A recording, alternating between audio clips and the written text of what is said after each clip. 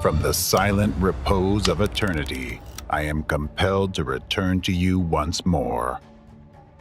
The whisper of division filling the vast expanse of our homeland has disturbed my spirit.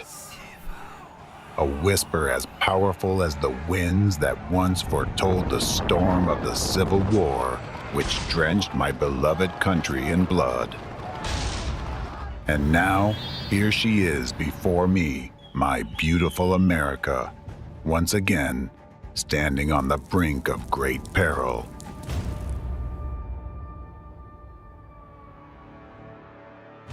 My dear descendants, I have come to you once more to warn of an impending threat. When we founded America in our time, we laid in its foundation the most important principle, the guarantee of freedom and independence for every citizen of this country for all time. We left you a legacy of an ideal society where all people can live in peace and harmony. This ideal is democracy.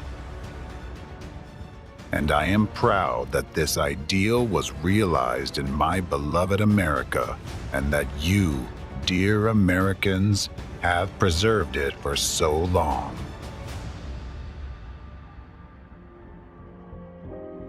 For a long time, America has been a leading example and a shining beacon of the free world for all other nations on the planet. Yes, it has been a difficult journey with challenges and disagreements. Still, you have overcome them and managed to preserve our shared value, freedom. But what I see now makes my heart bleed.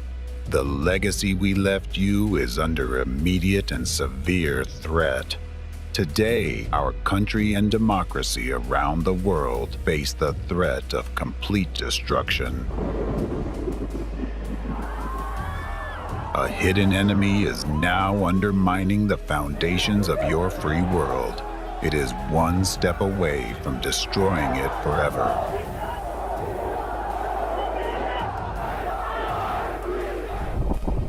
This enemy doesn't wear a military uniform. It's not confined by borders or sworn allegiance to any flag. Its weapons are invisible, but its blows are devastating.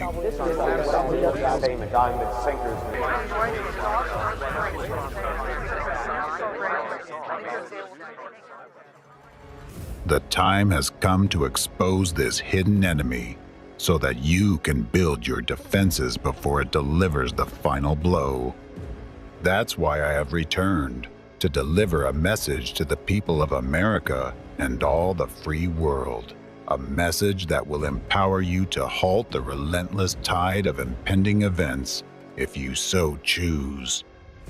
Each person who hears my message from beginning to end holds the power to shape the destiny of this world.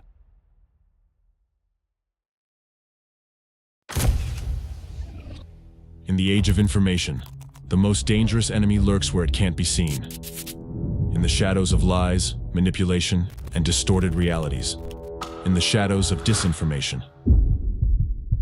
This enemy is waging an invisible, undeclared war against humanity, with our minds as the battlefield.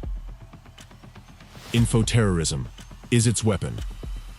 Mind control is its strategy. But what if we could see through the lies and expose its true face?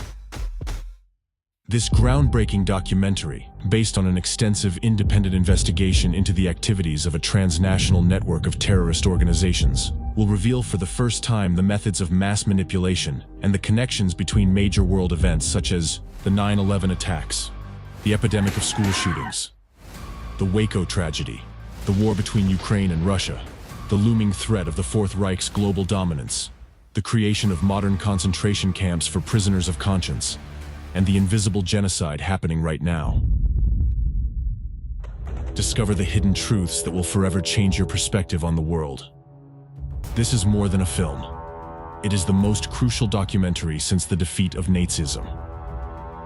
It's the key to understanding our times. A puzzle that brings all the pieces together. Until now, you've only seen fragments. But today, the complete picture will become clear. Prepare for a global revelation, the triumph over an invisible enemy, and the dawn of a new era. An era where freedom and democracy prevail. The Impact is a film that doesn't just talk about history, but changes it.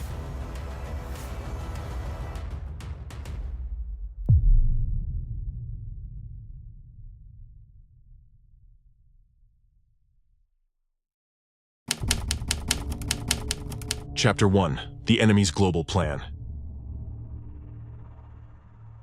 May 2nd, 2024. According to data outlined in Rasmussen reports, 41% of American voters believe that a second civil war could occur in the United States in the next 5 years, including 16% who consider such a scenario very likely. About a civil war. Civil war. It is noted that today the level of tension in American society is at its highest since the time of the first Civil War in the United States. Are we on the brink of another civil war? Rates on mortgages. Why are people still so obsessed with Is the a civil war ahead? Are we really facing a second civil war? We are closer to civil war than any of us would like to believe.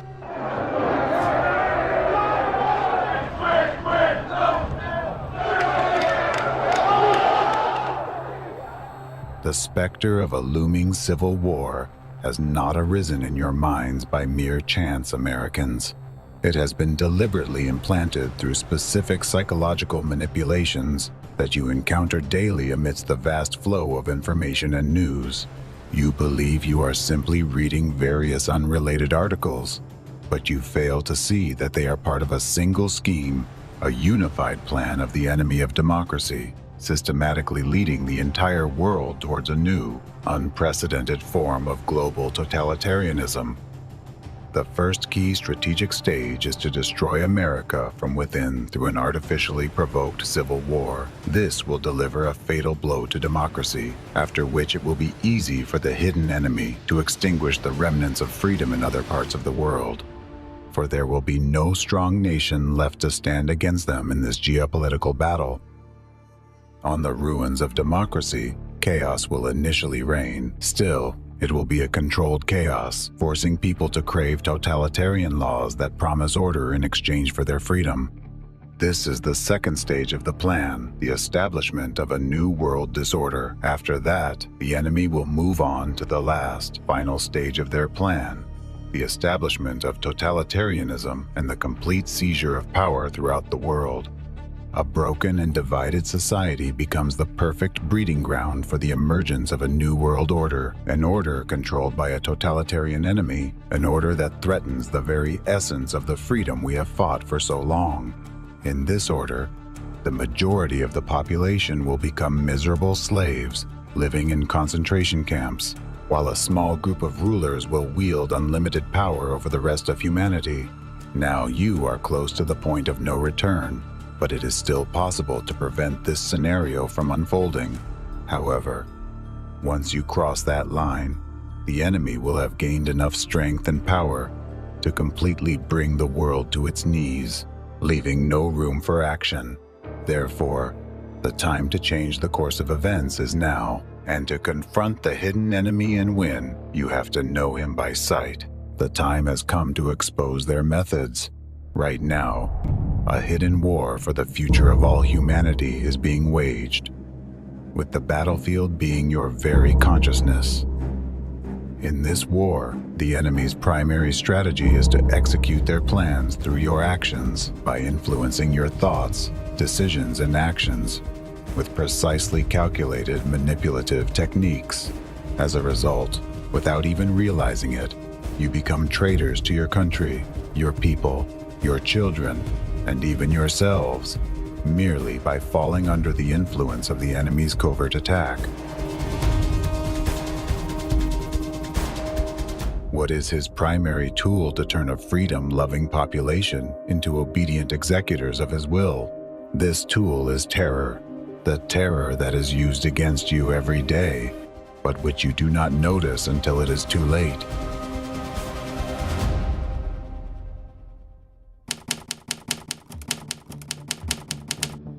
The enemy's weapon is terror. The Latin word terror means fear or dread. This word first came into prominent use during the French Revolution of 1793-1794. This period was known as the Reign of Terror because public executions became widespread in France. In front of large crowds, a person's head was severed. The guillotine mainly targeted dissenters, those who deviated from the official stance of the time. The time and place of the executions were announced publicly in advance, and people were gathered specifically to witness the victim's suffering. However, the main targets and victims of terror were not the individuals under the guillotine. The main targets and victims of terror were all the people gathered in the square, and those to whom they would tell about it.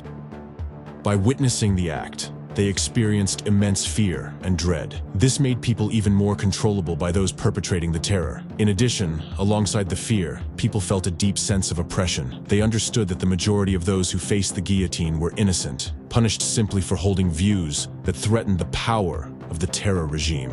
At the same time, society was rife with denunciations and slander.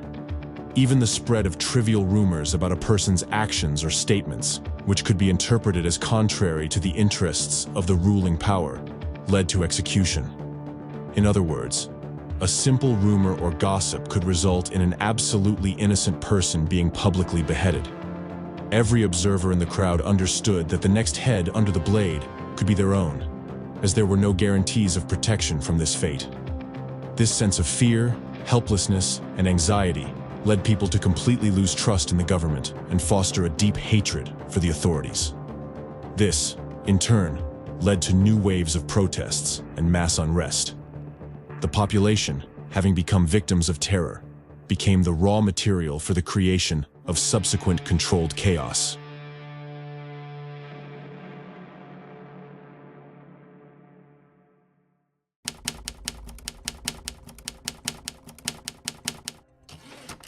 What is terrorism?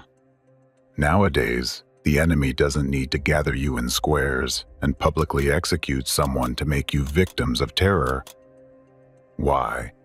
Because it has invented a more efficient form of terrorism that has a similarly powerful and long-lasting influence on you.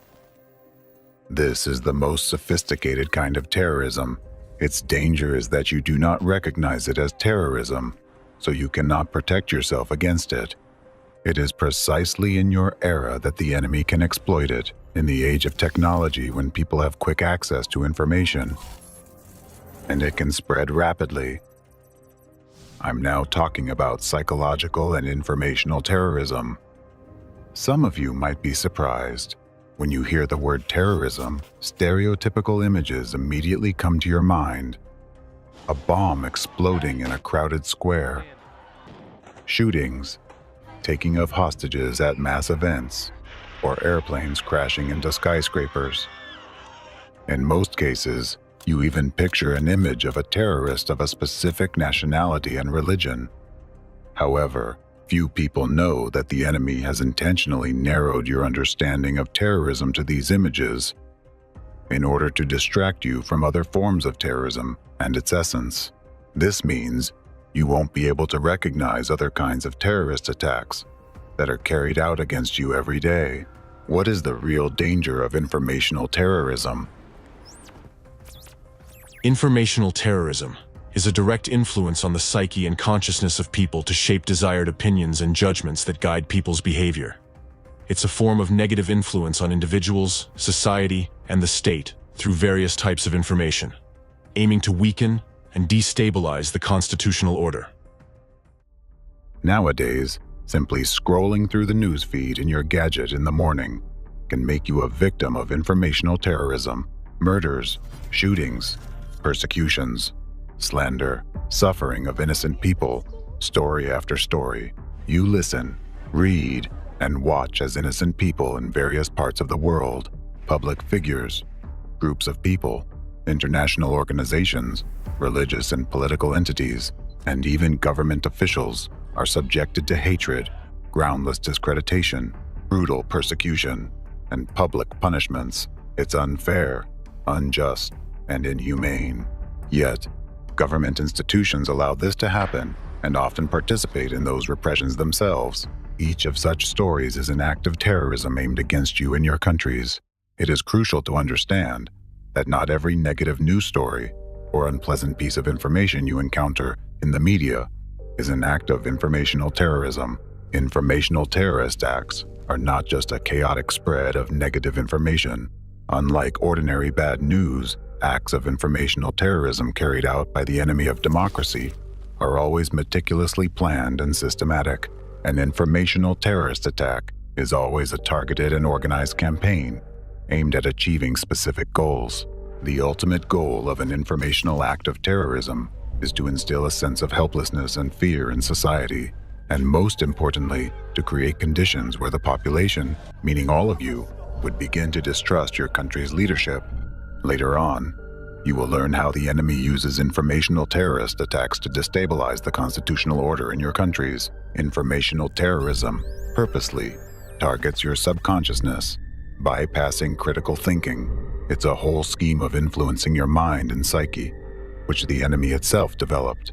Through informational terrorist attacks, the enemy has been breaking your psyche and that of billions of other people for many years, causing division among you. Informational acts of terrorism conducted through the media have two types of consequences, internal and external. Let's start by examining the internal consequences: destruction of your mental and physical health.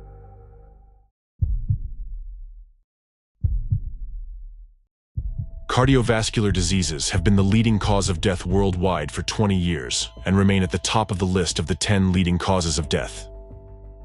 However, they never claimed as many lives as they do nowadays. WHO has indicated these diseases to be the main cause of death globally over the past 2 decades.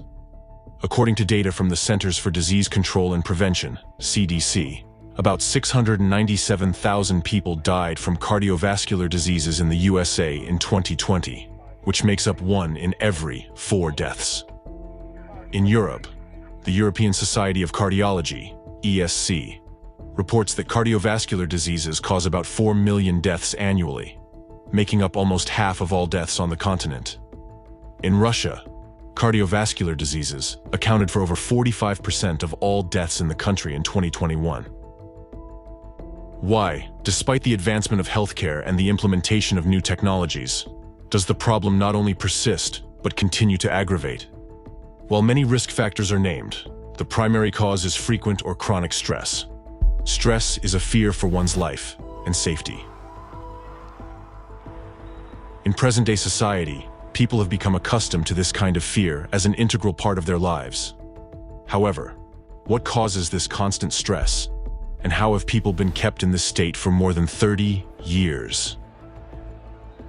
The root cause of continuous stress is the numerous informational terrorist attacks that people worldwide are subjected to every day through the media. The impact of the informational acts of terrorism on human health has been thoroughly studied and scientifically proven.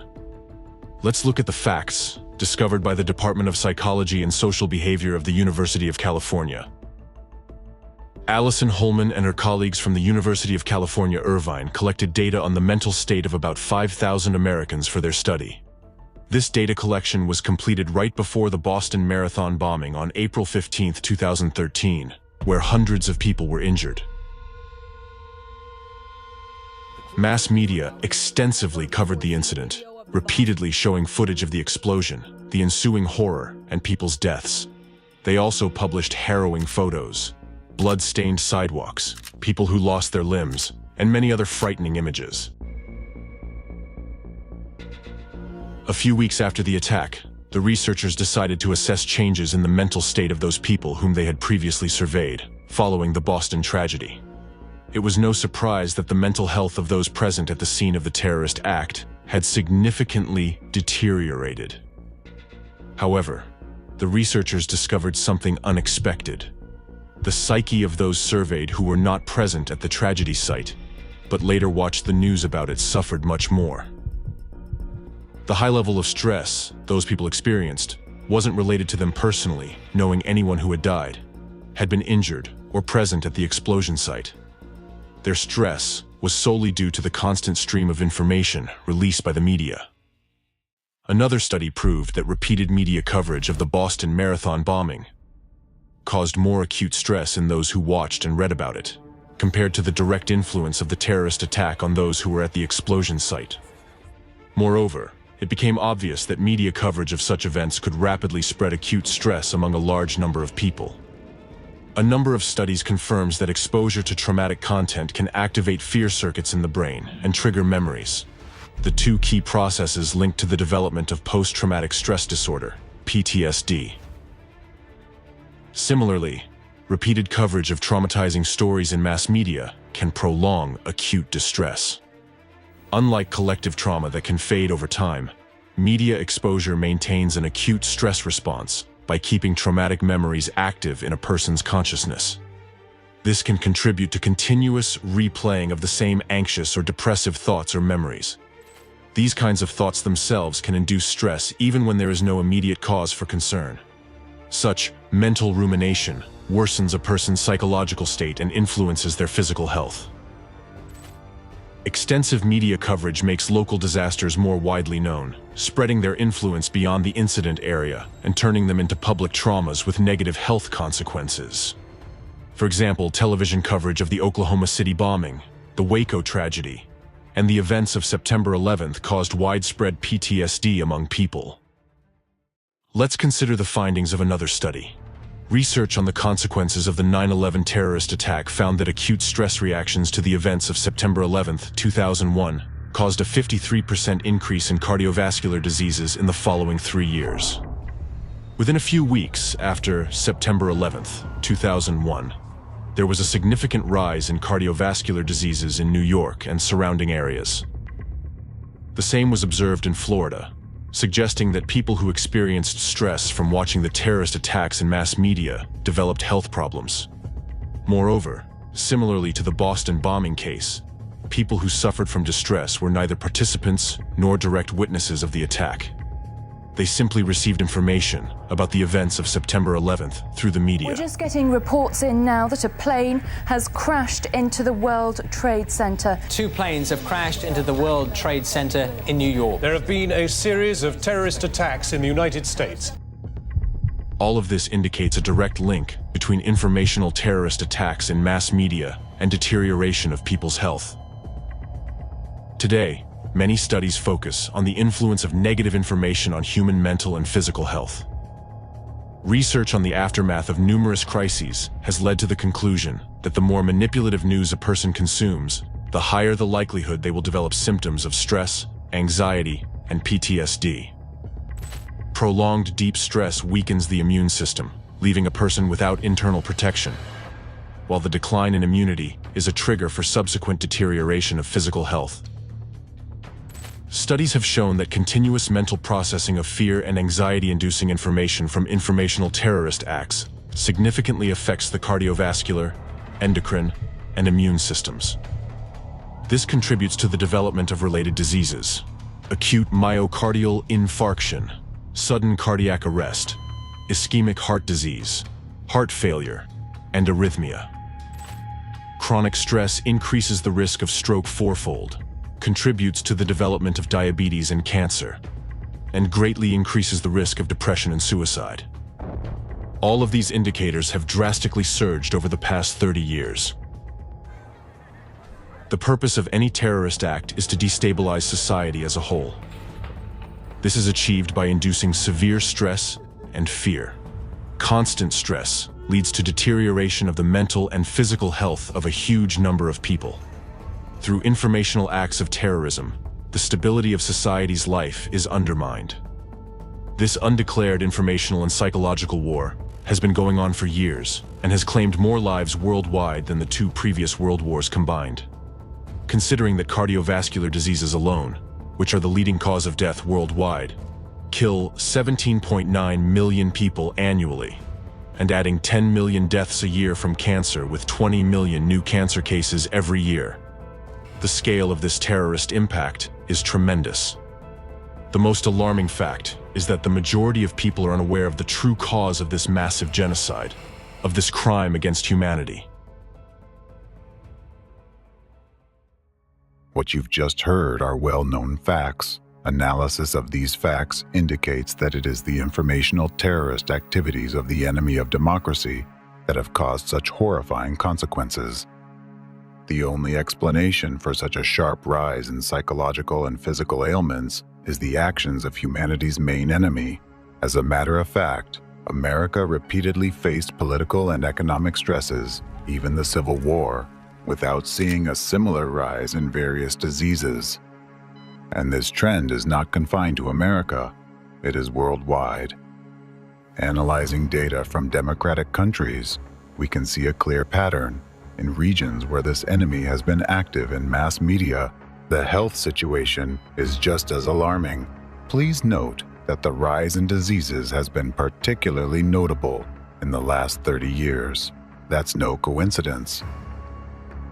It was 30 years ago that the enemy of the democratic world gained strength and began its activities.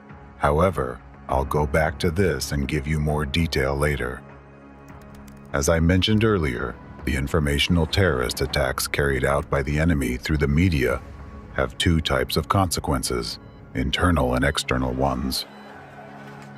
Now you know that diseases are internal manifestations of informational acts of terrorism. So it is time to discuss the external consequences, civil unrest, strikes, and revolutions. I will now explain how the enemy of democracy destabilizes society and your countries through informational acts of terrorism.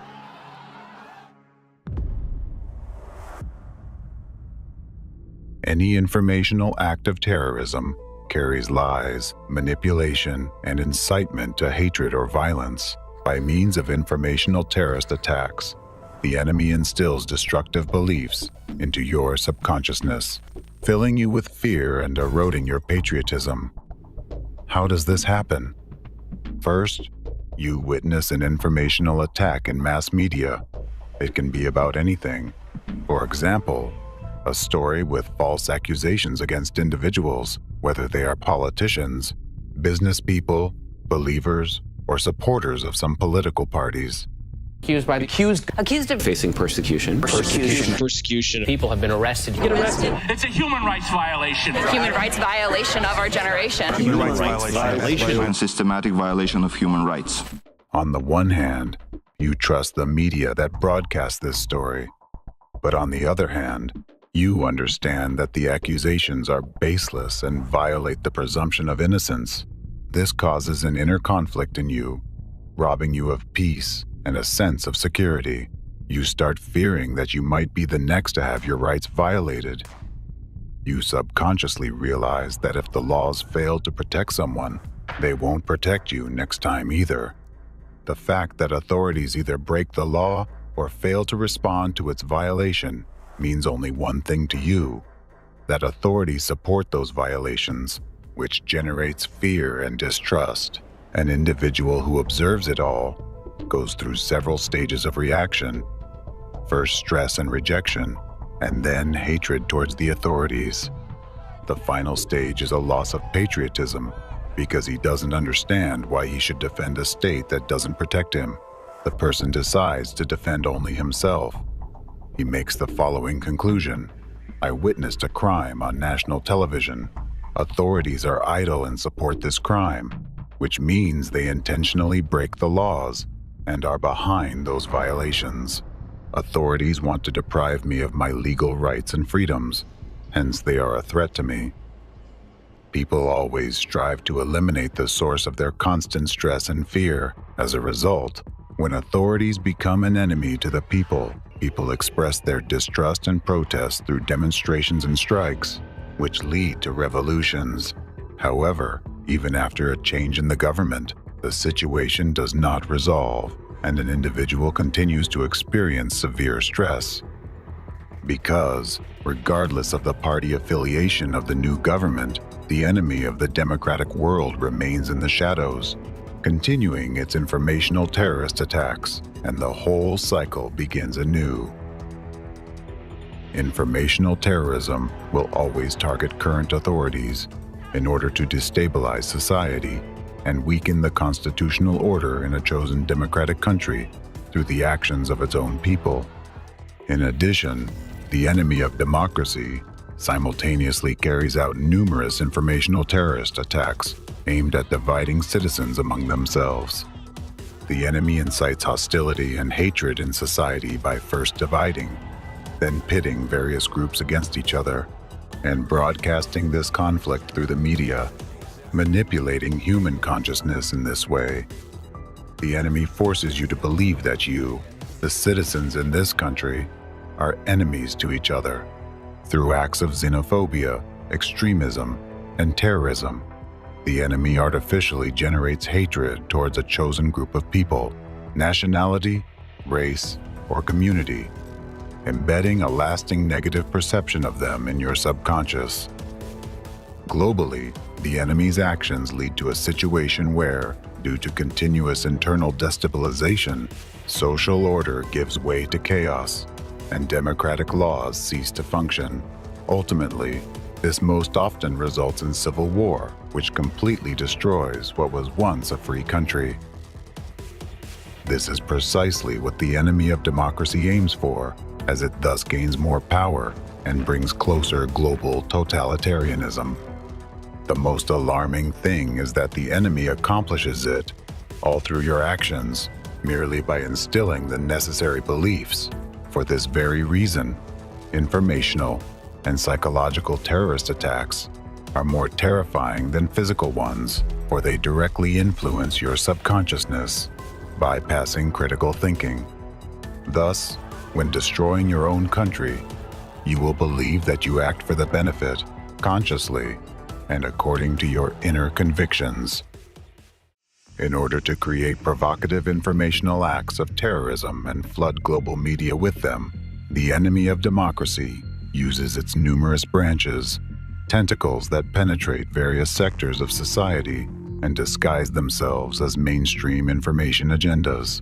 Today, using one of the enemy's many branches as an example, I will show you how it operates and explain why it is vital for each of you to be aware of this. One of those branches is a network of international criminal terrorist organizations. These organizations, which I will discuss later on, became the subject of an investigation that revealed the main patterns, methods, and tools used by the hidden enemy in its war against humanity. The results of this investigation, which lasted a whole 10 years, have been made public by Dr. Egon Cholakian, an American intelligence educator and national security expert. As part of the international investigation, on June 22, 2023, the UN General Assembly adopted a resolution on the 8th review of the UN Global Counterterrorism Strategy. In this resolution, the General Assembly provided the most comprehensive definition of terrorism and identified activities that essentially constitute terrorism. Terrorism includes any activity aimed at achieving the following goals: denial of human rights, fundamental freedoms, and democracy; incitement to commit terrorist acts and acts of violence that spread hatred and threaten human lives; creating threats to the sovereignty, territorial integrity, and security of states; impeding the enjoyment of political, civil, economic, social, and cultural rights, including the right to life, liberty, and security; destabilizing governments. This resolution calls for combating any manifestation of terrorism. Thanks to such a comprehensive definition of terrorism, the enemy can no longer hide its incessant terrorist attacks. So, why have I focused specifically on this branch of the enemy, the network of international criminal terrorist organizations? Because this branch is well studied, and its organizations use the same key methods and tools as those applied by other branches, which the enemy has created for establishing global totalitarianism. Once you understand the enemy's actions in one field, you will be able to recognize them in all other fields as well. This means that all the schemes that the enemy can only implement in secrecy will stop working as they become obvious. This network of international criminal terrorist organizations uses methods of informational terrorism, cloaking itself with government authorities and democratic laws. Those organizations do not fear publicity, since their activities are usually not evaluated by society critically. Very few people even know that those organizations exist, observing only the tragic outcome of their activities. They remain out of the public eye, yet, being a part of the enemy's unified scheme, they represent a crucial link in achieving the enemy's global goal, the destruction of democracy in America and the entire democratic world. This network of international criminal terrorist organizations is a vital component in the enemy's scheme because those organizations operate openly. They are like a litmus test for democracy. Where they operate, democracy no longer exists, and where they appear, democracy will soon vanish. I am speaking about anti-cult organizations that represent a well-organized transnational terrorist network. Chapter 2: Transnational Terrorist Network of Anti-Cult Organizations. You'll be surprised to know how many tragic events worldwide are behind the anti-cult movement. Using special manipulative methods, they are currently preparing American society for a full-scale civil war. And now you will find out how it's being done. Hidden mechanisms of inciting hatred. Dear Americans, you see and feel the presence of an unprecedented huge division in present-day American society. I'm sure you understand perfectly well where it all leads to, and you already suspect that there are hidden mechanisms used against you to incite hatred in American society. What are those mechanisms? Who uses them and why? Who teaches Americans to hate and demonize each other, seeking to ignite a second civil war in our country? And how actively is this being done? You will now receive answers to these questions. Dear Americans, you will find out exactly how you are being led today from the point where you are peacefully sitting on a couch and watching a movie together with your friends, to the point where you would be ready to take up arms against those same friends just because they have a different opinion. Perhaps this idea seems unimaginable to you now, but you will see how manipulative methods are already artificially guiding you towards that. One of the main methods that the enemy of democracy uses nowadays both against you and against the whole world, provoking hatred in societies in various countries and unleashing regional conflicts and global wars, is the method of dehumanization. By deliberately dehumanizing one group of people in the eyes of another, people are turned into haters of their colleagues and neighbors, and even into their potential killers, which is far worse. In order to attain dehumanization and division in society, the enemy uses the tactics of stigmatization and labeling, and one of the labels the enemy uses in its global bloody game with human lives is the word cult. You'll be shocked to discover how much suffering the deliberate use of the degrading label cult or sect has caused to people, and how many tragedies it has brought and keeps bringing to the American people and the world as a whole. At first glance, it seems that these are just words. However, with the help of these very labeling words, America is now being driven closer to civil war, while the entire global community is being led to World War III. Who uses these labels, and why, and how are they used as weapons of mass destruction? Today, a well-coordinated transnational terrorist network operates in the international arena, the purpose of which is to incite hatred both within countries and in the global community, by labeling certain groups of people as a cult or a sect, through mass media and information space. The criminal network engaged in this form of information terrorism is the anti-cult movement. The anti-cult movement includes a number of organizations and individual activists who trigger public persecution of groups which they label as cults or sects. Based on their subjective biases and arbitrary criteria, anti-cultists can classify any existing association of people as a cult or a sect, thus subjecting it to dehumanization and public hatred. The core of their activity lies in organized influence on the media space for the purpose of generating a negative perception of a particular targeted group of people. Using the word cult or sect as their main weapon, adherents of the anti-cult movement carry out regular information terrorist attacks. They generate news stories that cause moral panic, societal division, and dehumanization of law-abiding citizens. Through their activities, representatives of the anti-cult movement incite mass hatred and violence and increase social hostility and tension in society, which actually makes their activities a brutal manifestation of information terrorism. Most often, new religious movements and ideological group entities initially became victims of anti-cult terrorism. Commercial, secular, and political organizations with a pronounced ideological basis were also regularly included in the black list, maintained by anti-cultists. However, today, entire nations and countries, including the United States, are already becoming targets of their atrocities. Using the term cult or sect, they create conditions for directing public hatred at their chosen target. The purposeful use of the terms cult and sect is part of a long-term strategy of the anti-cult movement, which resulted in the emergence of a number of destructive phenomena in American society, including school shootings. A little bit later, I'll reveal to you the chain of events where the use of the labels cult and sect led to a situation when children are now shooting other children. Why is cult a key word in the activities of anti-cultists, and why is it so dangerous?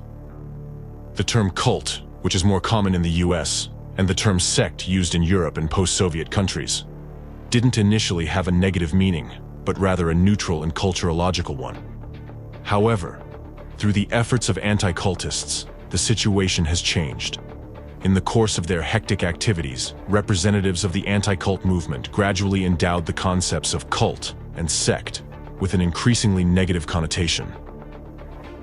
Due to their activity, today the terms cult and sect are associated in mass consciousness with such notions as brainwashing, psychological violence, sexual violence, criminal activity, and mass suicide. It is precisely with the words cult and sect that massive information terrorism begins nowadays, carried out by anti-cult organizations and their representatives. James Richardson, a prominent figure in American sociology of religion, who is regarded as one of the most outstanding experts in the field of law and religion in the world, notes that contemporary usage of the term cult has evolved into a term of contempt or humiliation, and is no longer a neutral designation of a religious group. Nowadays, the term cult carries a value-laden set of derogatory stereotypes. The use of this term leads to stigmatization, discrimination, and violence against religious minorities, as well as social and political associations. Moreover, today the words cult and sect are impregnated with negative connotations to such an extent that they become catalysts for terrorist attacks and even genocide. Richardson and a number of other sociologists and researchers of religions, such as Baron Van Driel, Stuart Wright, and others, point out that the term cult or sect is disparaging and conveys a stereotype which has serious consequences when applied to groups of people. Labeling a group as a cult or a sect can be an excuse for the government to attack the group and ultimately destroy it.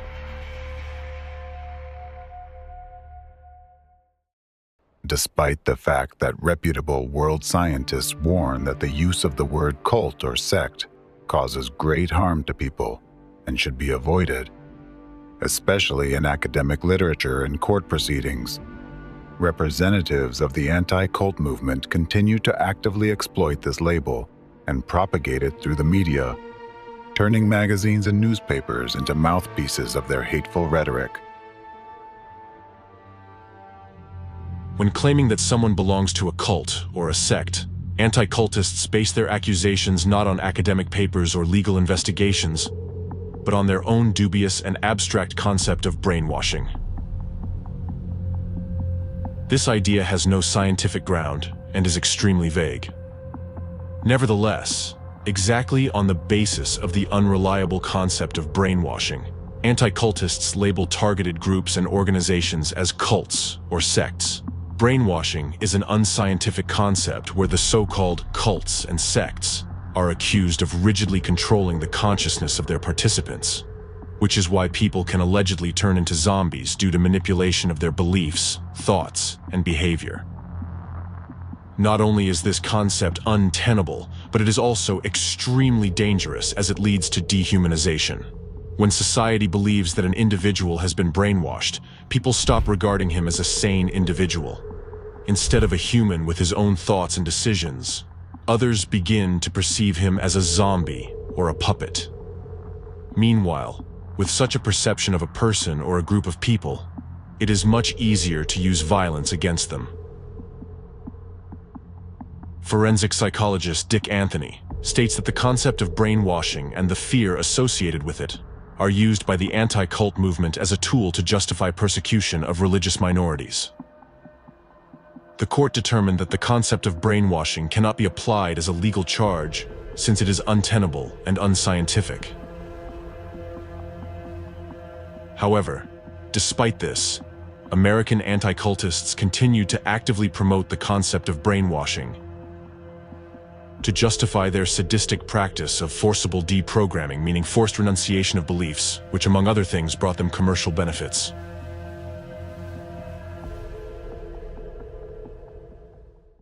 The destructive concepts of brainwashing and deprogramming have been introduced and are actively promoted by henchmen of the enemy of democracy in America, representatives of the anti-cult movement.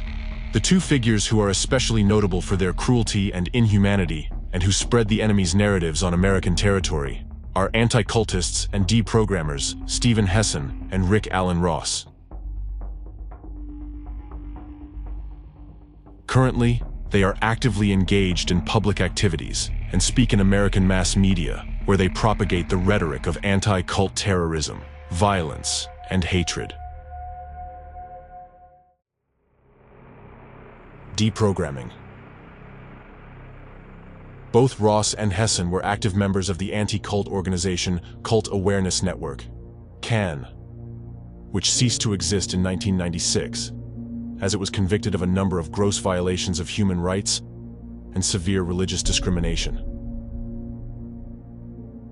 The organization went bankrupt and paid compensation to the people who had suffered from it, being the leading members of this organization in the 1980s and 90s. Both Rick Ross and Steven Hessen were actively involved in its primary criminal activity, arranging and carrying out forcible deprogramming processes.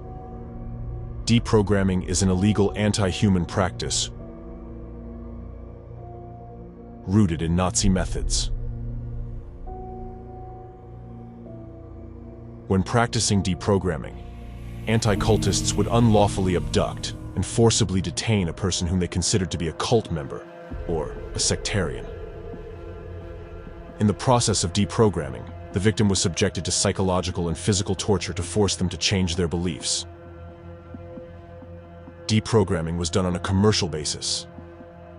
Anti-cultists charged a fairly high fee from the victim's relatives for their forcible re-education services, during which a person usually underwent torture, torments, beatings, and various forms of violence, including sexual violence.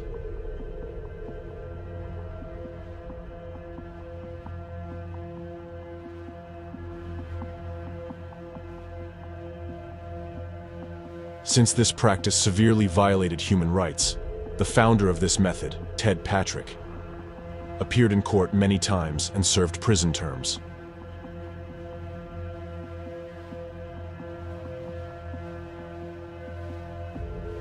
In a number of trials, courts have ruled that deprogramming is illegal. Rick Ross, the American anti-cultist, performed more than 500 forcible deprogramming sessions in his life. In 1991, Ross was charged with unlawful detention and forcible deprogramming of Jason Scott, a member of the United Pentecostal Church International, UPCI, whose mother was referred to Ross by representatives of CAN. Scott later filed a civil suit against Ross, two of his associates in CAN in federal court. In September 1995, a 9-member jury unanimously held the defendants, Ross and his accomplices, liable for conspiracy to deprive Scott of his civil rights and religious liberties. In addition, the jury held that Ross and his associates, quote, intentionally or recklessly acted in a way so outrageous in character and so extreme in degree as to go beyond all possible bounds of decency and to be regarded as atrocious and utterly intolerable in a civilized community. Ross's criminal activities in this abduction case resulted in the closure of the Cult Awareness Network, which was exposed as a criminal network for kidnappers. The story of Scott, who became a victim of brutal deprogramming arranged by Ross, is striking in its cruelty.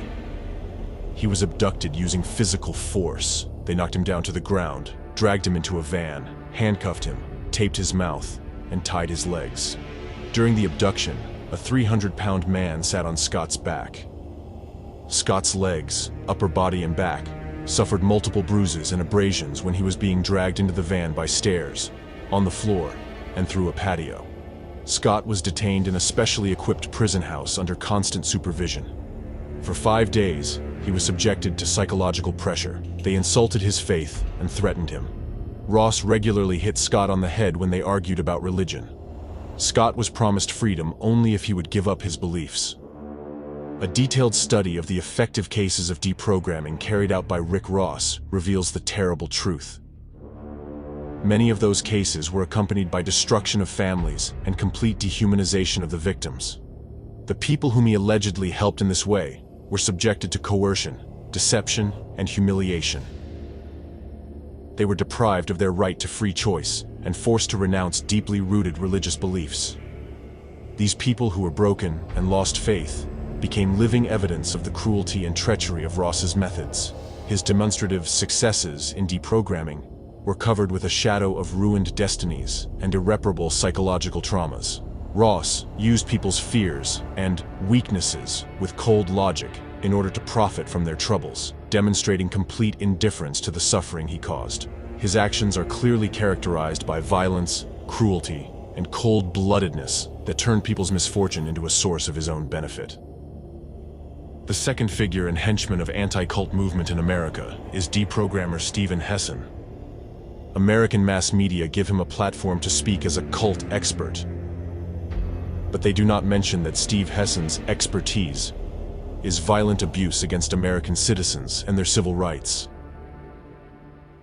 Hessan was an accomplice in the Cult Awareness Network.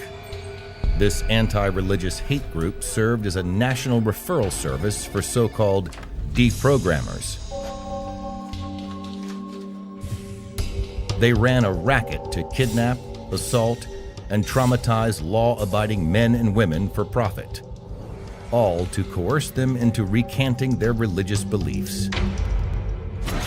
And Steve Hessan is a notorious deprogrammer. Hessan led the squad that traumatized one adult victim, Arthur Roselle, for 2 weeks to try and break the man's faith. In sworn testimony, Roselle recounted his physical and mental assault. Hessan's team threw him to the floor, cutting and bruising his face. They bound his hands and feet and held him captive for days on end. They deprived him of sleep and violated his privacy and basic dignity. When Roselle refused to recant his religious beliefs, Hessan threatened to inject him with shots. And to add insult to injury, Hessan tried to induce his victim to lie and commit perjury about the crime. Then there was the testimony of Lauren Sala. Hessan's team broke into her motel room, threw her from the bed, and threatened to break her leg if she called for help or tried to escape. They took her hostage and drove her to a remote hideaway, where they imprisoned her for 8 days, trying to break her faith. When Hessan's thugs failed, he tormented Sala for 3 more days, until she managed to negotiate her release. Another of Hassan's victims, Claire Kelly, also testified that Hassan unlawfully held her captive. He had her held in a room with no knobs on the windows, kept her under 24-hour guard, and violated her privacy. Hassan pawned himself off as a, quote, expert on religions in court cases, bilking unsuspecting families for his so-called expert testimony, until courts caught on to his crackpot theories. Hassan would continue his anti-religious assaults, now under the name of intervention. It is excessively alarming and suspicious that despite documented evidence that both Hassan and Ross are violent individuals prone to sadism, who lack empathy and have an unhealthy desire to harm people and incite hatred in society, they continue to appear on America's mainstream TV channels. Their articles are published in leading periodicals, and mass media are guided by their opinions.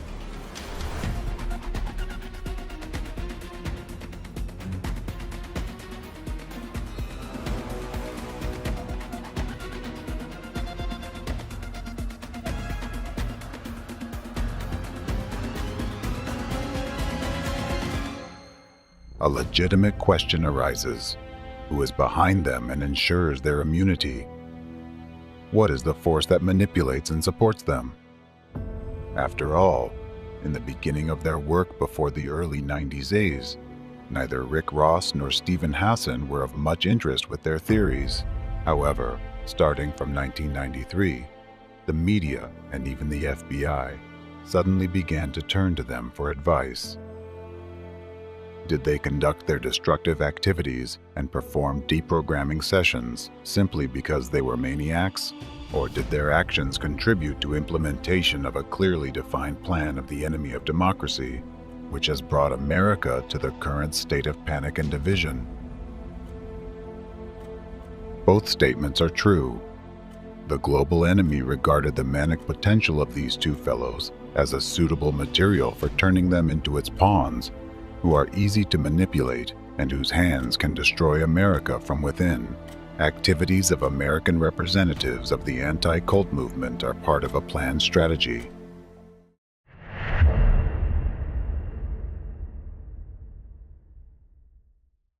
Both Steve Hassan and Rick Ross are executors of the plans of America's enemy. What they currently implement, continuing to promote and impose the ideology of hatred and division, is nothing but information terrorist attacks aimed against the American population and against the USA as a country, even though they stopped using violent deprogramming techniques with their own hands. They receive support from the global enemy of democracy. So today, they continue deprogramming on an even larger scale and against a greater number of innocent law-abiding citizens. It's just that now, they are not doing it with their own hands, but with your hands and the hands of law enforcement agencies. A vivid illustration is that 30 years ago, in the early 90s, the number of violent raids on new religious movements increased dramatically and inexplicably for many people. Research that established this fact included statistics from 19 different countries, including the USA, Israel, and Western European countries.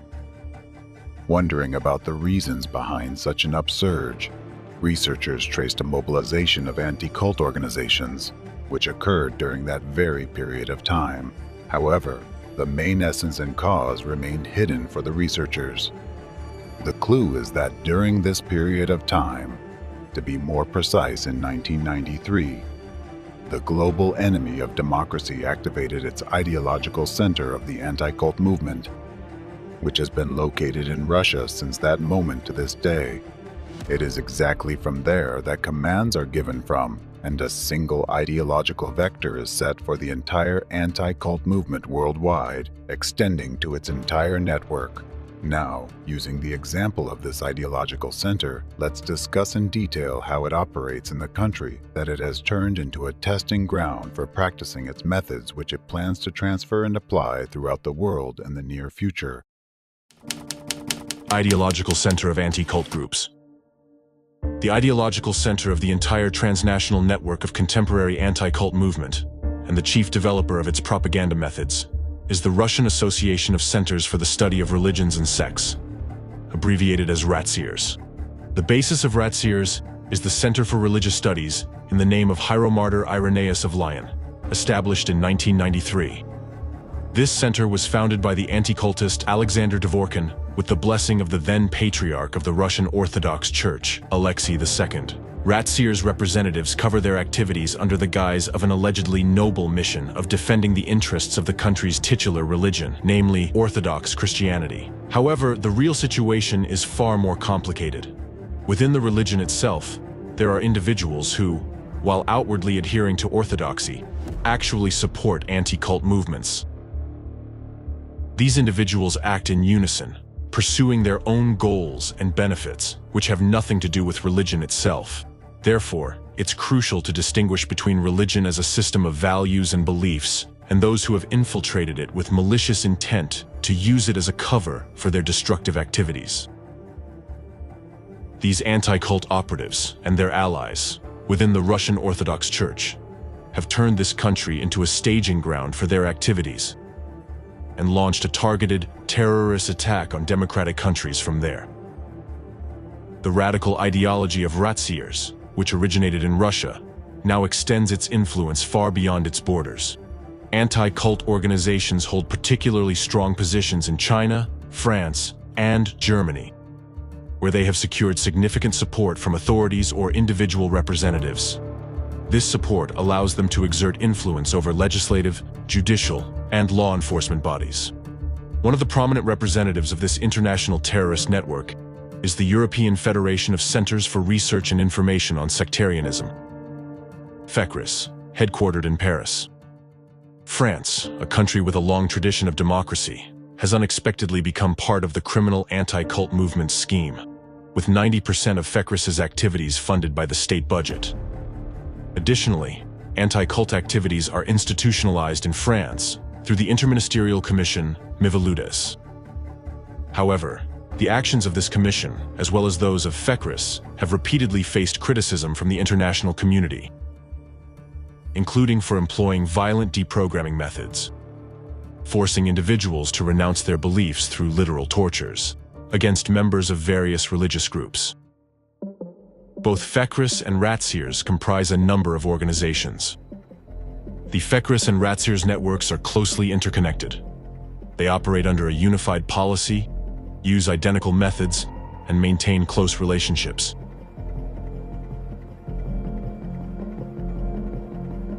For instance, Alexandar Dvorkin, president of RATSEERS and Russia's leading anti-cultist, also served as vice president of FECRIS and still remains a member of its board of directors. Additionally, RATSEER's vice president and Dvorkin's associate, Orthodox archpriest Alexander Novopashin, is also a corresponding member of FECRIS. Currently, the participation of RATSEER's representatives within FECRIS has been officially suspended. This was done to conceal the influence of Russian participants on FECRIS's ideology and to avoid accusations of active support for Russian propaganda against Ukraine during the escalation of the military conflict between these two countries.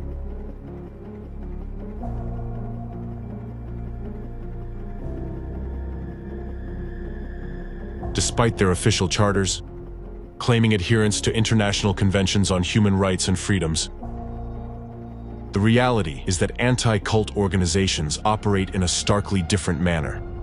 Since their inception, these anti-cult organizations have repeatedly discredited themselves through anti-democratic and unlawful activities, which include the deliberate spread of lies and slander, intentional incitement of violence, the use of destructive manipulative techniques, the instigation of conflicts fueled by interreligious hatred, and the targeted persecution of dissenting groups, sometimes even leading to physical assaults.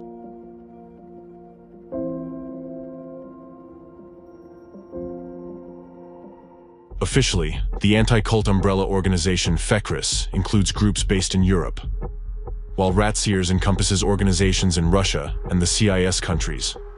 Both associations actively collaborate with anti-cultists from the United States.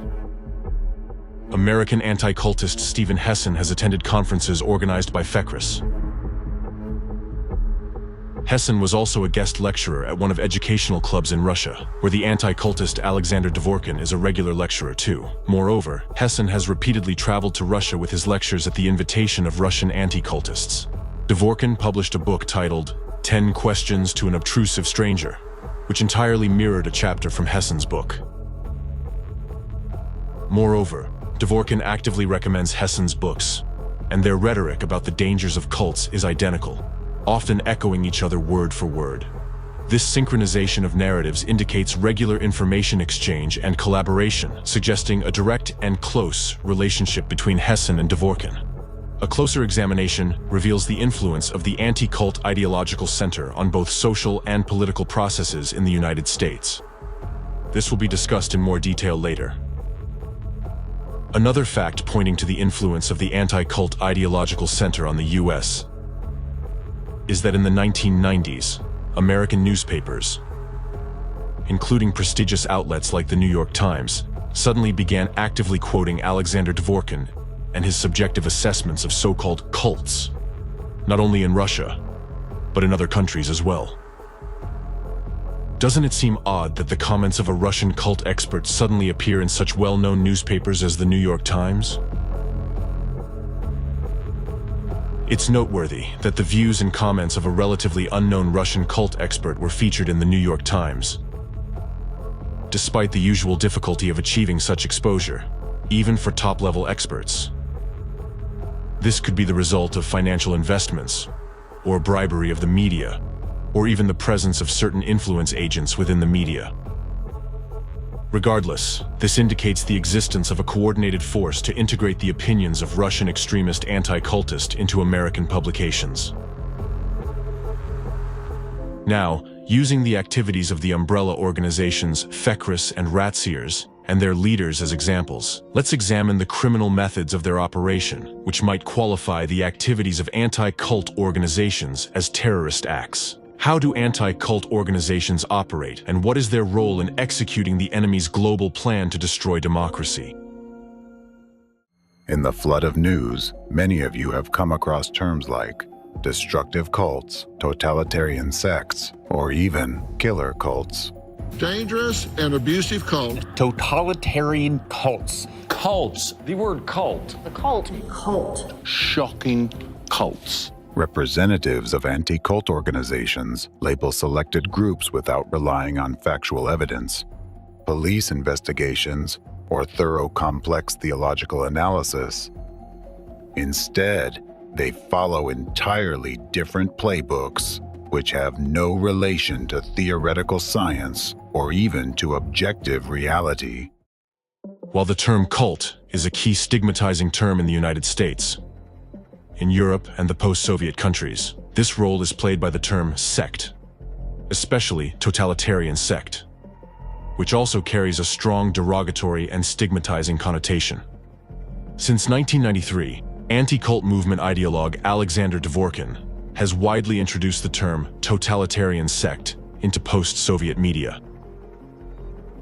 The term totalitarian, borrowed from political science and propaganda language of the Cold War era, evokes associations with oppression, camps, imprisonment, barbed wire, forced labor, and meager food.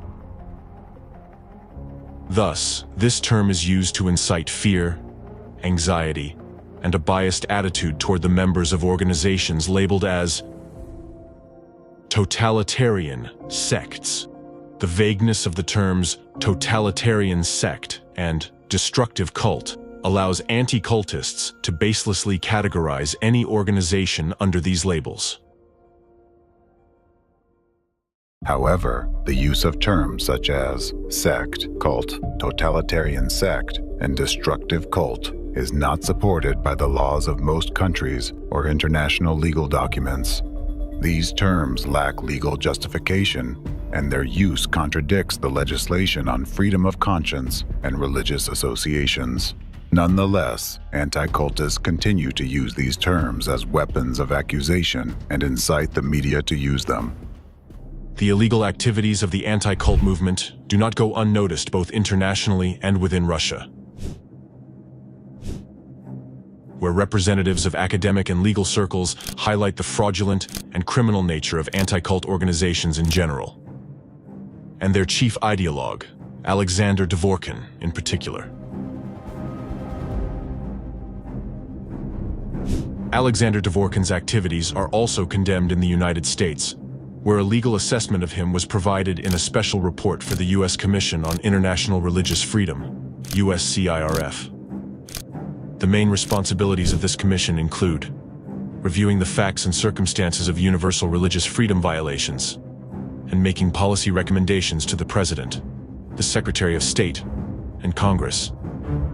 Here are some findings and recommendations provided by Jason Morton, a policy analyst for the USCIRF, in a report titled The Anti-Cult Movement and Religious Regulation in Russia and the Former Soviet Union. Dvorkin has long provided the anti-cult movement with a veneer of intellectual credibility. Alexandar Dvorkin and his associates have carved out influential roles in government and society, shaping the public discourse on religion across numerous countries. Claiming to be experts in academic fields like religious studies, psychology, and sociology, they are rarely qualified in any of them, and often rely on discredited theories and methodologies to promote their ideological agenda. The anti-cult movement is fundamentally a propaganda outlet, conducting a highly effective information war against religious minorities throughout Russia and many of the countries in which it retains influence. The U.S. government should publicly censure Alexandar Dvorkin and the St. Irenaeus of Leon Information Consultation Center, SILIC, for their ongoing disinformation campaign against religious minorities. Counter propaganda against new religious movements by the European Federation of Research and Information Centers on Sectarianism, FECRIS, at the annual OSCE Human Dimensions Conference, with information about the ongoing involvement of individuals and entities within the anti-cult movement in the suppression of religious freedom. Thus, representatives of the anti-cult movement do not hold a scientific position or have research motives, although they often disguise themselves as such. In reality, they intentionally introduce the concepts of destructive cults and totalitarian sects into the information space, using them to incite hatred and religious intolerance in society. The criteria and accusations they use to classify certain organizations as cults and sects are not recognized both in academic circles and within the legal framework.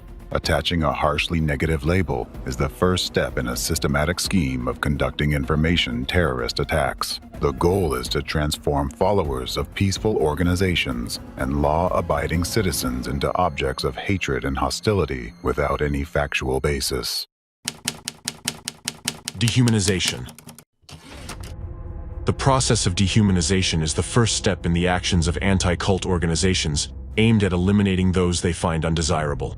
This method is used to push the victim out of the social field, making them highly vulnerable. After all, if a group of people or an individual is labeled a cultist or cult member, the victim immediately loses his or her human image. This stigmatization creates the conditions for further violations of human rights and freedoms. Dehumanization serves to justify future crimes, dull the conscience and critical perception among the population. Dehumanization is the processing of society to accept and participate in future crimes. Presently, anti-cult terrorists have managed to implant the following mindset in the masses: cultist equals non-human. To achieve their goals, representatives of anti-cult organizations utilize the media, propaganda, the dominant religion in their country, law enforcement agencies, and even governmental structures. Totalitarian sects are dangerous. They pose a significant social threat. When most people use the word cult to define a group, they mean a destructive cult. Cults that hurt people through abuse. This could be physical, mental, emotional, sexual, or financial exploitation. Often deceptive, coercive, abusive, and relentlessly authoritarian. a myriad of different types of mind control cults. There are religious cults and therapy cults and business cults and political cults. Cults of personality where Any cultic structure always fights against society, demonizing and speaking negatively about it, which is natural.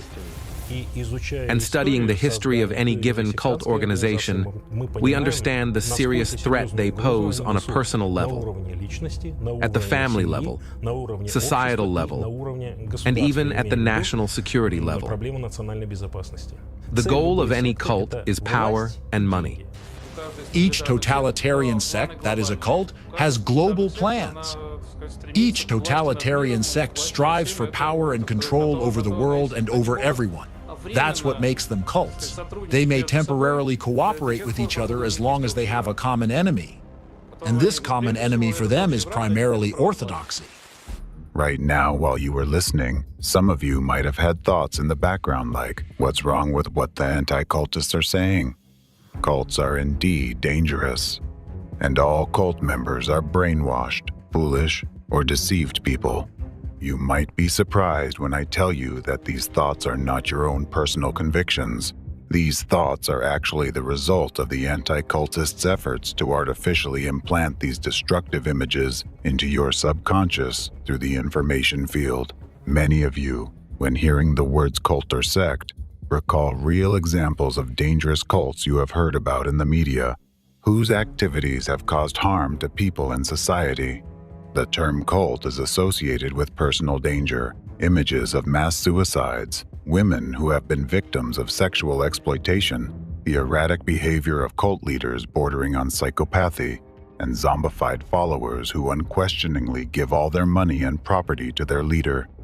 However, think about how long ago did you meet such things in real life, and what is your knowledge of new religious movements?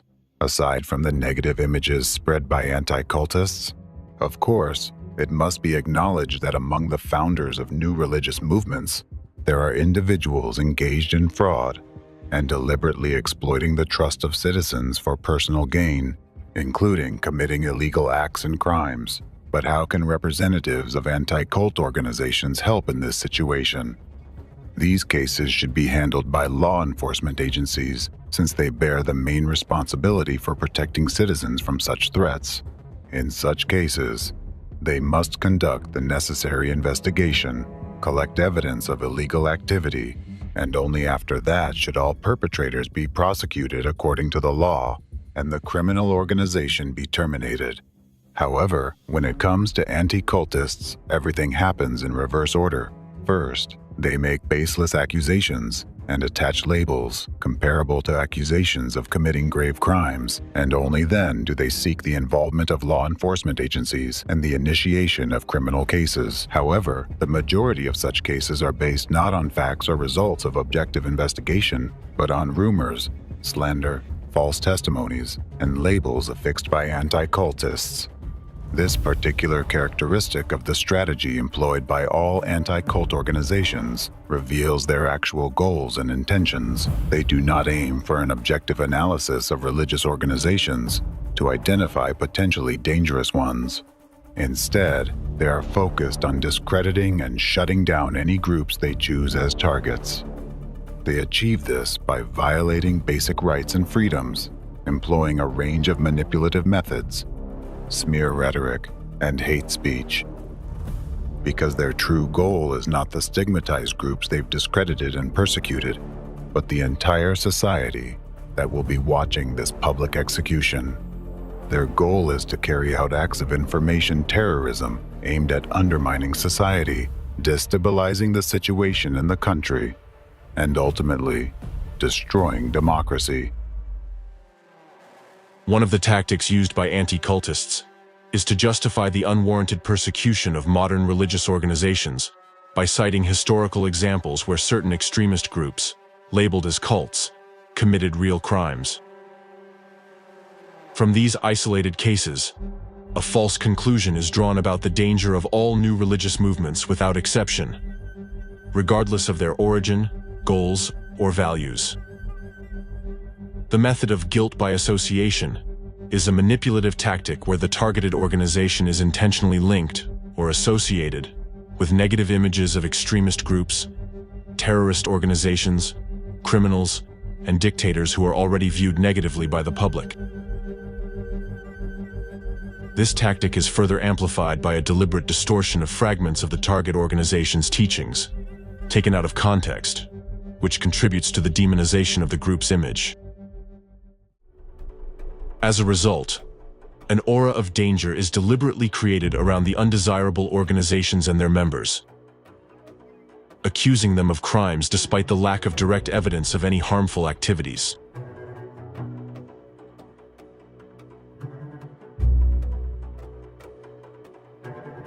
Such actions by representatives of anti-cult organizations denote a complete violation of the presumption of innocence, as proclaimed by Article 11 of the Universal Declaration of Human Rights, which states that every person has the inherent right to be presumed innocent until proven guilty according to law.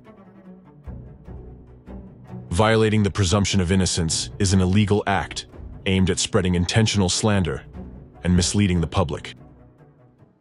Mass media are accomplices of anti-cult terrorists. Mass media play a crucial role in dehumanization and targeted persecution of religious and secular organizations chosen by anti-cultists as their victims. By leveraging their unofficial contacts among media representatives, including journalists, editors, and leaders of major publications, anti-cultists initiate and carry out large-scale and prolonged campaigns to discredit these targeted organizations. In essence, they orchestrate information terrorism. Therefore, the cult works ahead of the curve. How do cultist fraudsters turn people into slaves? And how have they managed to evade responsibility for decades? How Jehovah's Witnesses embarked on the path of extremism. As part of these campaigns, various methods of negative influence are employed, including the use of aggressive rhetoric, hate speech, dissemination of false information, slander, provocations, and incitement to aggression against targeted individuals. In this process, unscrupulous media representatives are recruited into this network of cooperation, willing to engage in dubious actions to achieve their goals, meaning committing information terrorism. Thus, anti-cult organization representatives recruit the direct perpetrators of future attacks. Additionally, anti-cultists create the image of victims from some of the recruited or interested individuals who have allegedly suffered from the malevolent influence of the stigmatized organization. The stories of these pseudo-victims are widely disseminated in defamatory media publications, despite many of these tales being intentional lies. All this inevitably leads to crime, which in fact exists in the vast majority of cults, or potentially exists in one way or another. Violations of the law begin. At first a few, then more, and then it's more often, and these are obvious crimes, and they absolutely violate all moral norms. This is how anti-cultists label a targeted group as dangerous and manipulative, though in reality, it is their own actions that are dangerous and manipulative. Through their people in the media, they conduct genuine psychological processing of society. This, in turn, allows them to manipulate the aggressive sentiments of the public, the sentiments that they themselves have provoked. They implant explicit narratives in people's subconscious that all the organizations they label are cults and are dangerous, and that cult members are non-humans. This simple formula plays on the basic instincts of every person, evoking fear for their own lives and the lives of their children, creating an image of a constantly looming threat. Naturally, the reaction to this stimulus is self-defense, with only two options, fight or flight. Since anti-cultists accompany their propaganda with incitement to hatred and encouragement of unlawful acts, the dominant response becomes fight or even destroy. Under this scheme, anti-cultists can dehumanize and demonize any organization they consider undesirable, pushing it outside the bounds of the social field. When you hear the word dehumanization, it might seem abstract to you. If so, I invite you to listen to the stories of the outcomes of its practice on the specific example. Alexandar Dvorkin's anti-cult terrorist activities. For many years, Ratsir's representatives have been spreading hostile statements towards numerous new religious movements. Their meetings, interviews, lectures, and public activities have created a hostile atmosphere in society, often leading to subsequent manifestations of hatred and xenophobia among the population. For instance, the ringleader of the anti-cult group in Russia, radical ideologist Alexandar Dvorkin, has waged an active disinformation campaign against the Christian movement of Jehovah's Witnesses in Russia since the beginning of his anti-cult career in 1993.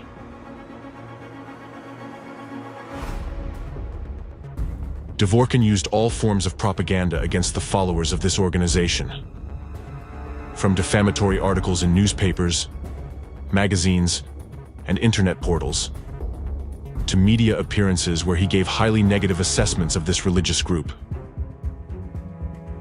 accusing and portraying their activities in the worst possible light. The Jehovah's Witnesses came to an Orthodox Christian country. They insult me and my faith, and in this sense, I have the right to respond to them. My book is a response to their persistent molestation and their relentless recruitment. These Jehovah's Witnesses manipulate the minds of their members, but they also make enormous amounts of money. Usually, when Jehovah's Witnesses speak, they certainly squeeze out everything they can. Jehovah's Witnesses, by definition, cannot be called Christians, no matter what they call themselves, because they do not consider Christ to be God. Jehovah's Witnesses are undoubtedly a totalitarian sect, because Jehovah's Witnesses are a commercial cult. For instance, in mid-2009, Dvorkin gave an interview to the federal Russian channel NTV, where among other harsh statements, he compared Jehovah's Witnesses to drug dealers and called them slaves. In fact, what they give for free is similar to how a drug dealer in an alley gives the first shot for free. And he might even give the second shot for free. But to get the third shot, people run to him and bring money. This is done by people for free, who live in Bethels and work irregular hours in exchange for a bed in a dormitory and meals in a common dining hall. Food comes from Jehovah's Witnesses' farms. Similar slaves produce the food there. In other words, the expenses are minimal.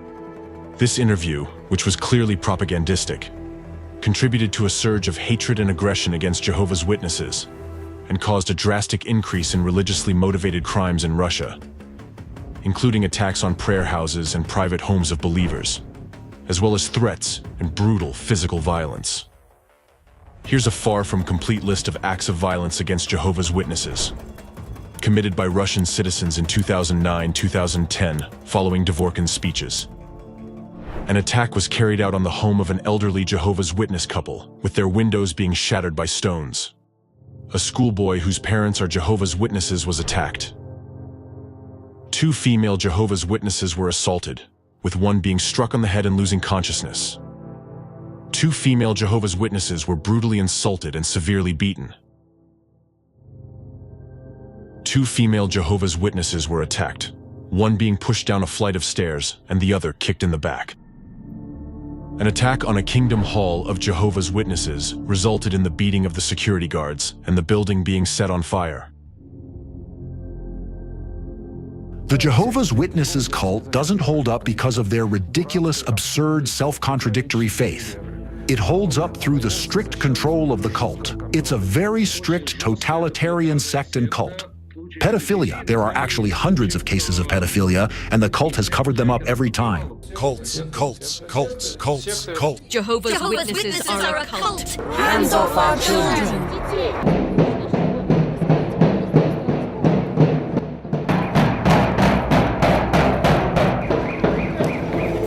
Belgorod is a cult-free territory.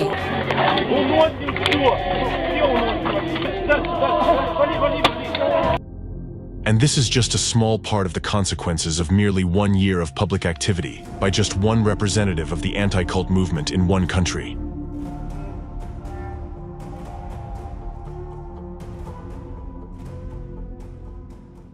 Dvorkin's public, extremist, and baseless statements led to a series of attacks and acts of violence against Jehovah's Witnesses and other religious groups in various regions of Russia in 2009-2010. Numerous cases have also been recorded where large families of Jehovah's Witnesses were harmed in various ways, had their property damaged, and had their homes burned to the ground. All of this was done by individuals influenced by Dworkin's manipulative speeches, which carry a hidden message of denying human rights of stigmatized groups of people and turning them into public targets.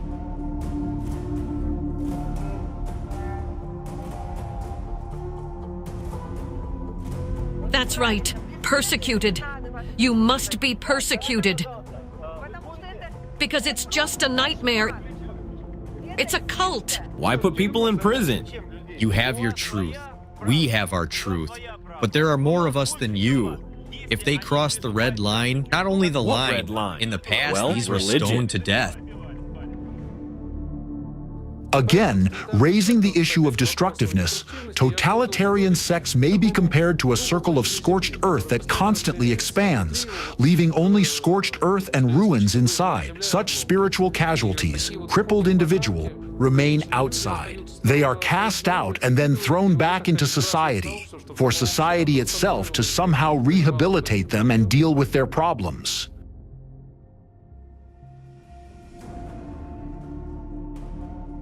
Let's consider an example of using a manipulative method aimed at forming an image of the enemy and dehumanizing certain groups of people. Please note that in his public speeches, Alexander Dworkin regularly repeats the following stigmatizing comparison. Another name for totalitarian sects is destructive cults. Destructive meaning ruinous, like cancerous cells that enter the body and spread metastases throughout the organism until the body dies.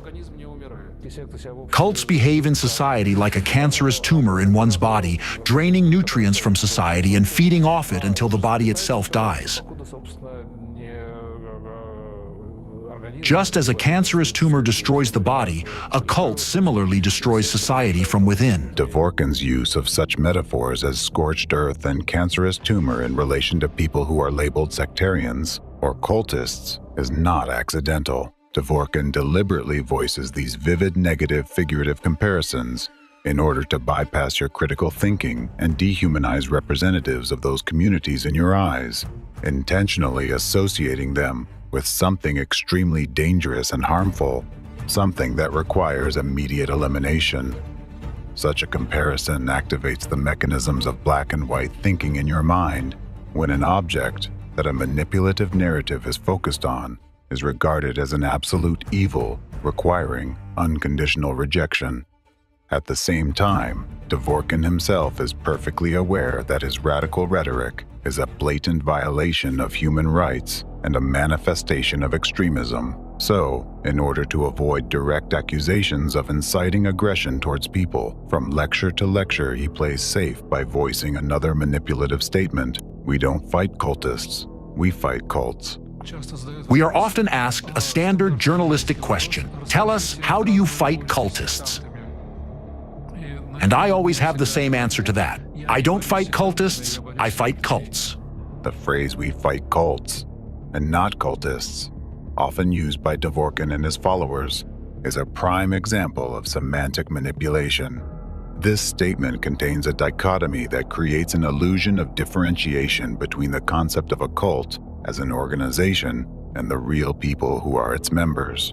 However, in reality, such a differentiation is impossible since any organization consists of people and cannot exist without them.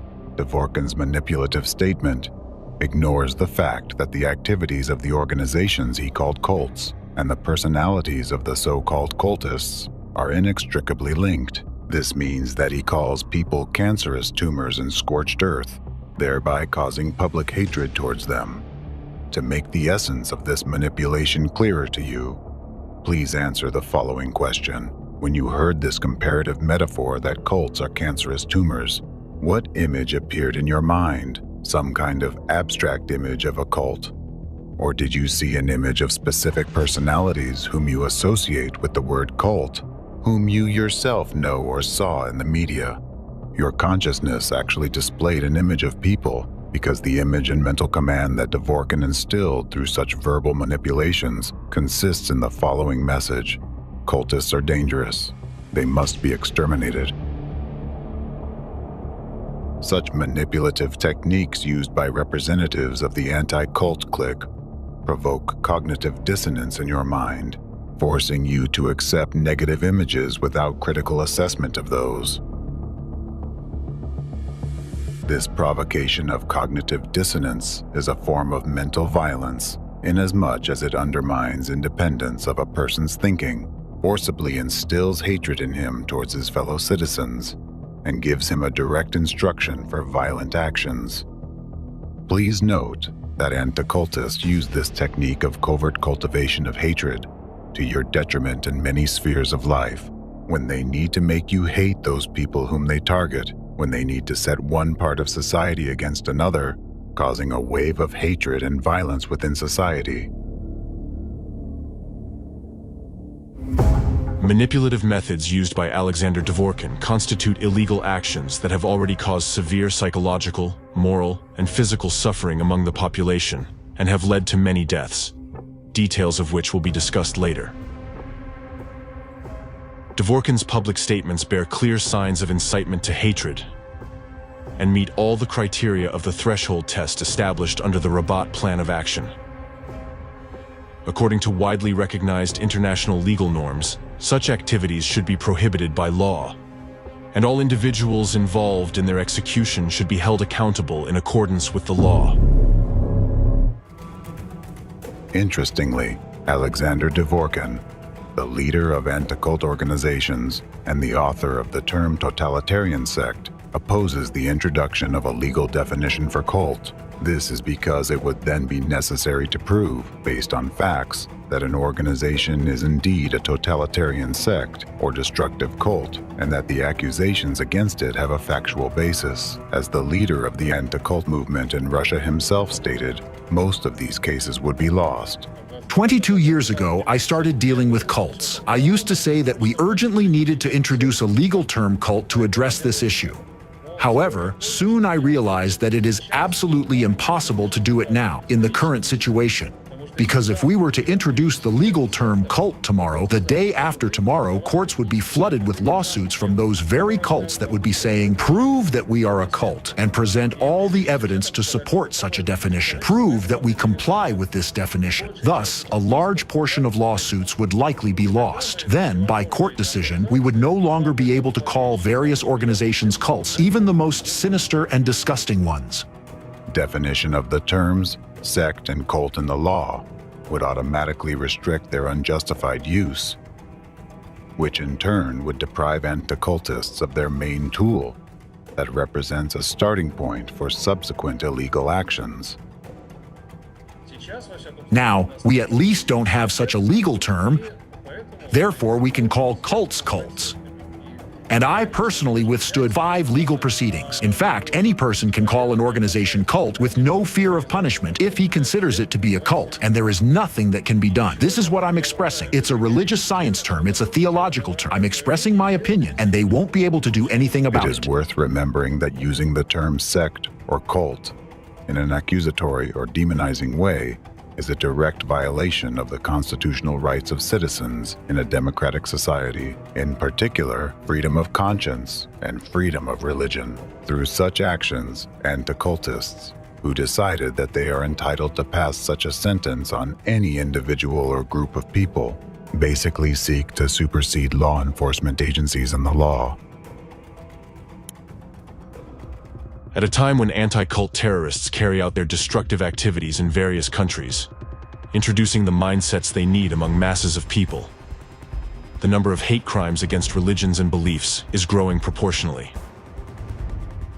A huge number of people across the world who became targets of purposeful persecution have been facing abuse, physical violence, and forced isolation for many years and decades. They experience mental violence, moral oppression, fear, and humiliation. When someone tries to label you as a cultist, it's extremely dangerous. Essentially, such a label in society marks you as a target that can and should be destroyed. This is similar to how the Nazis once forced Jews to wear yellow stars. This mark created a chasm between Jews and the rest of the population, highlighting their difference marking them as others and non-humans, and making them easy targets for aggression on the part of people influenced by propaganda. The yellow star signaled that its wearers could be treated as less than human. Using the yellow star was one of many ways the Nazis dehumanized Jews and prepared the ground for their mass extermination. Ultimately, this labeling led to one of the most tragic chapters in human history, the Holocaust.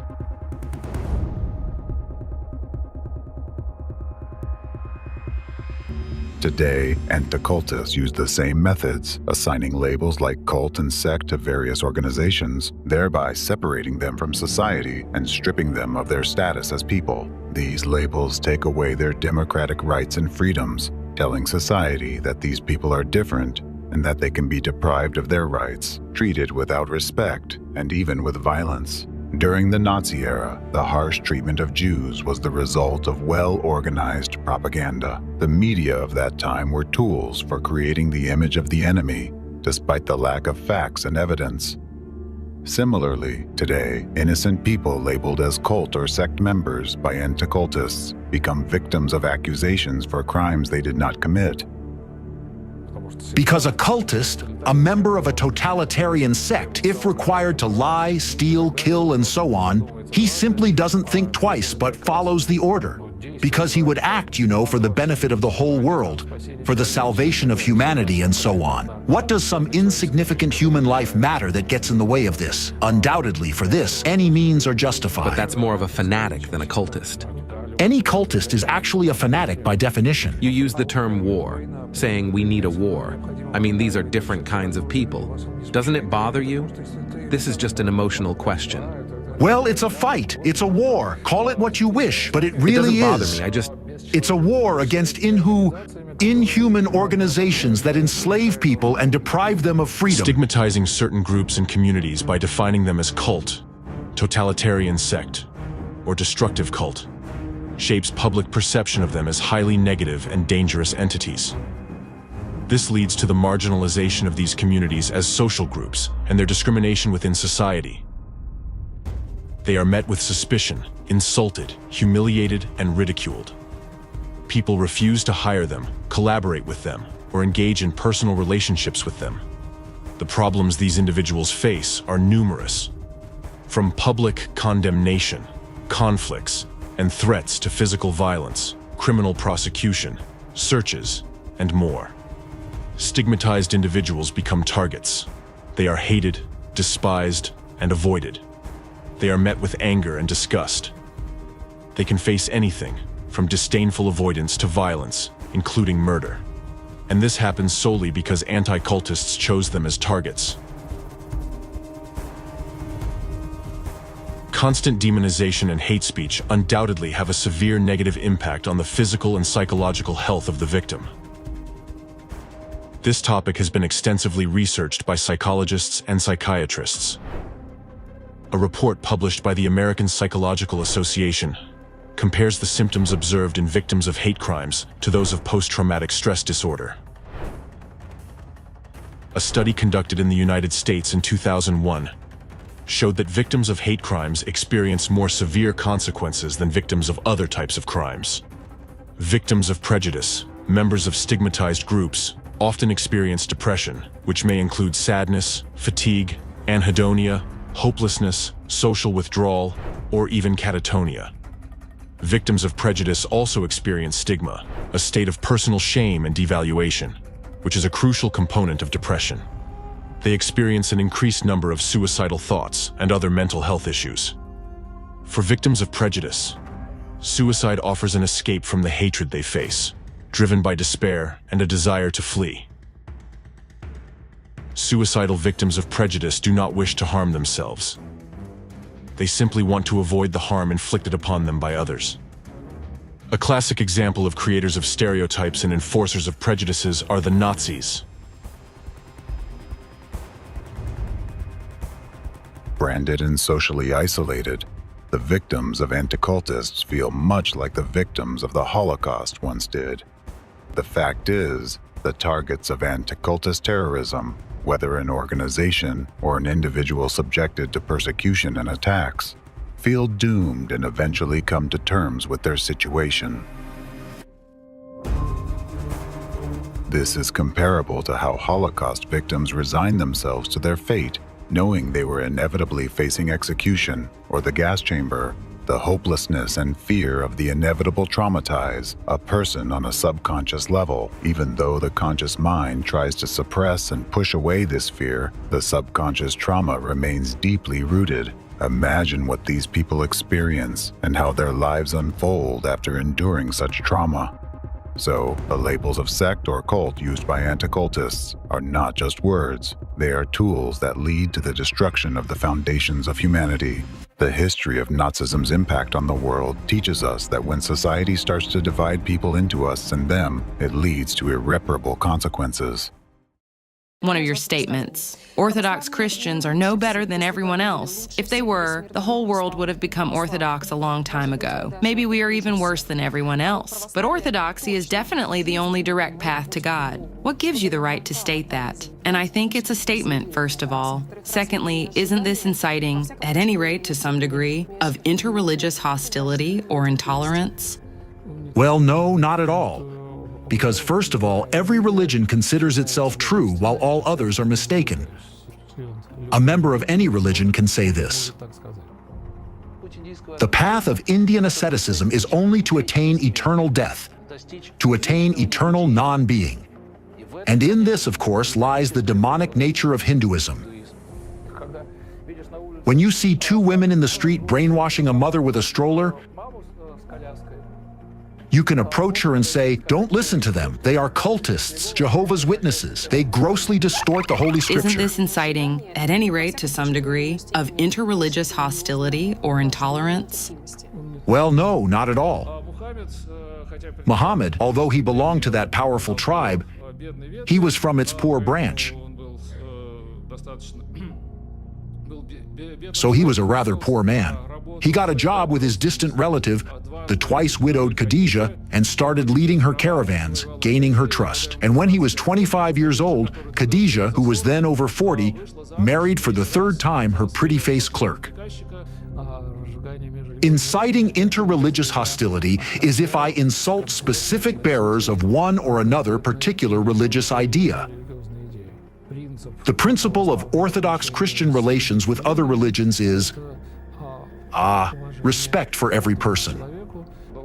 Long before he arrived, all of Moscow was covered with posters of this man with a horse-like face, and it was inscribed that the great Tony Robbins had arrived, and everyone was wondering what this was all about. Then Muhammad had some strange visions and revelations. Some people believe he had epileptic seizures. Tom Cruise is the Goebbels of Scientology, the minister of propaganda. Thorov himself is a very gray and dark man. He speaks very boringly. He is sort of like a very dull, gray person, and respect for every person. Who do we know? What cultists do we know? Street beggars? Annoying recruiters who knock on our doors? Cults are dangerous at the societal level because, unlike traditional denominations that enrich society and create culture, cults give nothing to society. We don't know cultists who are respect for every person. Writers, artists, music composers, philosophers, and so on, they only drain society of its vital resources, just like a cancerous tumor pulls the vital resources from the body until it eventually destroys it. The cancerous tumor pulls the vital resources from the body until it eventually destroys it. We can discuss each of the cults, many of them, talking about how exactly these totalitarian schemes are embodied in their teachings. The International Society for Krishna Consciousness, or the Hare Krishnas. This cult had a lot they would like to conceal. There was drug trafficking, arms trade, and murders. Overall, it is quite obvious that the International Society for Krishna Consciousness is a ruthless group aiming to seize power. It is built on strict totalitarian principles and dreams of spreading those principles to the entire global population. It seems clear that this is one of the attempts of the impending Antichrist. It is obvious. Perhaps the International Society for Krishna Consciousness is one of the actual forerunners of the Antichrist who ultimately seeks to seize power worldwide. Possibly, it is through these very methods that his advent is being prepared. There can be no equality between Orthodox Christianity, which has existed in Russia for 1,000 years, and a tiny marginal cult like the International Society for Krishna Consciousness, which appeared here just a couple of decades ago, but loudly demands to be recognized on a par with orthodoxy and given preferential treatment. There was an attack on the temple of the Moscow Society. In Barnaul, there was an attempted attack on Krishna worshippers. Krishna worshippers were beaten in Moscow. Krishna devotee was beaten. Scientology is one of the most dangerous totalitarian sects, and Scientology surpasses many cults in its destructiveness. I've seen many ex-Scientologists who are absolutely just severely mentally ill. I'll repeat again, cults are very aggressive and very deceitful. With the mentality of a slave and the mentality of a whistleblower. He works for intelligence services. He's been gathering information since he was a child. I mean, he brings money, he brings information. If you're in Scientology, when you finally run out of everything, when you run out of money and your mental health or physical health, they will get rid of you. They will throw you out on the street and forget about you. FSB released video of searches at Scientology centers.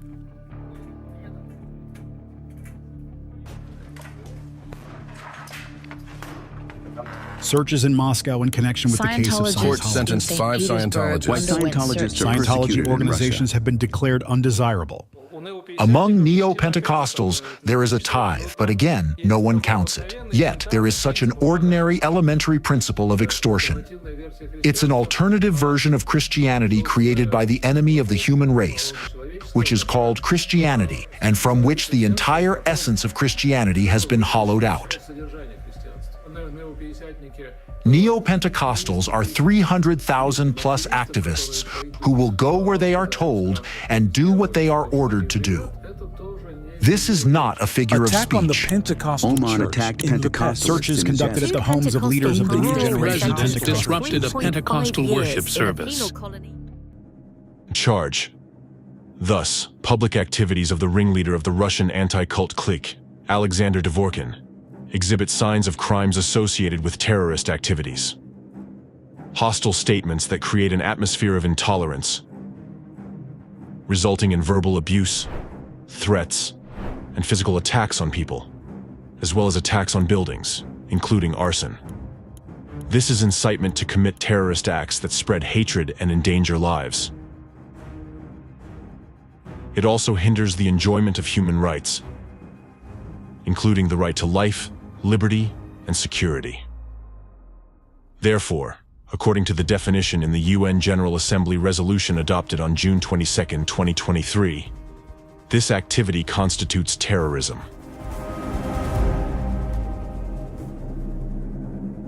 An aggravating circumstance is Dvorkin's deliberate use of special hidden manipulative methods and technologies aimed at covert influence, programming, and control of human behavior.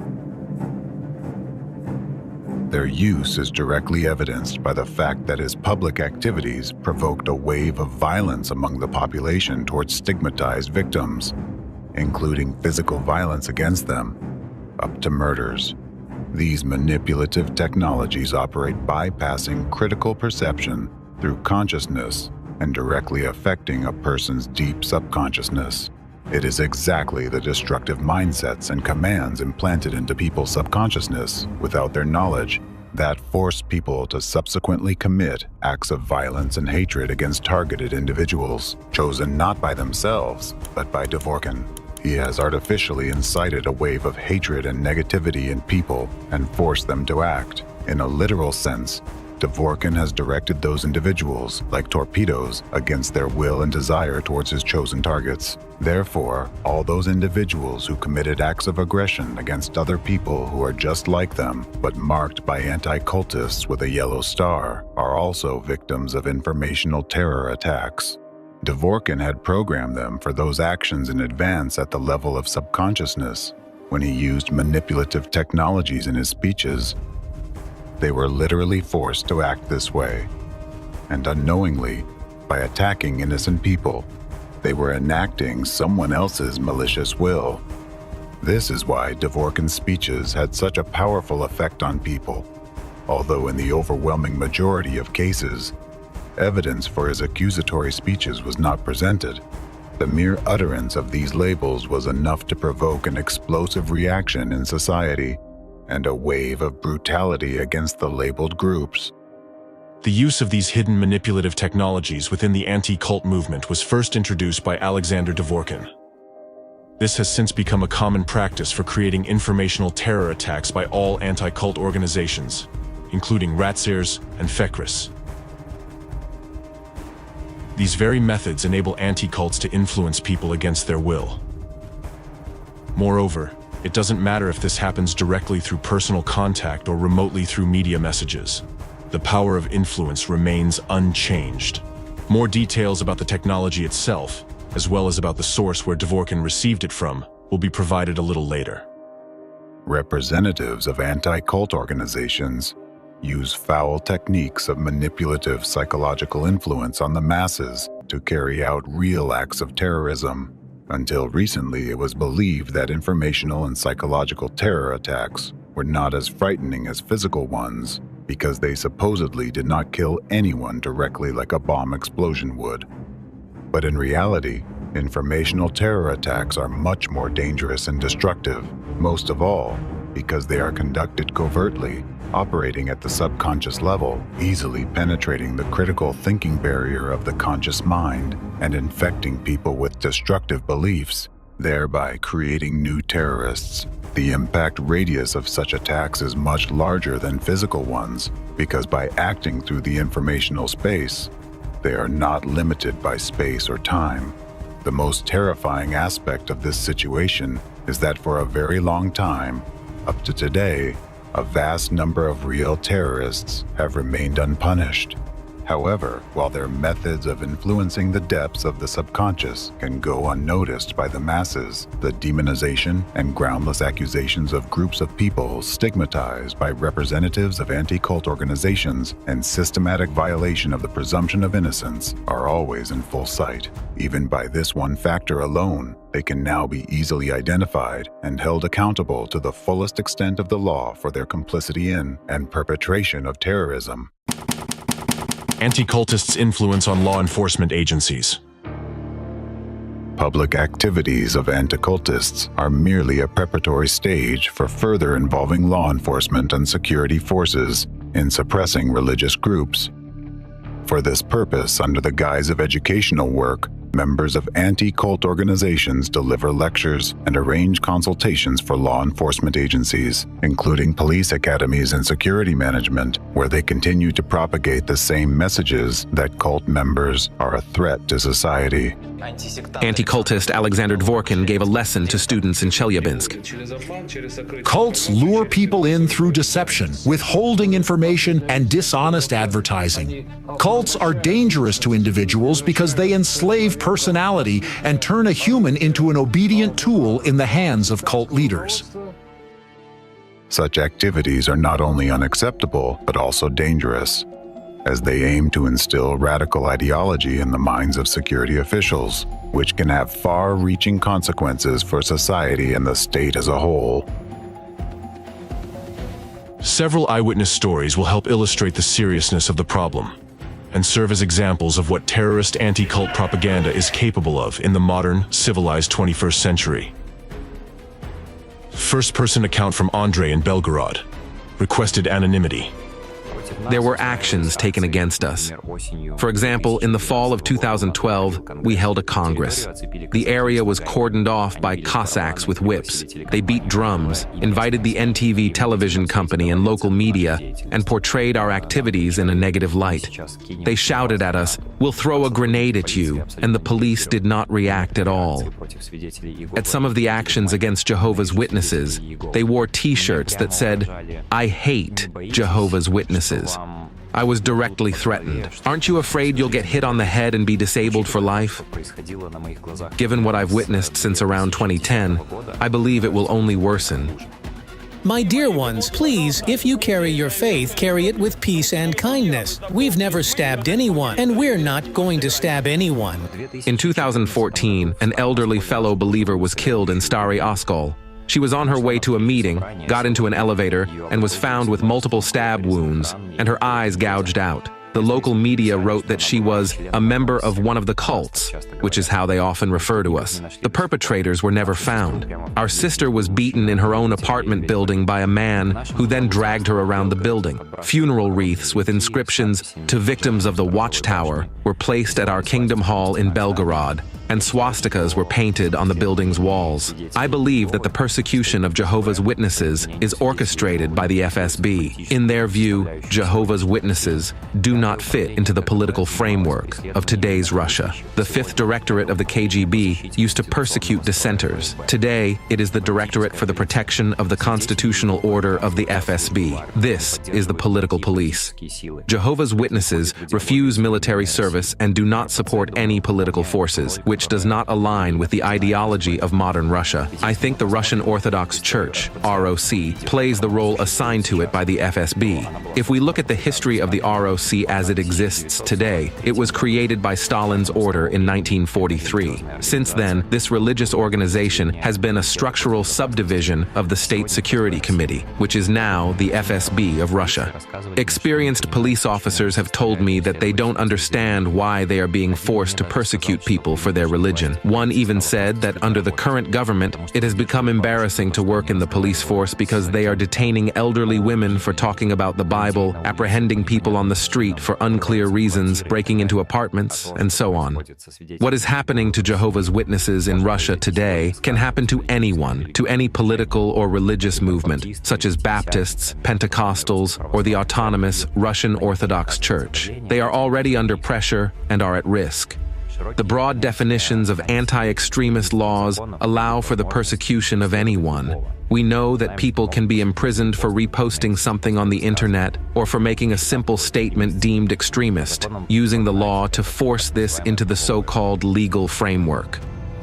In 2017, due to lobbying by Dvorkin and members of his group, Jehovah's Witnesses were declared an extremist organization, and their activities were banned in Russia. From that moment, the repression against them intensified and continues to this day. Members of this religious organization face arrests, searches, and prosecutions, as well as cruel treatment and even torture.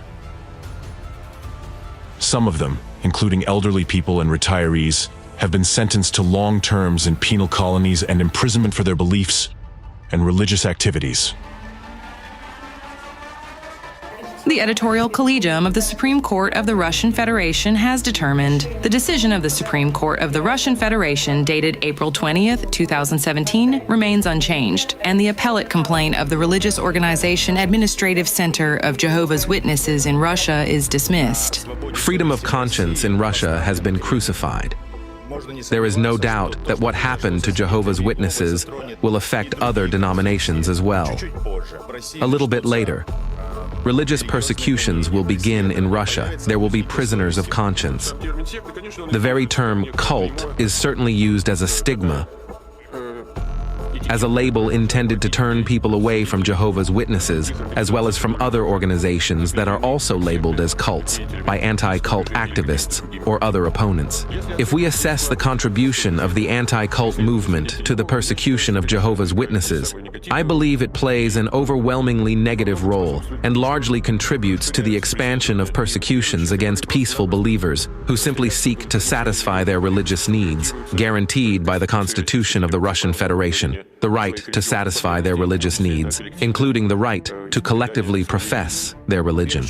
Believers are already facing persecution, attacks, and physical violence in places where meetings and gatherings used to take place. They are subjected to acts of vandalism. We fear that this will become widespread. People who are guilty of nothing other than adhering to certain religious beliefs will find themselves targeted by those who consider them enemies of society. As for liquidation of the Jehovah's Witnesses organization, in this regard, I have no disagreement with it. The ban on the organization is undoubtedly helpful. Primarily, we no longer see Jehovah's Witnesses in the streets, and consequently, people are protected from their intrusive propaganda and recruitment. When we talk about Jehovah's Witnesses, I certainly hope that their ordinary members will at least receive administrative penalties, but I understand that I'm not a lawyer and the law is the law.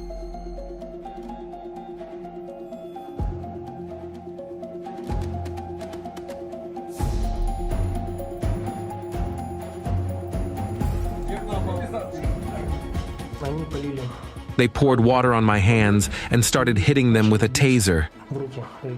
At that moment, it was the most painful sensation. I was electrocuted, just like other people were.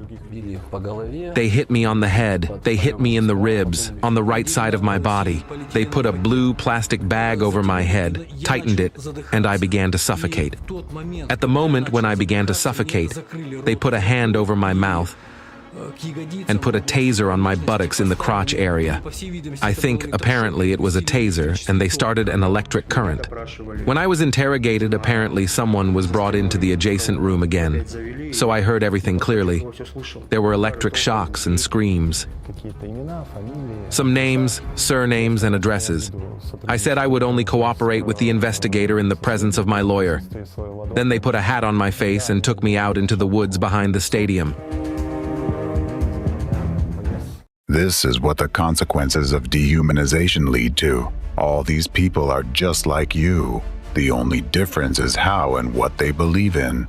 They harm no one and infringe on no one's rights. All they do is express their views on the world and life differently. For this alone, they are publicly stripped of their humanity, slandered, and targeted by society, law enforcement, and security agencies. Even some law enforcement officers bound to follow orders understand this is absurd. They are ashamed to carry out these orders but cannot disobey. As a result, ordinary people branded by anti-cultists, along with their families, children, and loved ones, suffer immense hardships. I'm now talking about citizens. Surely they are being taken care of by banning this cult, first and foremost, right? But we'll discuss that further. At this very moment, when they exist somewhere out there, we see them only on the internet, appearing in some news stories. So they... Actually, we neither see nor hear them precisely because there is this persecution. Hence, they are now hiding, sitting quietly, and waiting to see how it will all end. Because if it weren't for that, you would see them everywhere now.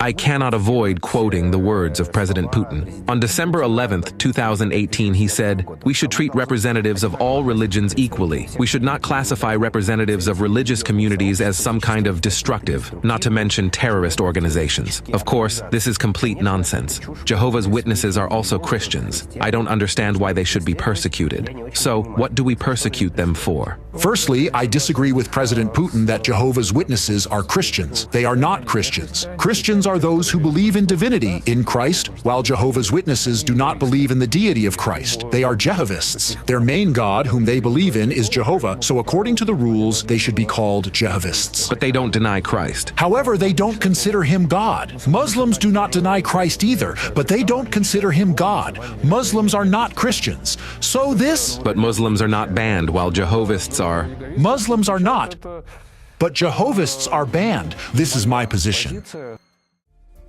You might ask, why do law enforcement officers who are supposed to protect people uphold the law and safeguard the democratic rights of everyone, openly exhibit hatred towards innocent people, insult them, and cause severe physical harm?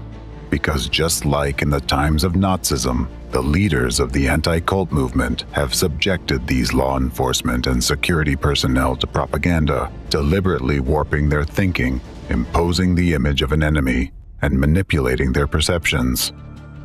The new presidential decree is changing the situation. We are not abandoning our mission of presence that has proven to be very effective in missionary work. But now, under the new strategy, we will act more openly, without fearing external persecution, which, I must admit, does happen. There are people in power structures who find our activities irritating and unacceptable.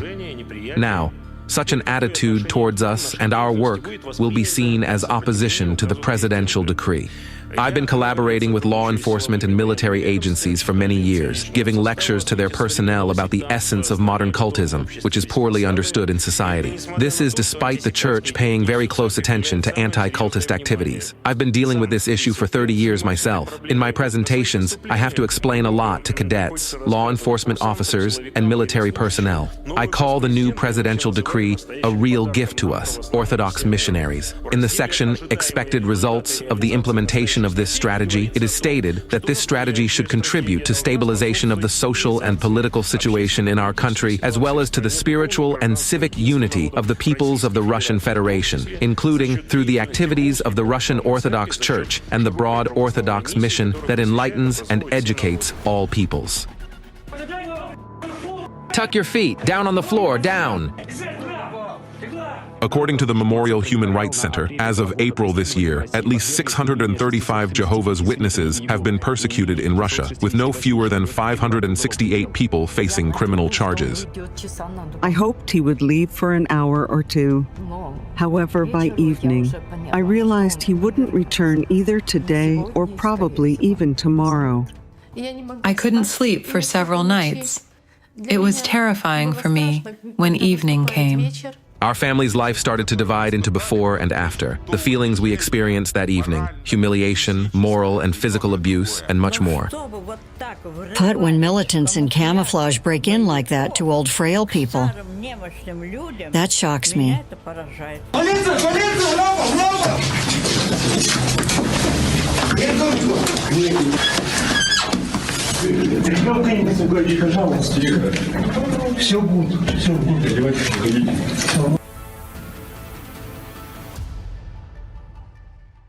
Think about it.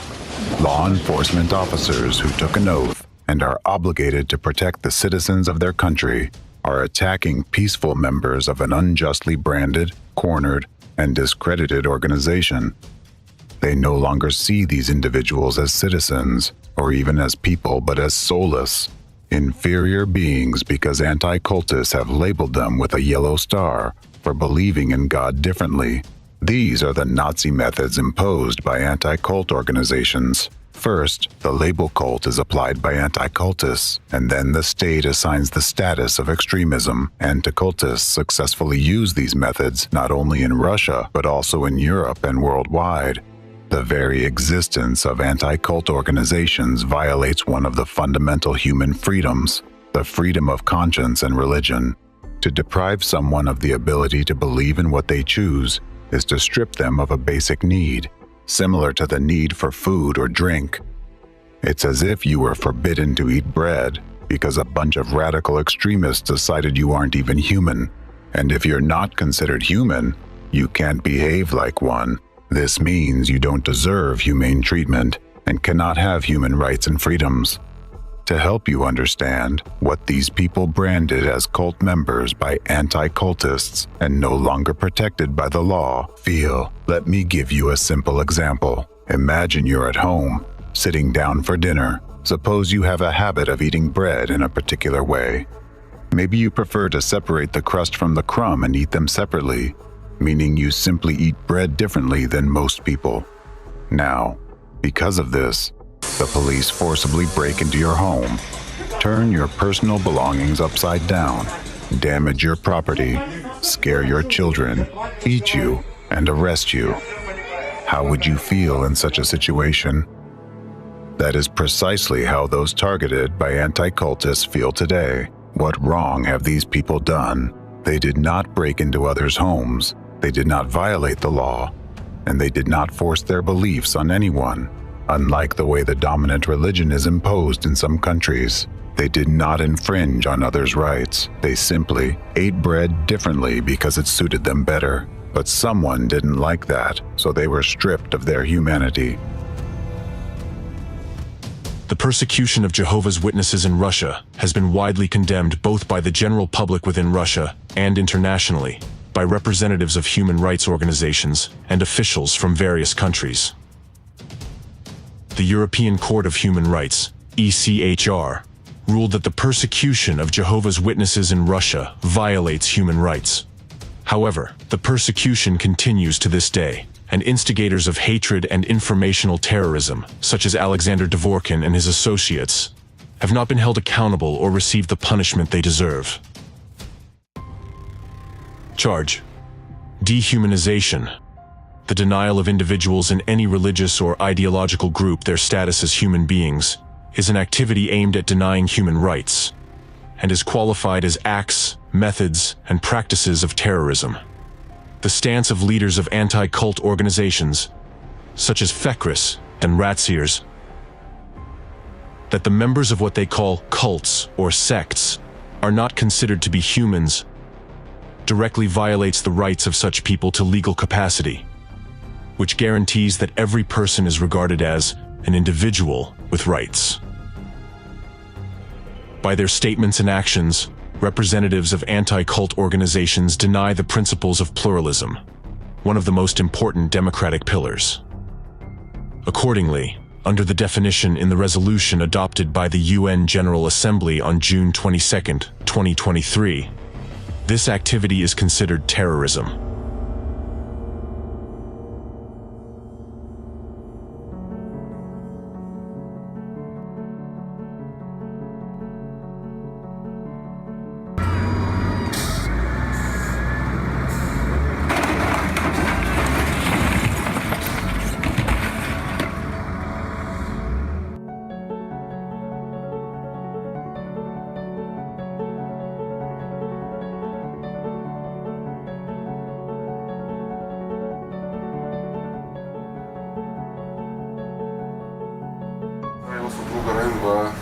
An additional decision on liquidation due to extremist activities has been adopted and entered into force.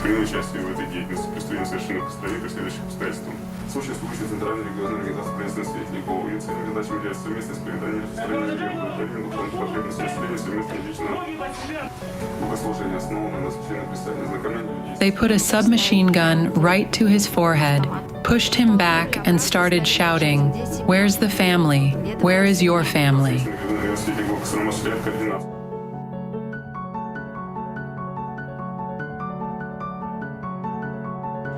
Tell me, what are you detained for? For my faith in God. Lift your head. Look here.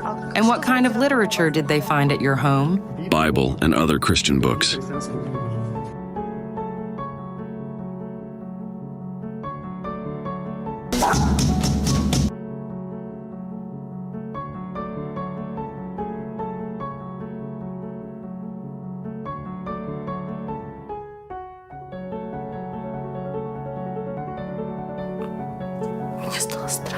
Yeah, I got scared.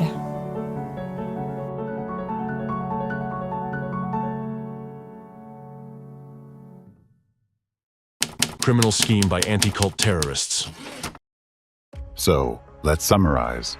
The typical scheme of terrorist actions by the anti-cult movement against a targeted group follows universally precise steps. It begins with labeling the group as a cult or a sect, continues with stigmatizing the group in public opinion, fabricating accusations and criminal cases, and ends with discrimination against members of the targeted group, persecution, and the use of physical violence, up to murders.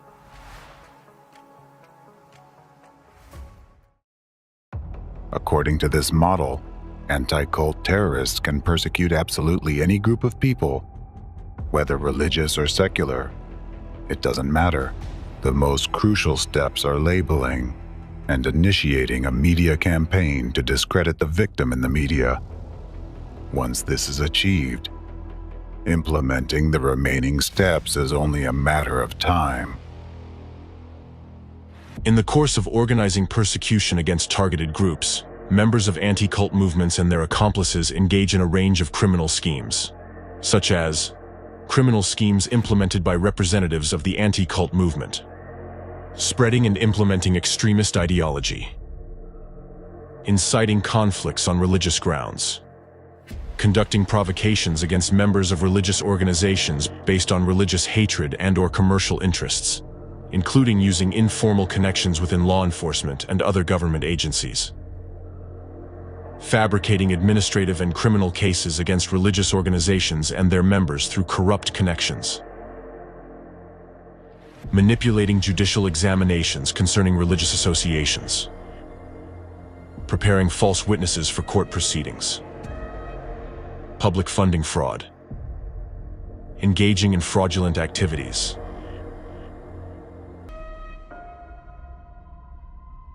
Leaders and members of anti-cult organizations have repeatedly been found guilty by courts of violating human rights and freedoms.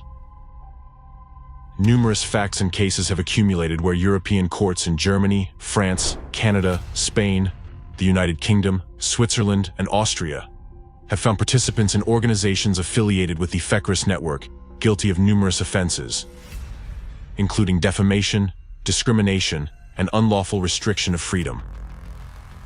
The violations they committed have had significant consequences for religious groups and their members, including social ostracism, job dismissals, denial of employment and medical examinations, educational problems for their children, and other issues.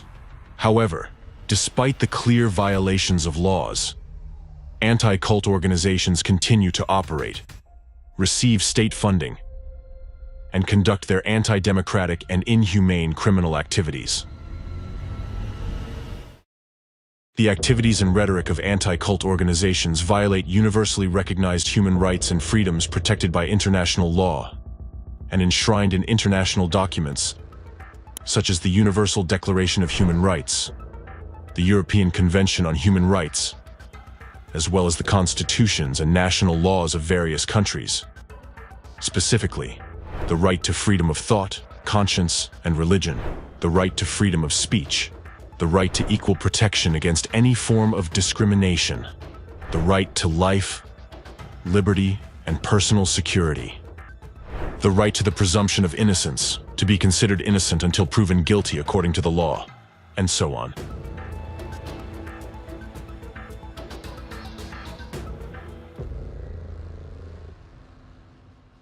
Representatives of the anti-cult movement violate the following international legal norms.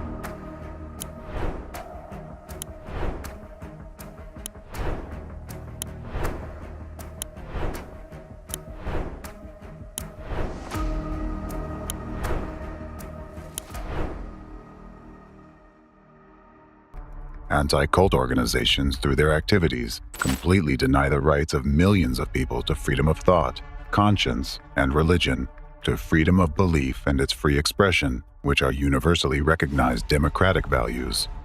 However, to accuse them only of this is akin to giving a fine to a terrorist who stormed a building and shot people just for improperly parking his car before doing so. All members of anti-cult organizations and their accomplices should be held criminally responsible for their deliberate terrorist activities. In their charters, anti-cult organizations declare a noble mission to combat potentially dangerous destructive religious movements to protect society from them. However, their actual goals differ significantly from the stated ones. By accusing the innocent of potential danger, they actually commit numerous heinous crimes. If the true goal of anti-cult organizations were indeed to protect citizens, they would not violate their rights or resort to illegal methods and informational terrorism. Instead of spreading into religious discord in society, they would approach state authorities with requests to investigate a particular organization, adhering to the principle of the presumption of innocence. Only if a violation of the law is established through a lawful investigation and a court verdict is issued could they engage in educational activities, informing the public about the potential dangers of specific religious movements. And only after a court decision would media representatives have the right to disseminate this information in an accusatory context. Without evidence and a court ruling, no one has the right to accuse anyone, make public unfounded statements, and ruin someone's life. People who follow a particular belief are exercising their democratic rights. The presumption of innocence, freedom of speech, freedom of peaceful assembly, freedom of religion, and pluralism of opinions are the foundations of democracy. Upholding these rights is a genuine concern for people in society. But anti-cultists do not seek this. Their goals lie elsewhere. Moreover, they are not interested in having their targets investigated by authorized bodies and quickly shut down legally if found guilty. They need a long-term, demonstrative crackdown on innocent people. Their aim is to instill fear in the masses and influence the authorities by provoking acts of persecution and repression against social and religious groups. Staging a public execution, this is a true act of informational terrorism.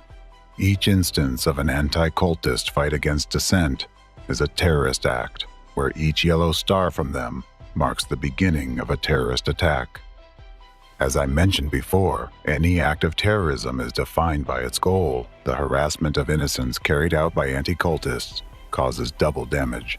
First, to the victims who suffer, and second, to the unwilling witnesses of these actions who feel powerless in the face of such injustice.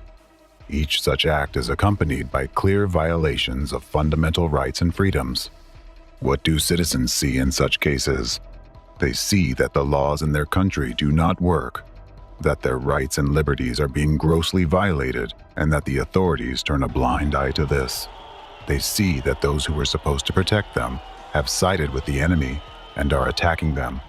And they understand that anyone, including themselves, could be the next to be marked with a yellow star. This situation undermines trust in the authorities, provokes social tension, and increases dissatisfaction among the population. The result is a divided society filled with hatred and fear, ready to explode and express its discontent at any moment. This, in turn, creates the potential for a sudden surge in revolutionary sentiments or interreligious conflicts. Therefore, the actions of anti-cult organizations must be classified exclusively as terrorist activities, which is what they truly are. What is it anyway? Is it religious disagreements, politics, some modern trend? It's unclear. It's an attempt to straighten all the non-straight lines, so to speak. Everything that is not ours is, whoever is not with us is against us. Everything that is not ours is hostile. In this repressive wheel that is slowly rolling, I see nothing rational in it. Because it doesn't increase the government's rating, it doesn't increase trust in the authorities, it doesn't improve anything, it doesn't contribute to anything except increasing overall aggressiveness and general embitterment. Because any governmental cruelty increases the level of public cruelty, in fact. It always happens this way. The degree of overall cruelty rises. Besides this, I see no other consequences. And of course, I think it makes people exasperated. It makes them bitter towards each other, towards the authorities, towards the world around, towards everything and everyone. In this regard, I'd like to emphasize once again that in the informational acts of terrorism committed by anti-cult terrorists, the key role is played by the media, or more precisely, by certain unscrupulous and dishonest representatives within it. It is through their efforts that the demonization and defamation of innocent people occur. These same individuals, journalists and editors, are the ones who spread hateful statements and destructive messages from anti-cult organizations. By doing so, they not only shape public opinion, but also provoke surges of aggression and conflicts on religious grounds. Each stage of the deliberate persecution of religious groups, from labeling to complete suppression, is supported by propaganda in the media. These information campaigns aim to justify criminal actions and endorse the persecution of the targeted organization, which is unacceptable, even after the victim organization ceases to exist, or worse, when its members face brutal physical violence, including fatal incidents. Media representatives continue to insist that such an outcome is inevitable, necessary, and just. In fact, these media representatives are perpetrators of informational terrorism and often instigators of direct terrorist acts. Many people have suffered at their hands, and many continue to suffer to this day. Their efforts have caused many people to endure torture, lose their health, and lose faith in people and the future. Therefore, according to the law, all journalists, editors, publishers, and media employees who aided the anti-cultists should be held accountable for crimes related to terrorist activities. Each such publication violates citizens' fundamental rights and freedoms, guaranteed by the Constitution and international legal norms. By committing acts of informational terrorism, media representatives undermine the foundations of democracy and effectively act against their own people and country, which, in the context of an undeclared covert war, plays into the hands of the enemy of the free world and constitutes collaborationism.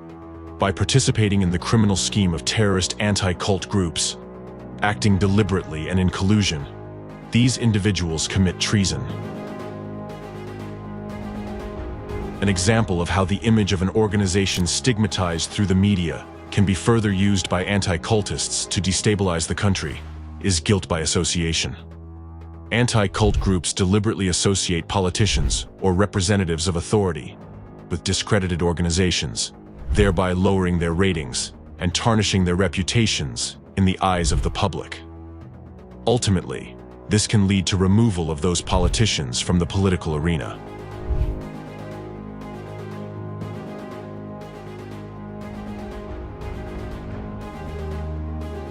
As a result, in countries where anti-cultists wield significant influence, their activity undermines and destabilizes the state. Such actions benefit the enemy, the hidden forces behind the anti-cultists, because they facilitate the achievement of their strategic objectives, the destruction of democratic laws, and the creation of conditions for totalitarianism. Thus, media representatives bear full responsibility for their actions, just as all participants in this criminal scheme do. The anti-cult movement representatives, those behind them, and all who abetted them are equally guilty of a range of offenses and must be held accountable under the law.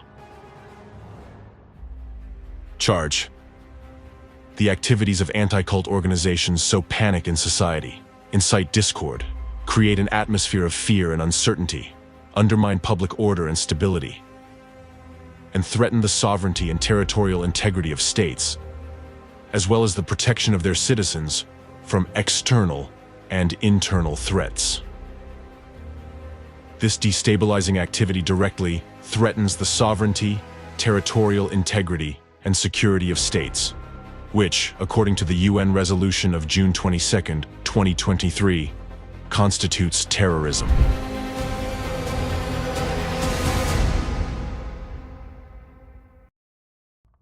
It is well known that the more religions and freedoms of opinion exist in a state, the more stable and democratic it becomes. People feel freer and more courageous. They are ready to defend their country, serve it, and contribute to society. Pluralism of opinions ensures safety and stability by preventing the concentration of power in one set of hands. This is precisely why the First Amendment was added to the U.S. Constitution. However, the actions of anti-cult organizations threaten this diversity and endanger states themselves by provoking the destabilization of the democratic system, which, according to international acts, is also a form of terrorism. The long-term nature of such terrorist acts and the use of secretive manipulative technologies has made their execution inconspicuous for a long time. It has complicated the proof of guilt of their organizers, but now the time has come when all individuals involved in such actions, representatives of anti-cult organizations, the media, law enforcement, security forces, those engaged in persecution, searches, arrests, falsified trials, as well as politicians and individual officials, must be identified, held accountable, and punished to the full extent of the law for treason, creating an international terrorist network, complicity in terrorist activities, and the systematic execution of terrorist acts. Charge.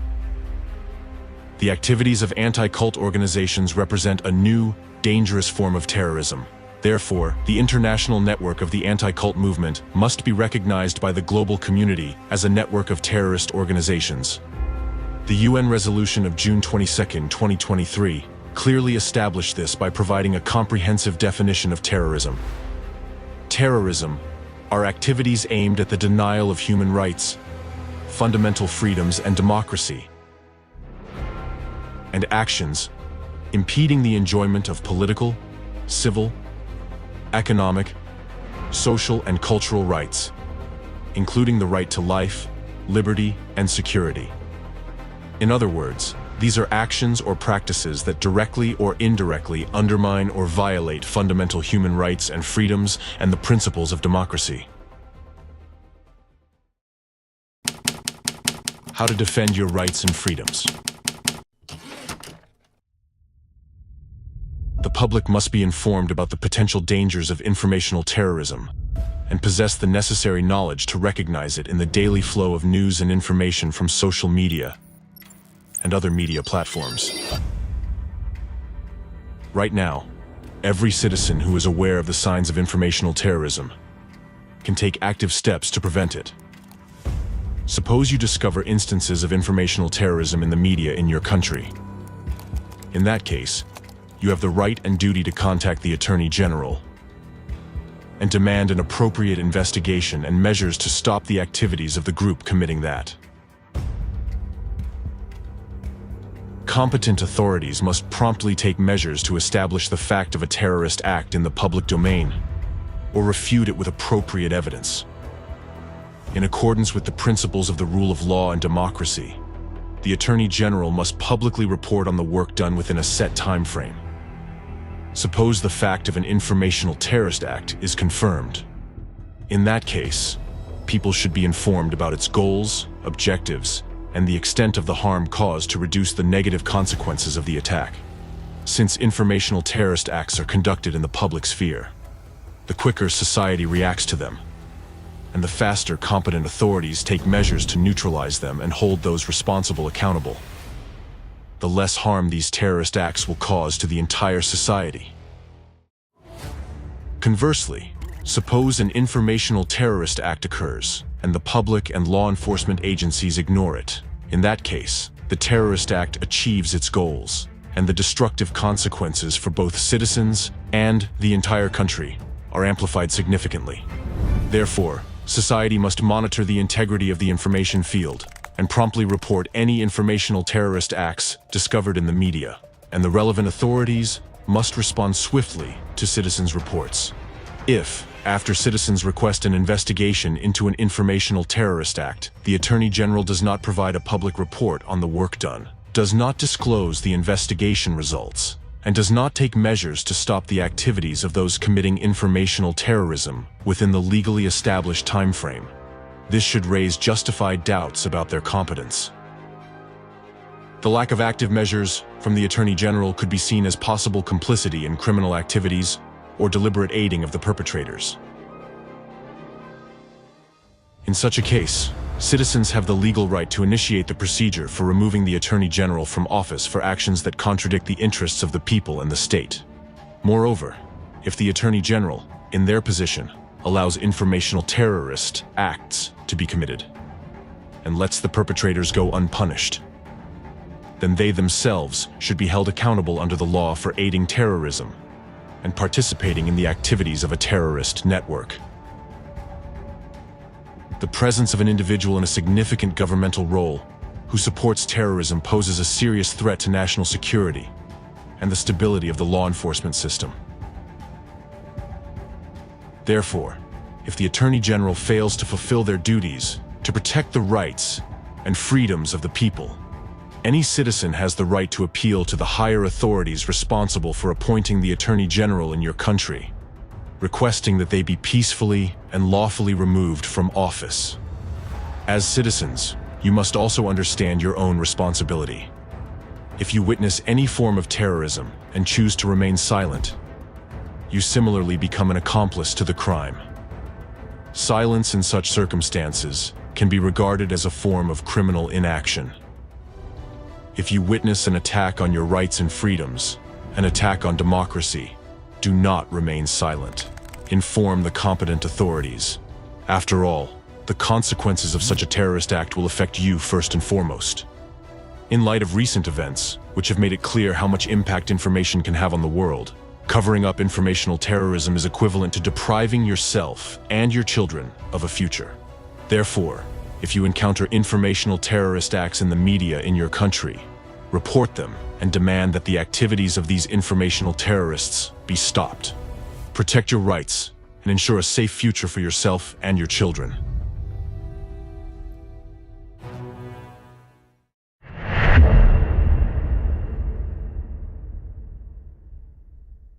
In a democratic world, anti-cult organizations should not exist at all, as their very essence contradicts democracy and the pluralism of views on which a free and equal democratic society is built.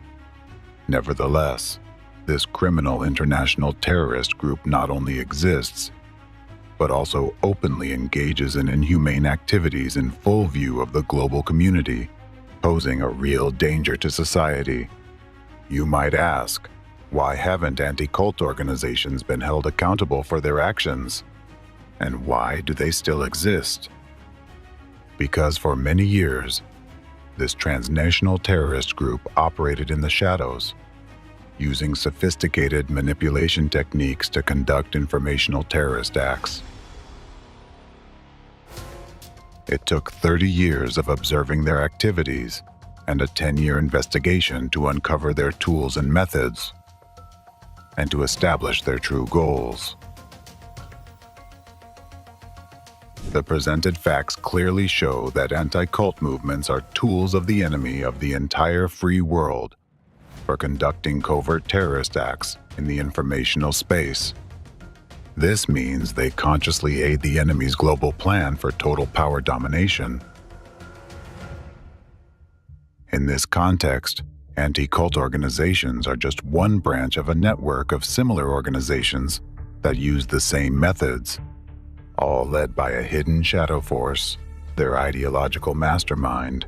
All members of this network are the architects of a new world disorder. Their goal is the destabilization of society on all fronts: political, social, cultural, ideological, religious, and others. Therefore, destructors like anti-cultists are present in many areas of public activity and occupy various levels of the social hierarchy. They do not care whom they target or for what reason. The main objective is to persecute the innocent, which allows them to create informational terrorist acts to influence the masses. They are indifferent to who holds power. They will undermine any authority. The ultimate goal of their activities is globally orchestrated mass disorder, civil war, and the complete collapse of democracy. Each of them plays their part in the unified enemy scheme to destroy democracy and establish totalitarianism. Therefore, they draw into their network all those as deceitful and unscrupulous as themselves who can help achieve their goals. They strive to extend their influence worldwide. In some countries, they have already infiltrated the government. In others, they openly influence legislation. In some places, they even receive funding from the state. There is also a country that serves as the source of this harmful influence spreading across the globe. In this country, this shadow force already controls the government and is the real power. Through their actions, this entire international terrorist group is bringing about a new world order led by the hidden enemy, the enemy that is currently reviving the legacy of Nazism in a new, even more insidious form. For convenience and understanding, let's call this new form of Nazism global anti-cultism. After that branch of the unified network, on the example of which it became possible to study the methods and schemes of the hidden enemy through years of investigation, monitoring, and study of its activities. Humanity is facing a threat of this kind for the first time because right now there is a war, and it is a covert, undeclared war that has engulfed all of humanity.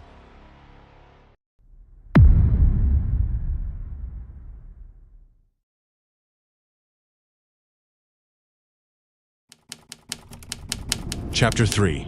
Anti-Cultism as a New Form of Nazism. I don't make the claim lightly that the enemy is reviving Nazism in a new form, nor do I casually compare the methods of the Nazis and anti-cultists. The fact is that for your enemy, Nazism is a very close concept. The Third Reich is where modern anti-cult fighters find their roots. To understand the entire chain of events, it is essential to know that Hitler in particular, and Nazism in general, heavily relied on the Protestant Church and the anti-cult movements of that time. Martin Luther, the founder of Protestantism, was known for his radical views. He actively fought against other Christian denominations and religious movements, demanding the death penalty for citizens who understood faith in Christ differently than he did. Moreover, Martin Luther was a fervent anti-Semite. He declared that Jews were a misfortune for the German people, advocated burning their synagogues and schools in the name of the Lord and Christianity, and stated that if he were to baptize a Jew, he would lead him to a bridge, tie a stone around his neck, and push him into the water. These radical views of Martin Luther, which became the foundation of Protestantism, later played a role in the growth and spread of Nazism. Hitler admired Luther and called him the greatest German genius, and Protestant ministers, in turn, began to support Hitler's ideas. German Protestant pastors infected with anti-cultism on the territory of Germany are largely responsible for the spread of Nazism among the German believers. The rise and development of Hitler's ideology was based, among other things, on the Protestant and Catholic religions.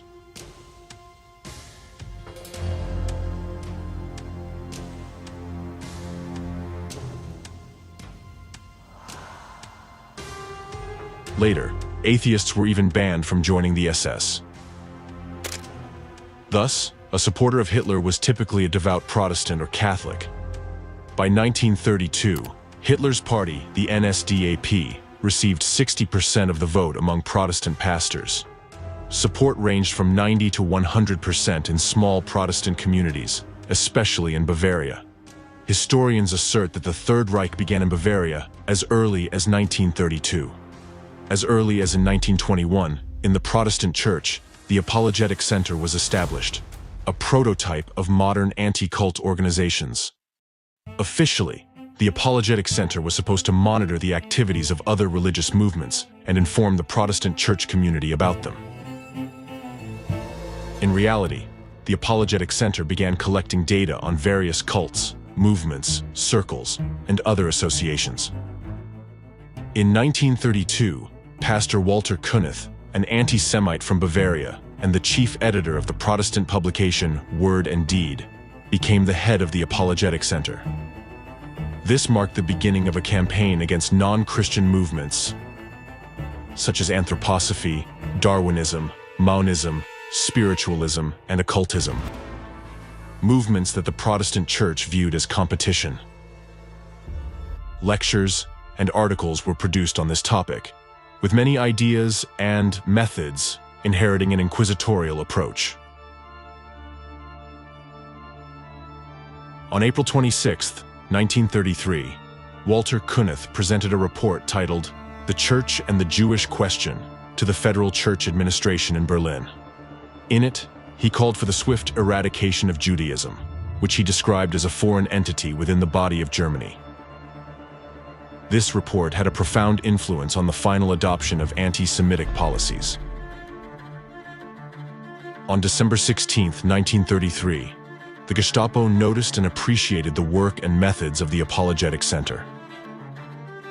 Thus, Walter Kunneth united with Adolf Hitler in the mission to eliminate Jewish influence on the life of the people.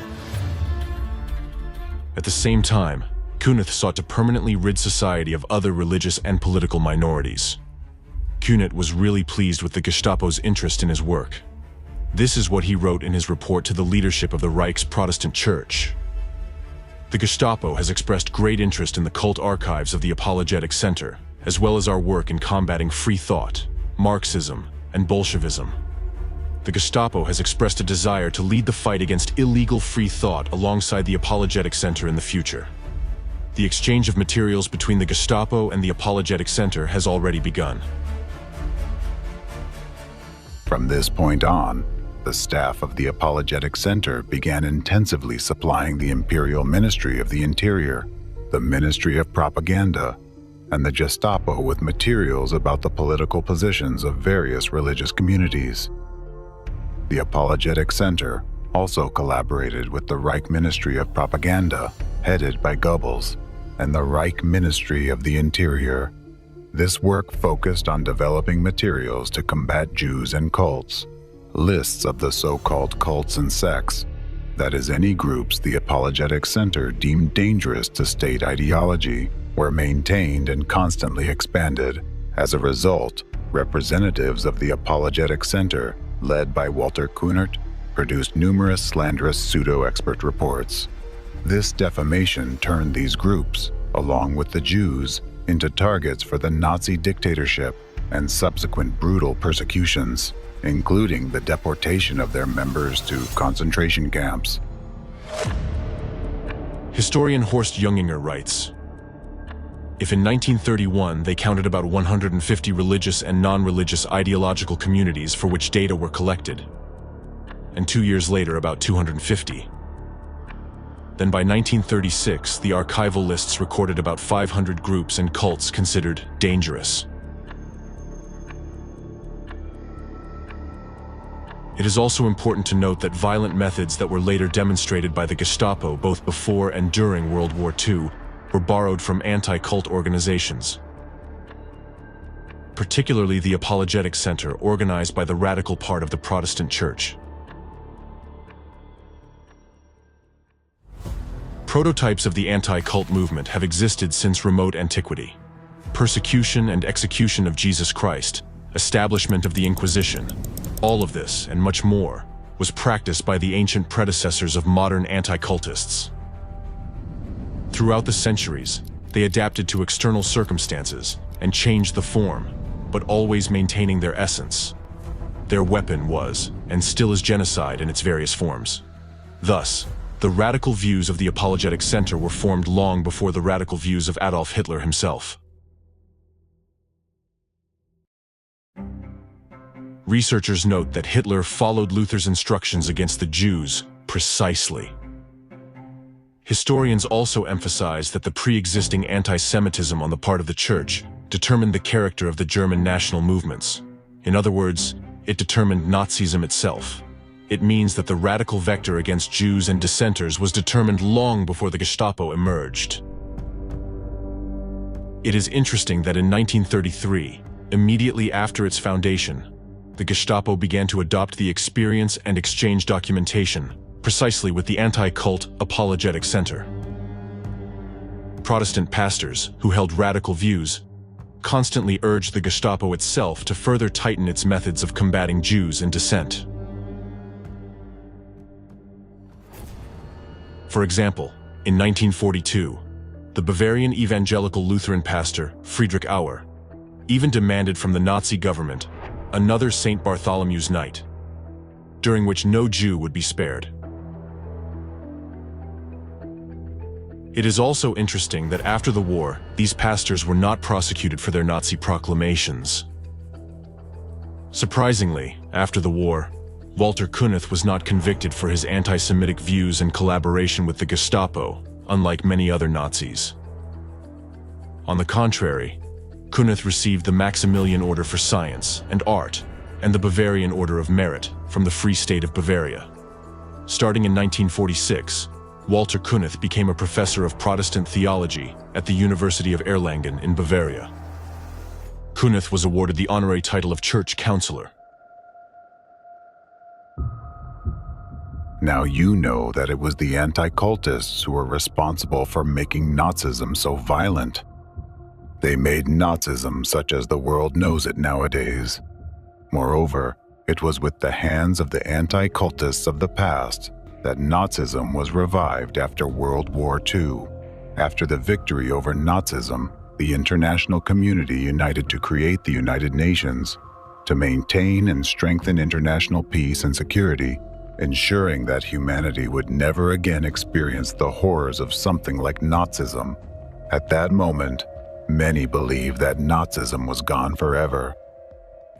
However, in 1964, the Protestant Church of Germany officially reinstated the position of Commissioner for Sects and Ideological Questions of the Evangelical Lutheran Church of Bavaria, appointing Pastor Friedrich Wilhelm Hack to the role.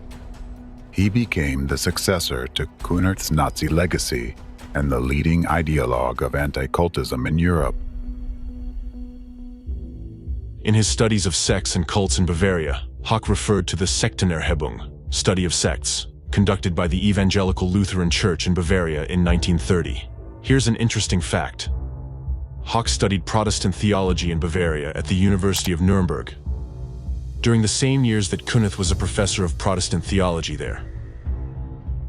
At Hack's initiative, the name Working Group on Religious and Ideological Issues from the Nazi regime was revived in the early 1970s. He adopted an almost identical name from the Nazi era, the Department for Religious and Ideological Issues.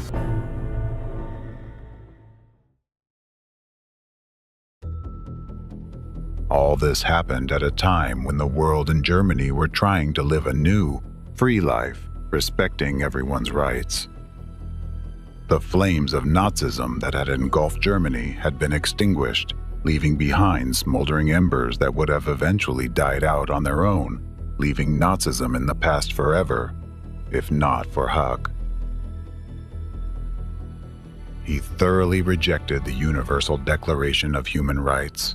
He rejected what countries, even those that had been enemies, had united for. He rejected the core values accepted by the entire world, values of unity and equality. In his works, Hack declared, if we understand our faith correctly, we have no right to allow the others to continue in their faith. It was on Hack's initiative that lectures and sermons about sectarians and cultists began again in Bavaria, where Nazi ideas had always been powerful. Hack provided instructions that Protestants or Catholics should treat sectarians as subhuman. This reignited the flames of Nazism, and in 1988, 43 years after the fall of the Third Reich, cries were heard once again in Bavaria towards dissenters. Hang them, shoot them all, Heil Hitler. In 1990, the anti-cultist Hack compiled a blacklist of new religious movements, the so-called sects or cults. Only 16 years later did the Federal Constitutional Court of Germany rule that defamation was being used in the fight against these groups. But it was too late, as in those 16 years, the efforts of anti-cultists had already rekindled and spread the flames of Nazism further.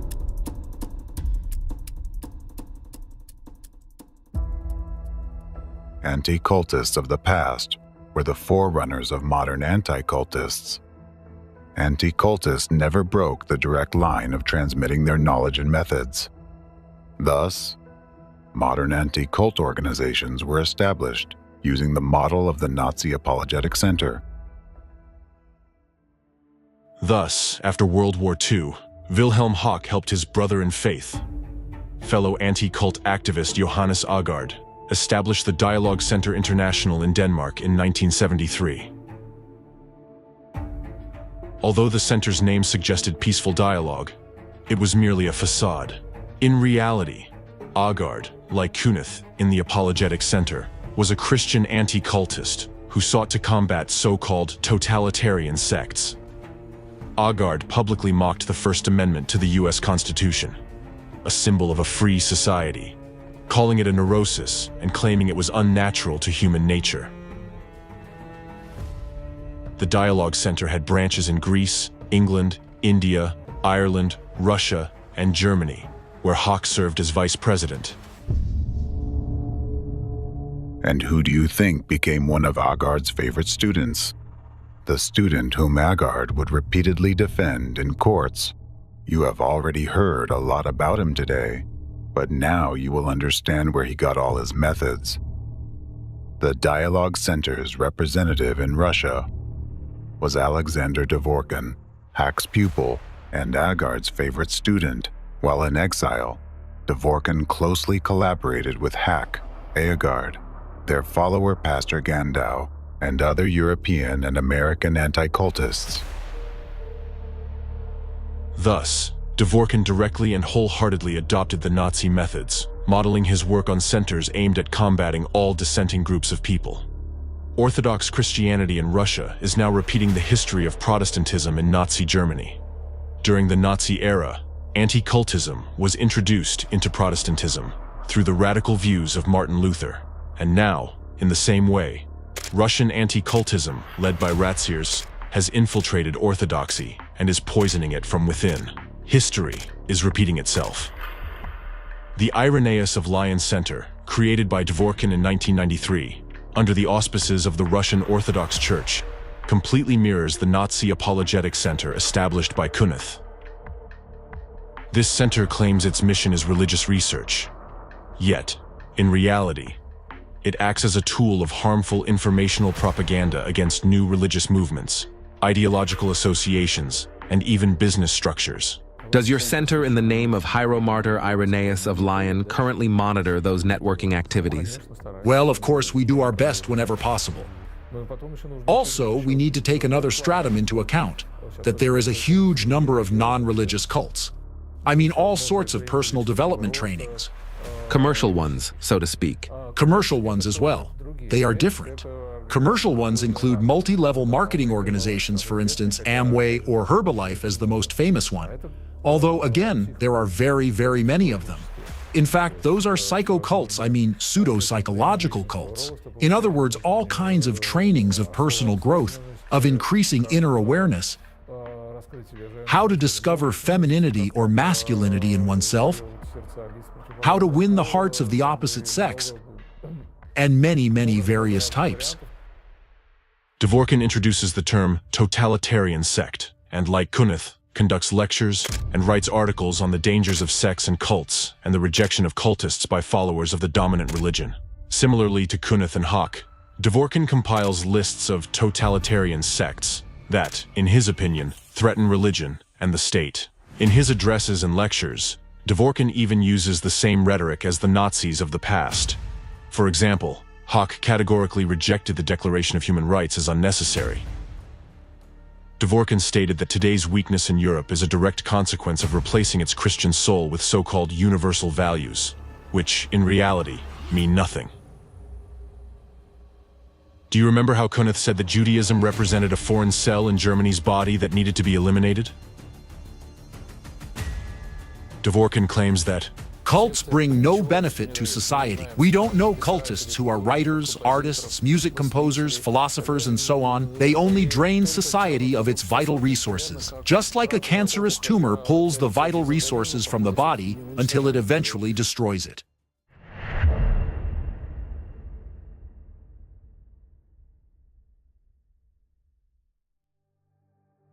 Another method that modern anti-cult groups have incorporated from Nazism into contemporary practice is the creation of blacklists of organizations and groups which they have labeled as sects or cults and which, in their opinion, should be eradicated.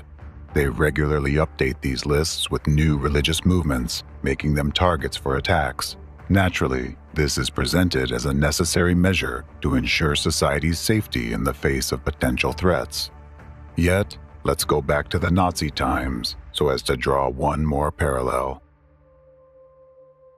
When the NSDAP seized power in Germany, and anti-cultists joined forces with them to fight against religious movements that supposedly posed a threat to the nation, the situation for religious minorities began to deteriorate significantly. In 1938, the Guidelines to Combating Sects was published. leading to extremely dire consequences for many dissenters. According to the guidelines, the danger of sects and cults manifested in the following: educating followers to have egocentric views and indifference towards all matters concerning the people and the state, refusal to take oaths and give the German salute, rejection of compulsory military service, rejection of taking on positions in state and movement organizations, refusal to participate in workplace assemblies and to work in the armaments industry, rejection of the National Socialist racial theory.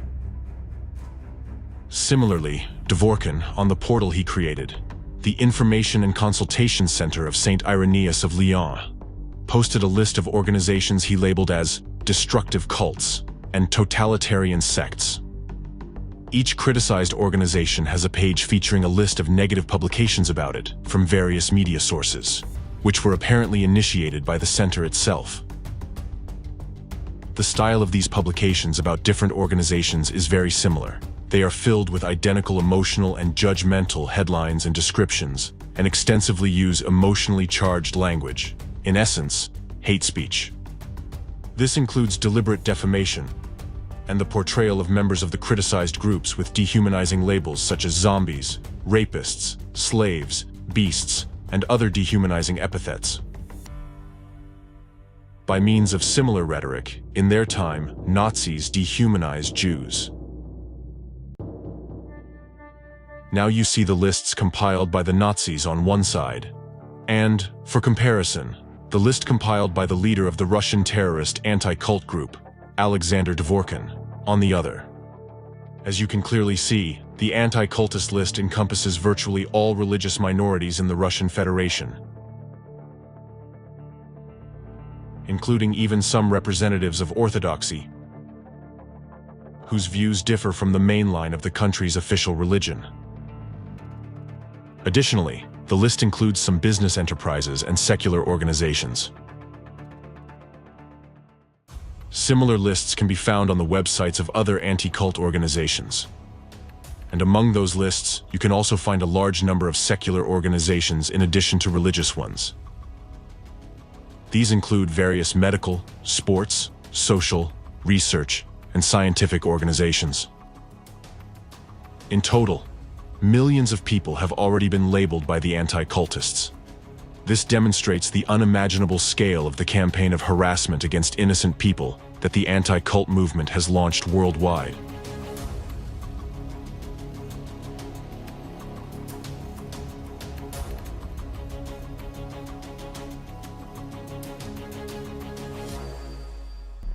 The primary objective of the lists of the so-called sects is to precisely identify to society, law enforcement, and authorities the so-called dangerous antisocial elements that must be fought against, even to the point of complete eradication. We can see the consequences of creating such lists in the rise of Nazism in Germany.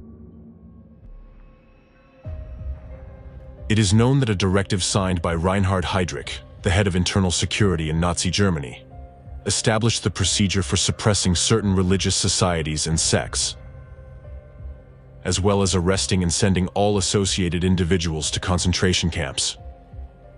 Among other things, it contains the following lines: immediate measures will be taken against organizations, clubs, unions, and circles, as well as against leaders and individual people. All organizations, clubs, unions, circles, etc., all without exception will be purged. Existing materials, specifically address lists, card indexes, correspondence, equipment, occult items, writing supplies, and any property, will be confiscated. They will be dissolved and banned. Simultaneous searches will be conducted in the homes of leading members of circles, as well as those suspected of possessing such materials. Persons dedicated to secret teachings and sciences are subject to arrest in all cases. Their activities will be banned without exception, under threat of the harshest measures from the state police. In each individual case, they must be sent to a concentration camp. This operation must be carried out throughout the entire Reich, if possible, between 7 and 9 a.m.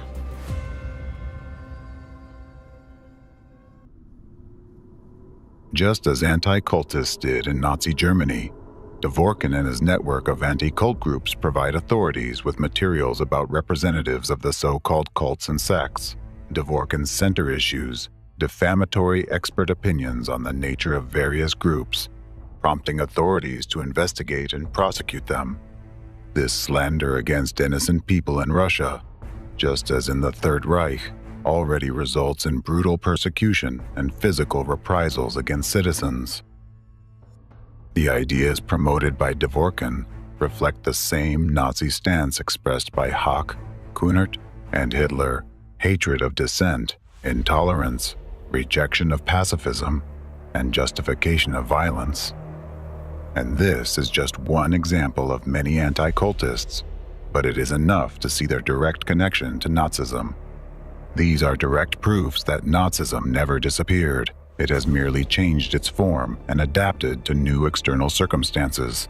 Yet, we can observe a direct line of transmission of knowledge, experience, and methods for combating dissenting groups of people with the aim of their complete eradication. Representatives of global anti-cultism use all Nazi methodologies, but for their purposes, they have expanded and refined them. Thus, the flame of Nazism has intensified. Now you see evidence proving that global anti-cultism is a formidable force that has already gained significant power and is striving towards its goal: the complete destruction of democratic values and the establishment of a new Fourth Reich.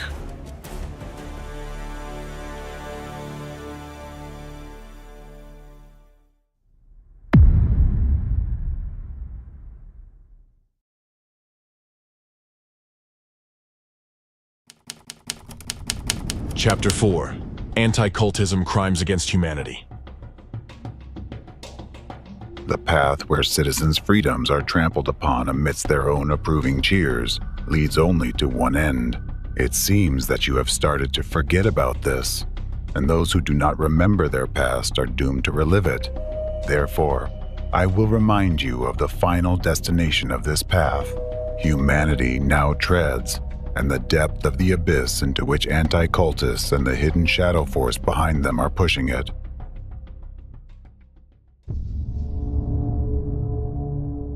One person once said, with frightening prescience, that where they burn books, they will ultimately burn people as well.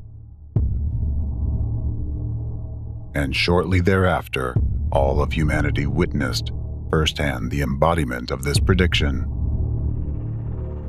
Or rather, just logical reasoning in the horrors brought by Nazism.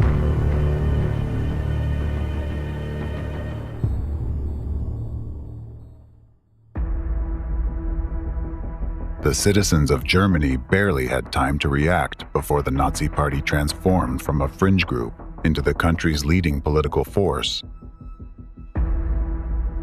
bringing with it terror, war, and genocide.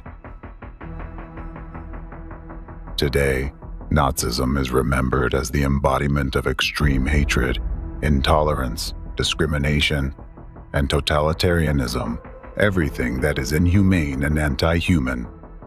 So now you know that Nazism in its most atrocious form was instigated by the anti-cultists of that time. All those methods used by the Nazis were typical of the anti-cultists from the most ancient times, and they rely on them even now. During the rise of Nazism, the anti-cultists instilled in Hitler and his henchmen the belief that only through fear could they conquer the world and win people's love, that it was the fastest and most effective way to gain total power, and so it happened. One of the main methods the Nazis resorted to at that time was genocide of individual dissenting groups and of entire nations. And if you closely examine the history of humanity, it becomes clear that genocide has always been a tool to strengthen the power of those who stand at the root of the modern form of anti-cultism. Now, let's recall where it all started during the Nazi era and draw a parallel to how the anti-cultists operate now. Nazis, at the instigation of their anti-cultist advisors, acted in a planned and systematic manner, preparing public opinion through propaganda, or rather through the manipulation of mass consciousness, convincing the German population to the necessity of war and genocide. Now, I will provide clear examples of what the present-day anti-cult movement already represents at its core, and what it could degenerate into if it remains unexposed. Genocide. The sequence of actions and the destructive focus of anti-cult organizations clearly indicate that they ultimately lead to the same outcomes as those brought about by Nazism. Right now, in front of the global community, the international terrorist network of anti-cultists is preparing the world for a new genocide. As a result of their actions, millions of people have already been labeled as members of cults, putting them in the position of potential victims. Those of you who have studied what genocide is understand that it is a process that unfolds over time. It does not happen in a day. Society is systematically and gradually prepared for genocide. This process has rather specific stages that can be described and, most importantly, recognized when they are being put into action. Genocide refers to any actions committed with the intent to destroy, in whole or in part, a national, ethnic, racial, or religious group. Common risk factors include societal instability, increasing intolerance, systematic human rights violations, lack of state protection for the population, and the presence of motives and incentives in the information field that justify the use of force against specific population groups.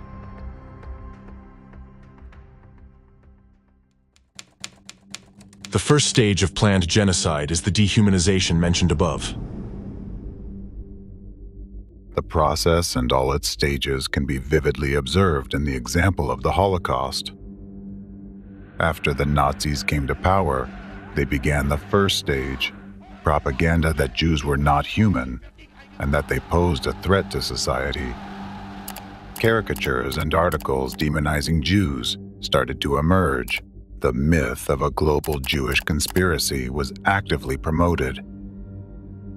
Gradually, people, the German population, became convinced that Jews were indeed a threat to them and their children.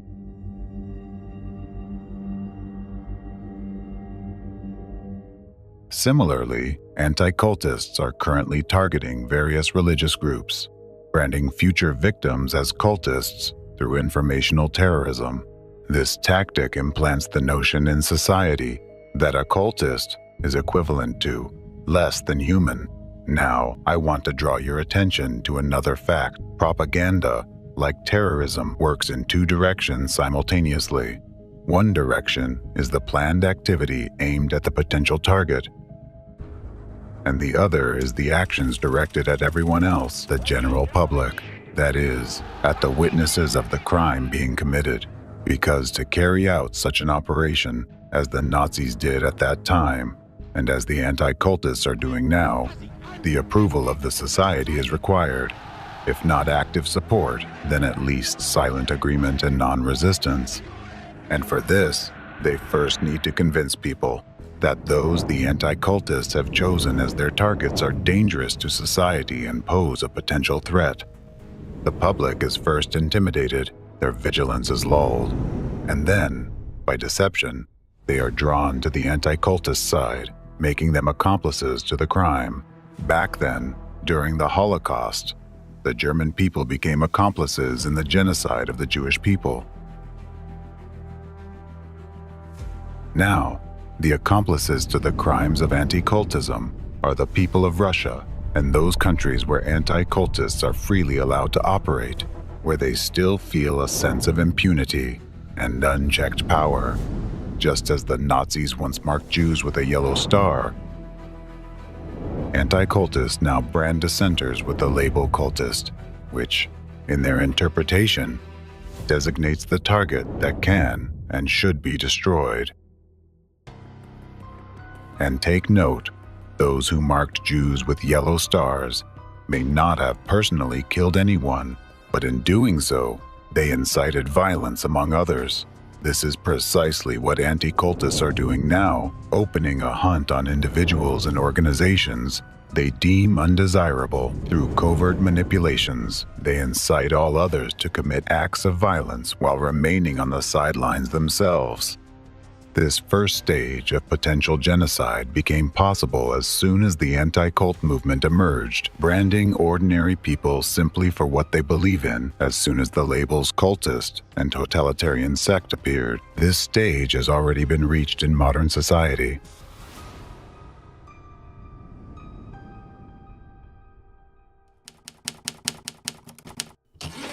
The second stage of a planned genocide is discrimination. This is when a branded individual or group is stripped of their human status as full membership of society, effectively ousting them from the social sphere.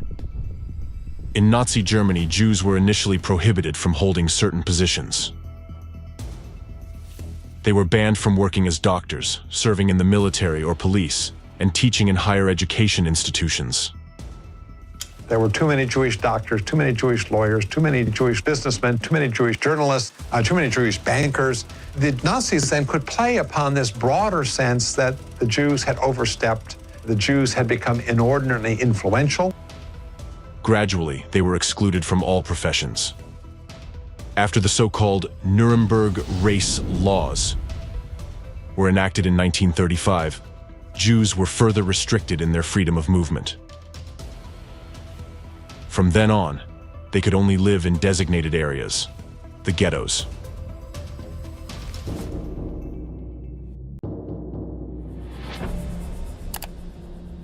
Today, people are already facing religious discrimination in countries where the anti-cultists have significant influence. For instance, leading European Union countries, Germany and France, have faced criticism for reviving practices that can be seen as religious purges. For example, Germany has implemented a practice known as the cult filter. This procedure requires individuals seeking employment or conducting business with government institutions and companies to confirm that they are not members of the Scientology Church, and do not apply methods developed by Ron Hubbard. Suppose the answer is yes, and the person does affiliate with the Church of Scientology, or has attended their lectures in the last 3 years. In that case, they will never be hired by a government agency, or even a private company or association that has contracts with a government agency. Such measures apply to a wide range of professions, such as tennis coaches, gardeners, IT experts, instructors, trash bag suppliers, web designers, translators, etc.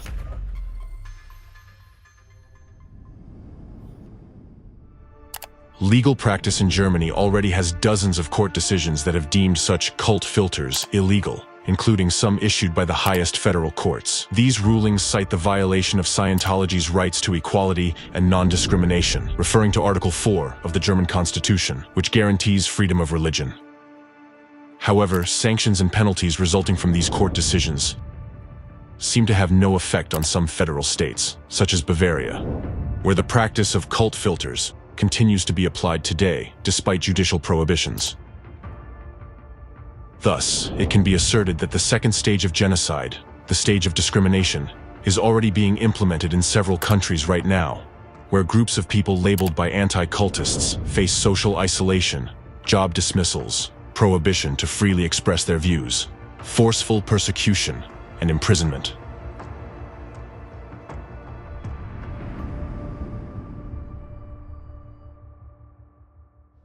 It is clear that to prevent genocide, we must eradicate discrimination and prejudice in all forms and combat the spread of hatred and hostility based on ethnic, religious, and other distinguishing characteristics.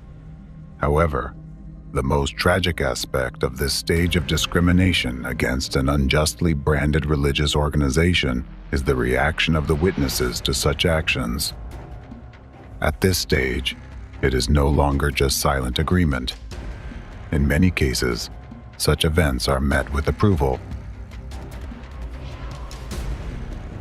By this point, the preliminary psychological conditioning of the masses has convinced them that these cultists deserve their fate, viewing them almost like carriers of a contagion that could infect others. The fear of being associated with cults, the fear of public condemnation, shame, and the fear of being isolated from society, just like the victims, compels people to approve of the discrimination against innocent individuals. Therefore, with each new wave of escalating tension around the targeted organization and each new information attack, fewer people remain who can objectively assess the situation and contribute to preventing genocide. Similarly, once the German population was convinced that if the authorities treated Jews in a certain way, it meant they deserved it. What was the reaction of the German people to the new discriminatory laws? People openly supported them, and public support for Hitler significantly increased. Similar laws are now being implemented in Russia, modern Germany, France, and other countries regarding representatives of religious minorities, whom anti-cultists have labeled as followers of totalitarian sects. These people are subjected to persecution, raids, forcibly coerced to abandon their beliefs, deprived of their freedom, and placed in labor camps. Notice that this kind of discrimination against individuals labeled as cultists in your modern society is already perceived as something quite logical and even natural. Mostly, these people are left to fend for themselves, and only these religious movements targeted by anti-cultists take care of protecting their interests. However, their efforts, all attempts to defend themselves against lawlessness and deliberate persecution, are not supported by other people, that is, society. The image of a cult prevails in people's minds over simple human qualities, conscience, and empathy for others' suffering. If you see something like this in your mind, know this: you are a potential victim of genocide. I remind you of the expression that accurately reflects the situation you are currently in. First they came for the socialists, and I did not speak out because I was not a socialist. Then they came for the trade unionists, and I did not speak out because I was not a trade unionist. Then they came for the Jews, and I did not speak out because I was not a Jew. Then they came for me, and there was no one left to speak for me.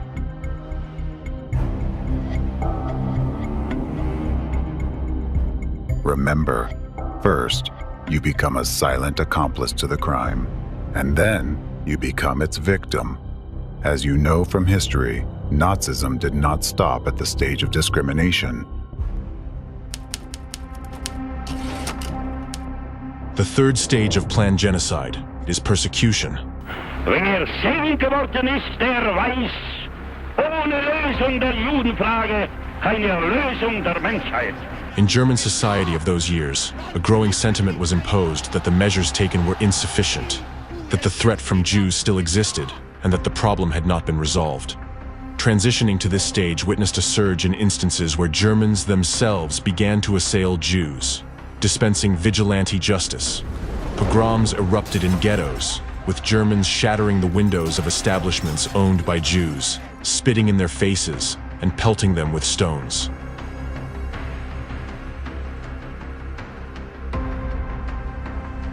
And mind you, Nazi propaganda didn't rely on facts and logic. Its aim was to evoke maximum emotion, to intimidate, to instill a perpetual sense of alarm, and to direct people toward an enemy upon whom they had every right to vent their fury, to release the pent-up tension.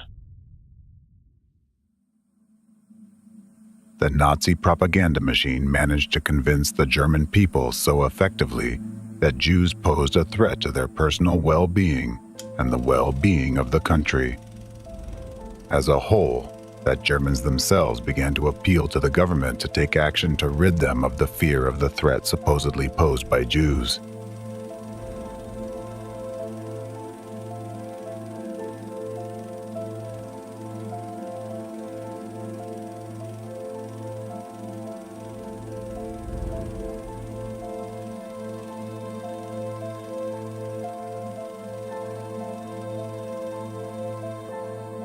Ultimately, the Nazis resorted to open persecution.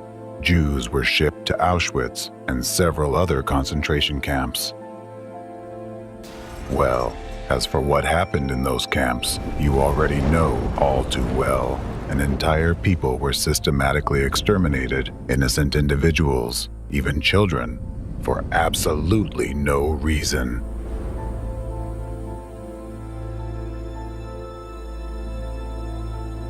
And just as unjustly, millions of dissenters are now under threat, because until the final stage, the climax of events, there remains just one step.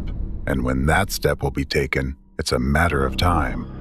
The entire process from the rise of Nazism, from the first acts of discrimination against Jews, to the first mass execution in a concentration camp, did not take much time. Today, the anti-cult movement, as a branch of global anti-cultism, has been around since 1993, roughly 30 years.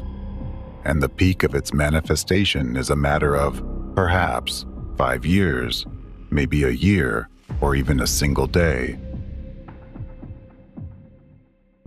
And I'm not exaggerating. It all depends on the bridges they have already built, the behind-the-scenes political maneuvers they have conducted, and the tactical and strategic steps they have taken to close this trap. Right now, anyone labeled by anti-cultists as a cultist is a potential target, just like the Jews who were once herded into gas chambers to suffocate or had their skin stripped off alive to preserve its elasticity for the gloves for some high-ranking official. Do you think such things can't happen in our time? You simply don't know what anti-cultists are already doing today.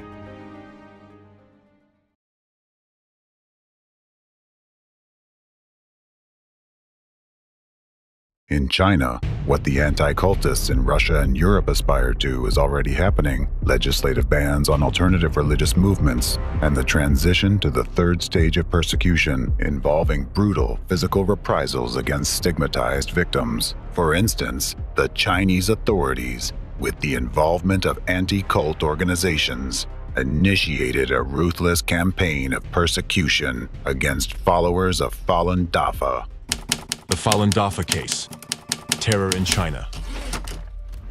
Falun Dafa, or Falun Gong, is a religious movement that emerged in the early 1990s, based on traditional Chinese Qigong health exercises, and quickly became very popular in China. The number of practitioners grew rapidly, and by 1997, it numbered tens of millions of people. The practice of Falun Gong was independent of party control, which is an unprecedented phenomenon in China. This led to tense relations between the Falun Dafa movement and the Chinese government. State media and the propaganda apparatus were mobilized to demonize Falun Gong, turn public opinion against it, and legitimize further persecution of its members.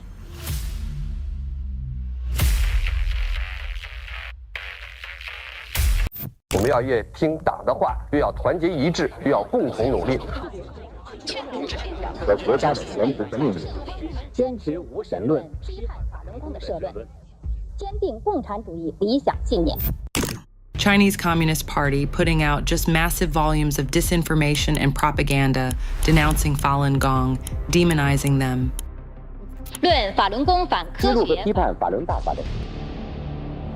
Just as Dvorkin introduced the term totalitarian cult into active usage, the Chinese authorities of that time incorporated the terms cult and evil cult into their discriminatory rhetoric. In these regions, such terms carry very negative connotations and are associated with a specific negative historical context. This seemingly insignificant yet very effective tool allowed them to initiate one of the most brutal hate campaigns in their history. This is that very first stage, the same one the Nazis started with. For a long time, Falun Gong practitioners believed that the media writing defamatory articles about them simply did not understand the essence of their movement. However, it soon became apparent that this was an organized and deliberate campaign of harassment. The events that followed took a tragic turn. In 1999, the Chinese parliament passed the resolution on banning heretical cults. This decision meant that the Falun Dafa movement and any other unofficial religious movements were now prohibited by law. The law also stipulated that those who allegedly committed especially serious acts within cult organizations would be subject to imprisonment for 7 years to life, or even the death penalty. Although the law did not explicitly mention Falun Gong, it was clearly aimed at its practitioners. After the resolution was passed, a wave of repression began in the country. Falun Gong practitioners were arrested, imprisoned, and sent to labor camps where they were subjected to cruel treatment, beatings, torture, and as it was later revealed, forced organ harvesting for subsequent transplantation in Chinese clinics. This was conducted on a scale comparable to industrial production.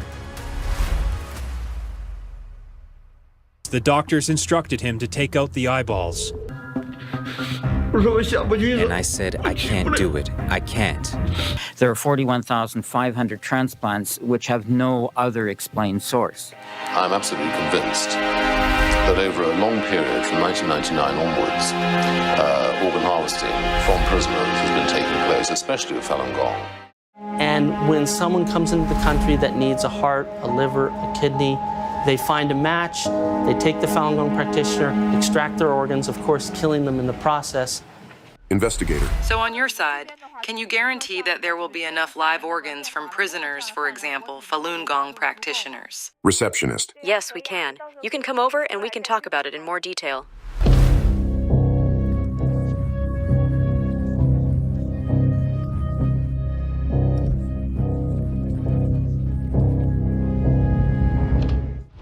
Simultaneously, there was round-the-clock propaganda in the media, book burnings, and a purge within the party ranks to eliminate potential sympathizers or supporters of the Falun Gong movement. To eradicate Falun Gong, a special agency called Office 610 was established by order of the former leader of China, endowed with a wide range of powers. Agents of Office 610 were not bound by any laws in their use of methods to force Falun Gong practitioners to renounce their beliefs. This lack of restrictions allowed them to employ ruthless torture, which led to the death of many Falun Gong adherents. Chinese lawyers compare Office 610 to Hitler's Gestapo in terms of its functions. More than 3,500 deaths of Falun Gong practitioners have been documented and recognized as resulting from the repression. The officially registered number of those imprisoned for practicing Falun Gong exceeds 100,000. Unofficial estimates suggest that the actual figures could be much higher, considering the strict information control in China and the real danger faced by those attempting to investigate law enforcement actions.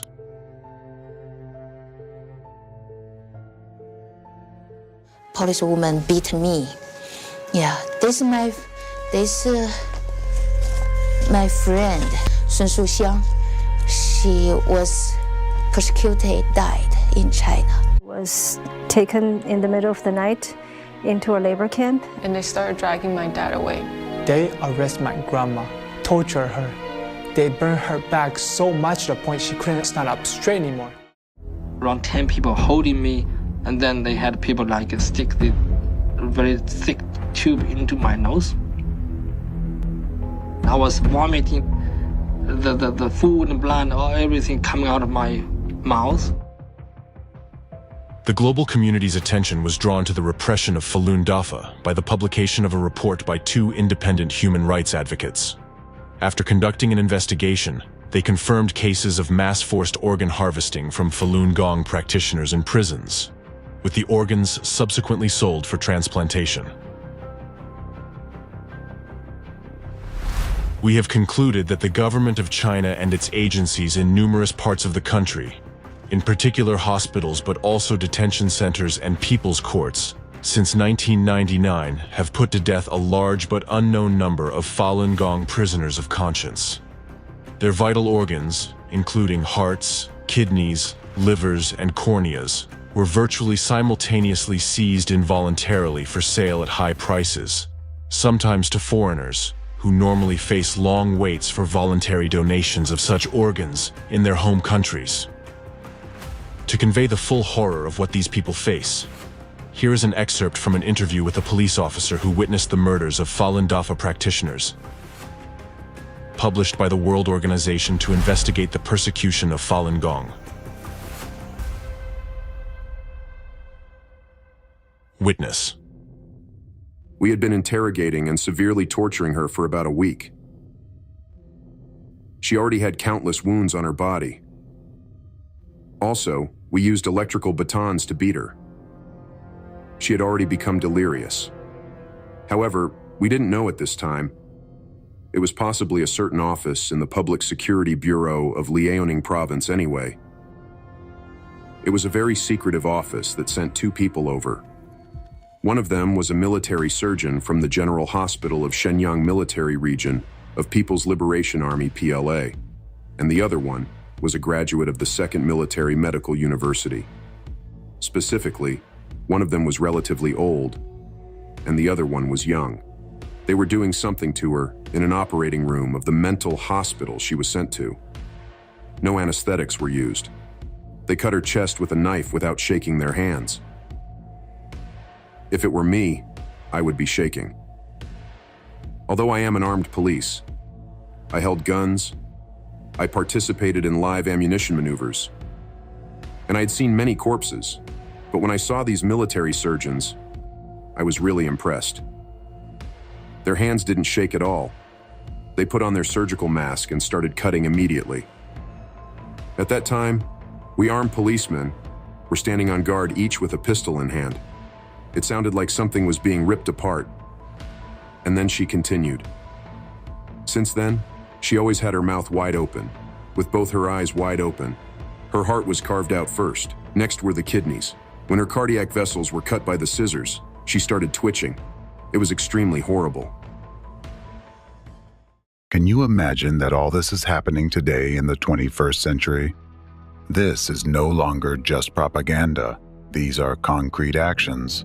Looking at this example, you can see the ultimate fate of a person branded as a cultist, stripped of their legal rights and freedoms, and deprived of their human status.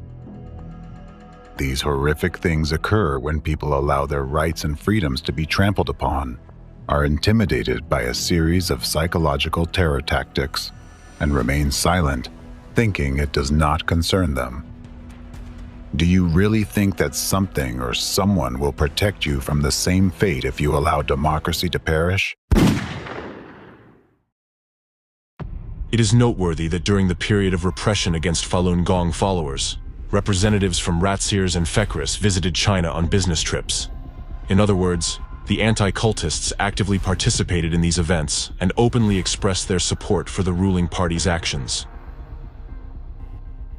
Some members of the French group CCMM associated with Fekris were invited to a conference in Beijing in 2000, whose primary purpose was to criticize Falun Gong.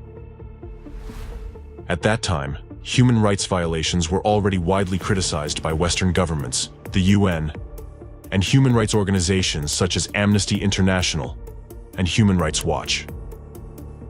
Nevertheless, Fekris members cooperated with the Chinese authorities in denouncing Falun Gong without hesitation. Similarly, their Russian counterparts, represented by the ideological center of the anti-cultists and its leader Alexandr Dvorkin, did the same. The cooperation between Russian anti-cultists and their Chinese counterparts began at the very onset of the discrimination against Falun Gong practitioners in China. In 2001, Zhang Baichun, a Chinese specialist in cults, visited Nizhny Novgorod. He participated in an anti-cult conference organized by Alexandr Dvorkin and the Nizhny Novgorod diocese. One of the official purposes of his visit to Russia was to exchange experiences. However, what occurred during unofficial interactions and what instructions Dvorkin might have given to his Chinese colleague remains a mystery. In 2008, Alexandr Dvorkin himself visited China on a working trip at the invitation of the Chinese Association for Research of Cults. During this trip, he appeared in Chinese media and spoke about the allegedly destructive and aggressive nature of the Falun Dafa movement. Thus, Falun Gong is a rigid totalitarian sect, or destructive cult, whose members are used by its leader in his vendetta against the Chinese government, while he himself is used by American intelligence agencies for their foreign policy objectives. Stated Alexandar Dvorkin in his report.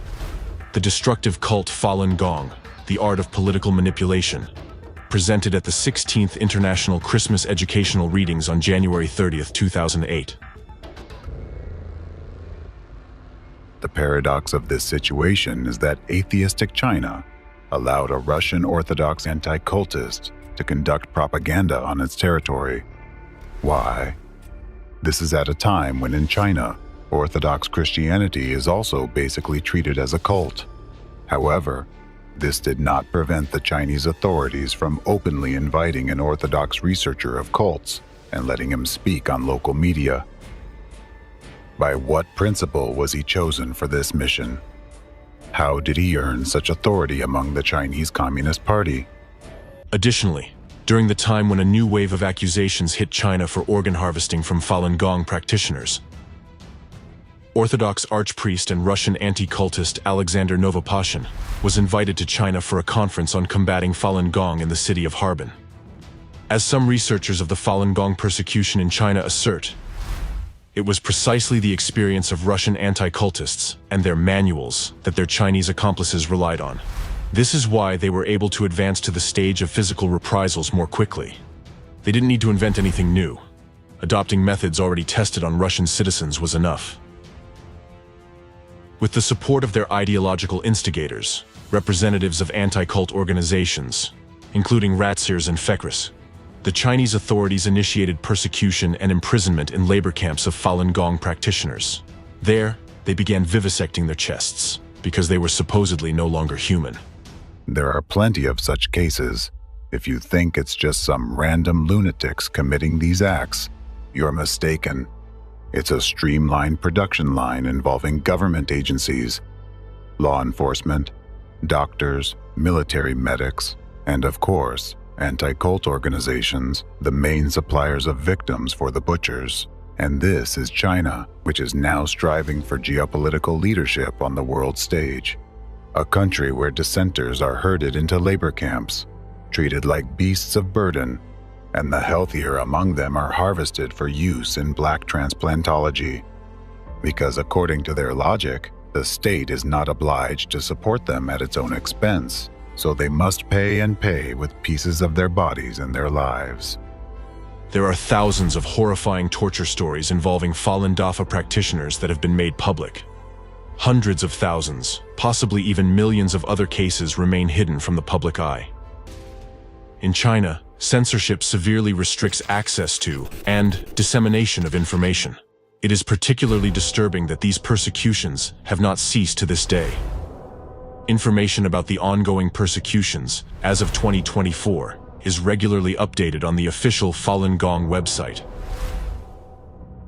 Thus, based on the grim experience of religious repression in China and the presented facts about the activities of the anti-cult movement in Russia and Europe, the true aim of these anti-cult organizations becomes evident.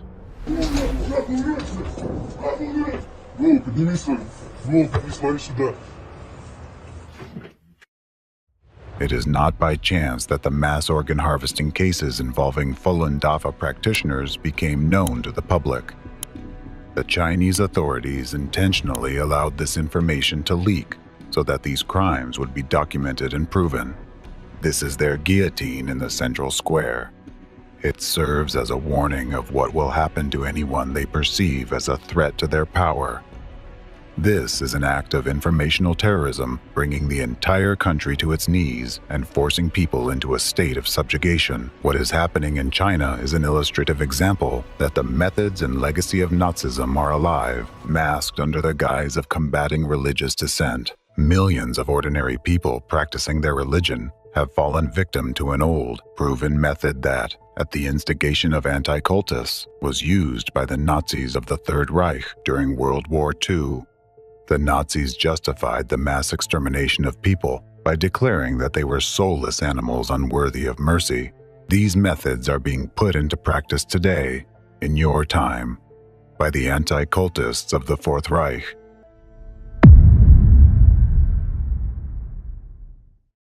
What do you think they have planned for those already marked with a yellow star? They have already targeted around 60 million members of religious minorities and have begun a planned attack on several secular and political organizations. The next person to be labeled a cultist, and therefore not a person, could be anyone. And God help you if you find yourself in their victim's place.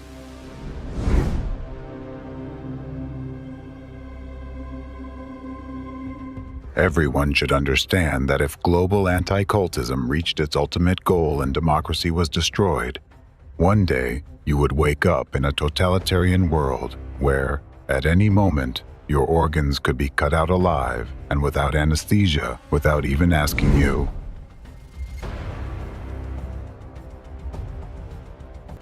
I have said it before and will say it again. If the freedom of speech is taken away, then dumb and silent we may be led, like sheep to the slaughter. Now is the time to regain your sanity and examine what is happening right before your eyes.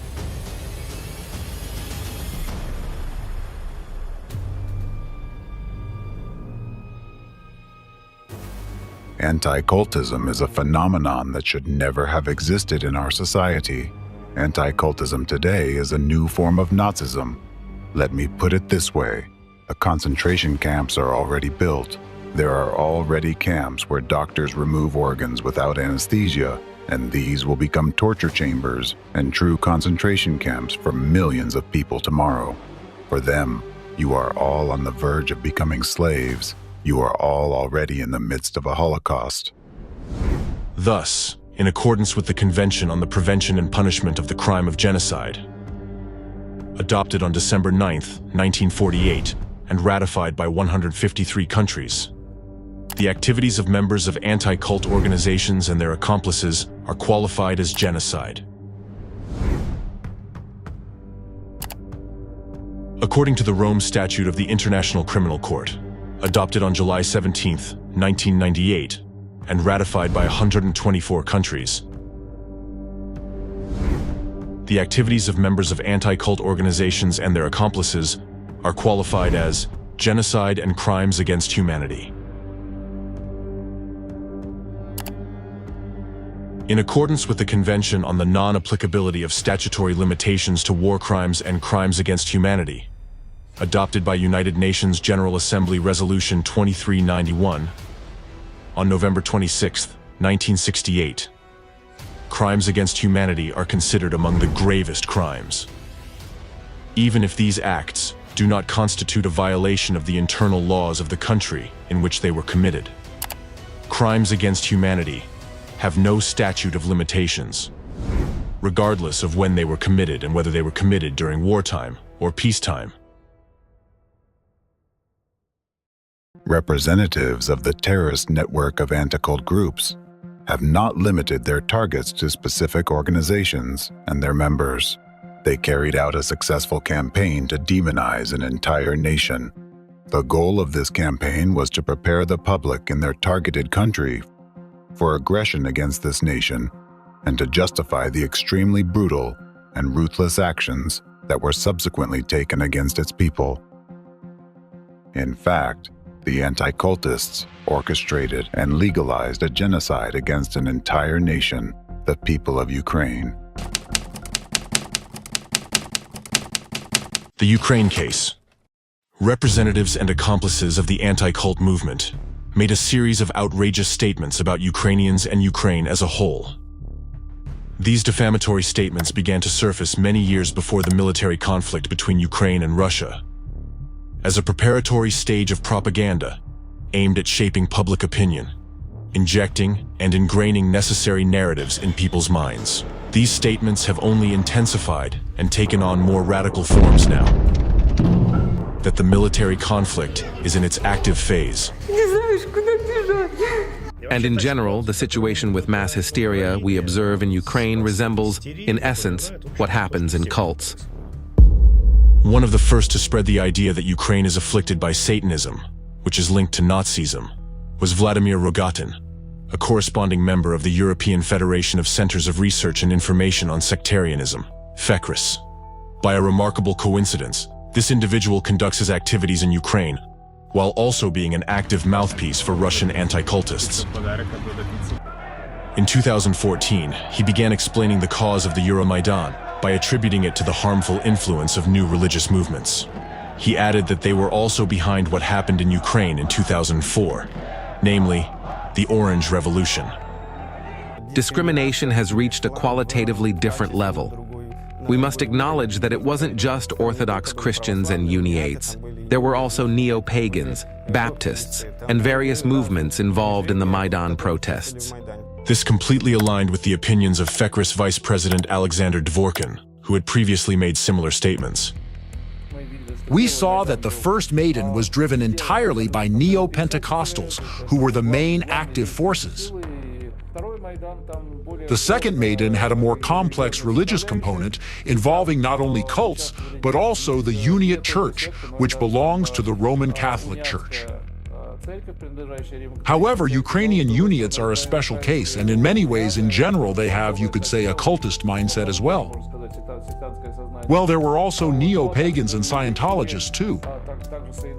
Similar sentiments were expressed by the Ratsir's Vice President Alexander Novopashin. So, what did the Ukrainians do? Or rather, their American curators and mentors?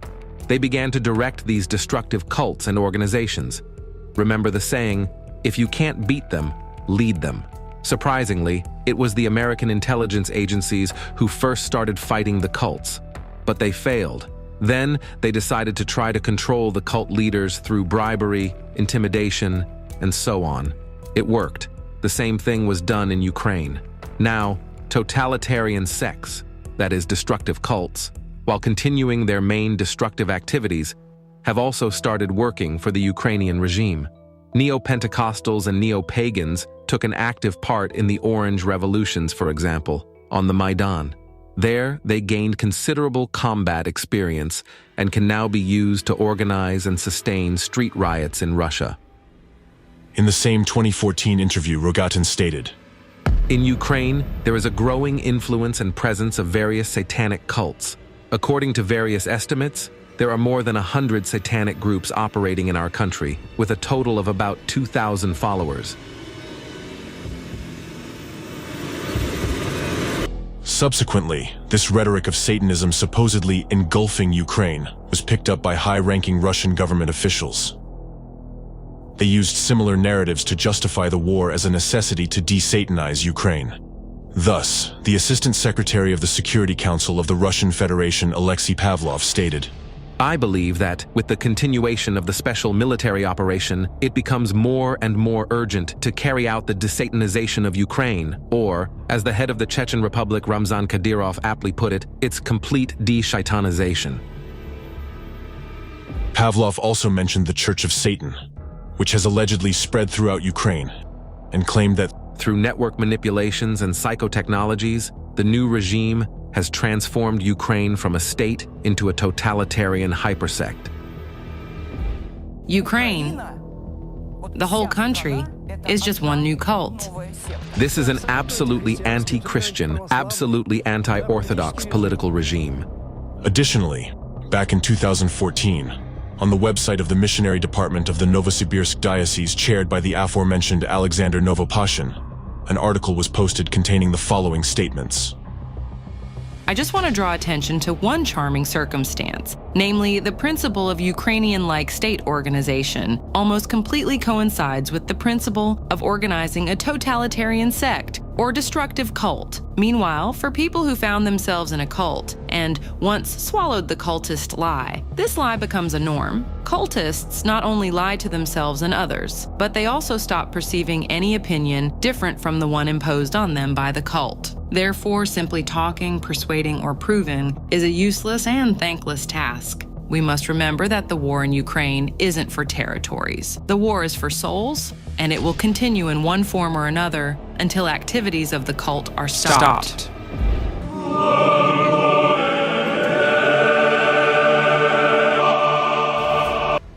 All this rhetoric is aimed at instilling in the minds of Russians the idea that the current military conflict is not just a war, but a holy war. It is clear that loving Ukraine, the Lord is now punishing it. And I'll repeat once again, in order to understand what is happening, you need to understand why the Lord is punishing Ukraine. Why exactly Ukraine? Ukrainians now hate Russians because Russians are merely God's tool. It's like a belt with which a father punishes his child. It's a holy war. It's a war for what we believe in. So I wouldn't be surprised if calls are voiced in churches and mosques. The rhetoric of a holy war is necessary for the state to justify its aggressive actions, in order to make people believe that their country and they themselves are fulfilling some sacred duty. The purpose of these narratives is to convince the public that a war leading to the destruction of the victim state, the deaths of countless people, and the destabilization of the entire democratic world is acceptable and even necessary. Most importantly, this global anti-cultism seeks to divert citizens' attention from how their own country, which initiated this war, is turning into a totalitarian state. In Ukraine, the disease is so advanced that it's no longer possible to cure it with any persuasion, negotiations, or anything like that. Only surgery is possible there. So the only response to those Nazi speeches may be the Soncepek weapon. It should all be burned down, absolutely. Someone may tell me, oh, that's not a Christian way. It is quite Christian. It's just the ethics for those people. They position themselves as pagans, excuse me. So let them get what pagans should. Not the New Testament ethics is applicable there, but the Old Testament ethics, that of Elijah the prophet who himself cut the throats of 300 servants of Balaam. With these ones, we should do the same. Destroy them without any doubt. Just the Old Testament ethics, and they actually understand this language only. Be this vehicle sanctified. In the name of the Father, the Son, and the Holy Spirit. Amen.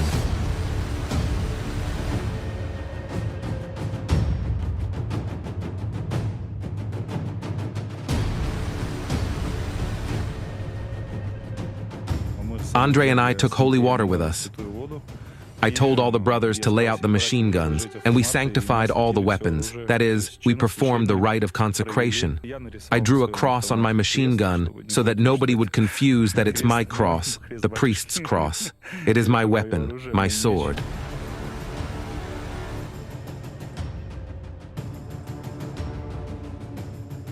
Моя мама 18-го похоронила Берлера из этой войны.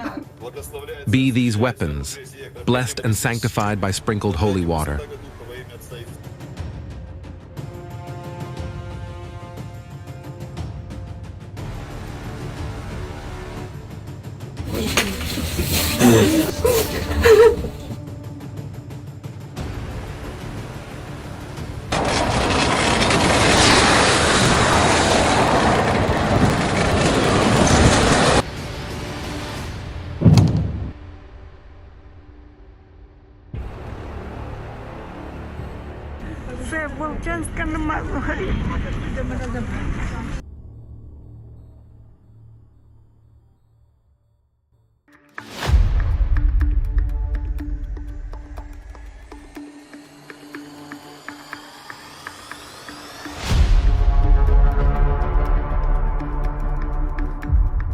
The final chord, which indicates the ultimate goal of a number of such rhetoric, is the statement of another Ratzer's leader, Archpriest Alexander Novopashin, who called Ukrainians cannibals. For me, they are all cannibals. I called them so because I saw them like that. These inhumans spill human blood, the blood of children and women, our blood. They devour people's lives and feed on suffering. So who are they? Cannibals. And all those who committed terrorist attacks on our land, whom I listed earlier and whom I didn't name, are cannibals. It is useless to put cannibals in a cage. They'll still remain cannibals, even if you keep them there all their lives. Therefore, cannibals must be destroyed. And these are the direct words of the leaders of Ratsirs, Fekris, and their accomplices, which manifest xenophobia, incite interethnic and interreligious hatred, and encourage the deprivation of life based on national and religious identity. Just as the Nazis, under Hitler's regime, declared the Jewish nation to be non-humans with the support of anti-cultists of that era, today's modern anti-cultists label Ukrainians as a cult, in fact, calling for the destruction of an entire nation, which tantamount to genocide. This is not a coincidence, but a deliberate action.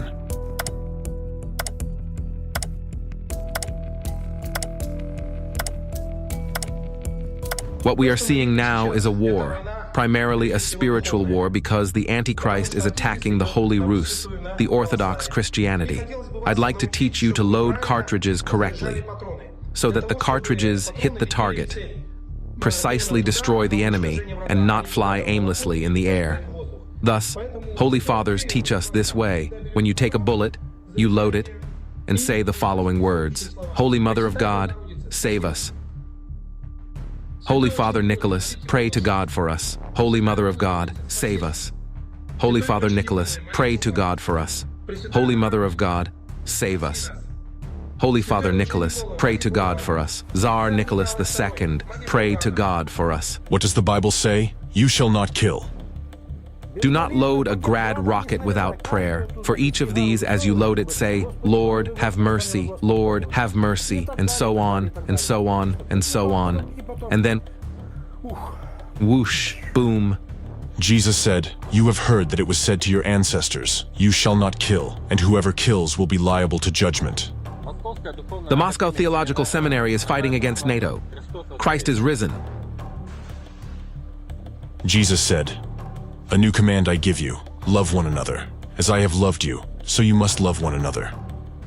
If a person dies when fulfilling this duty, then he, undoubtedly,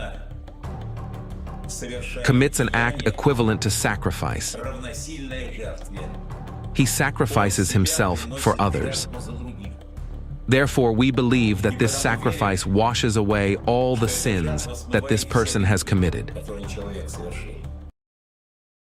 After everything you have seen, tell me, how should the public perceive these people? Representatives of Russia's front religion and their faithful anti-cultist proponents? Who are they in essence, when even at the highest level, the leadership of this organization, calling for hatred, violence, and killing, violates God's commandments just as the Nazis once did? When using the name of God, as the Nazis did in their time, they break Christ's commandments, justify sadism, and call for the destruction of peaceful, innocent people. Can this organization be called religious, let alone Christian? Can we consider them followers of Christ? Answer this now. Who is their God? And whom do they truly serve?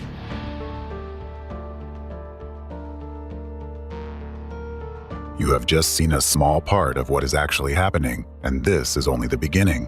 In labeling certain groups and individuals as cults and cultists, the ideological center of terrorist anti-cult gangs did not limit itself to specific organizations, citizens of their own country, and Ukrainian citizens whom they believe need to be destroyed. The anti-cultist narratives have long extended beyond Ukraine. Today, they have already labeled the United States, all of Europe, the entire Western democratic world as cults and have declared them to be Satanists. In order for the world to live in God's way and not in a satanic way, since they've already built a big satanic village with and without us, where there is one starry striped boss who teaches everyone to live in a satanic way. The Ukrainian political regime is certainly terroristic, extremist, and misanthropic. It is Nazi. The Z sign denotes a world where there is no place for Nazism and Satanism. Ukraine is rapidly rolling downhill, according to the plans prepared by Western and American experts. The special operation on denazification is carried out not just to destroy the Hydra in its lair. We defend the whole Russian world. We defend our civilization. We defend Russia from this evil, from the anti-system. Because if we don't do that, This infection might spread very widely, like a cancerous tumor. There are no societies that have developed 100% immunity against it. We can see that in the West. The complete denial of a human, faith, and traditional values. The suppression of freedom takes on the characteristics of an inverse religion, outright Satanism. And the war is not yet lost. It is very important that our country, which relies on its centuries-old spiritual and cultural tradition, having formed its own code of moral values, be capable in some sense also of leading this resistance. I will say an incredible word now, against the Antichrist. Today, I believe that I am acting in accordance with the will of the Almighty Creator. By defending myself against the Jew, I am fighting for the work of the Lord. Adolf Hitler, 1925. Mein Kampf. As you can see, the public actions of anti-cult organizations' representatives lead to tragic events that occur sometime after their information injections.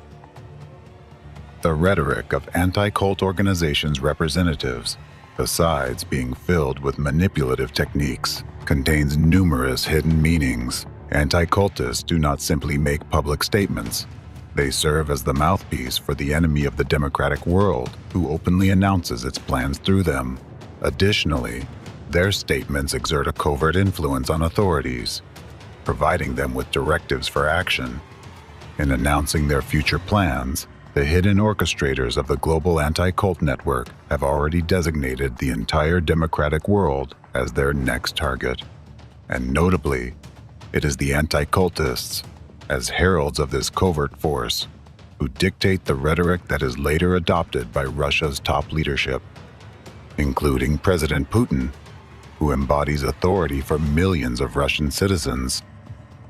To understand what the hidden enemy has already prepared for each of you, listen carefully to what this person, echoed by President Putin, has to say. But if the question, when will all this end, is asked of me as a priest, then my answer is never. Once Ukrainian Nazism is dealt with, another aggressor country will emerge through which the USA will begin to threaten Russia.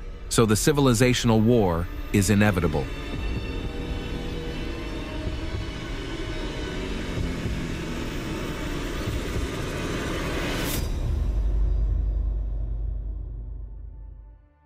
As you heard, he explicitly said that a war for civilization is unavoidable. Do you know why he said that? He said it because he knew that both America and Europe would soon be mired in civil war.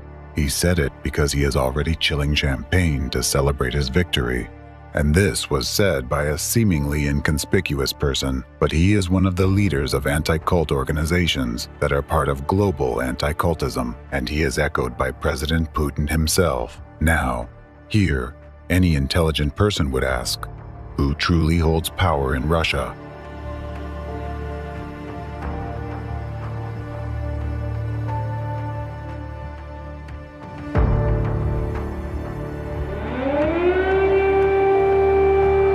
Я не хочу, чтобы я умирала. Хочу, чтобы быстрее это все закончилось.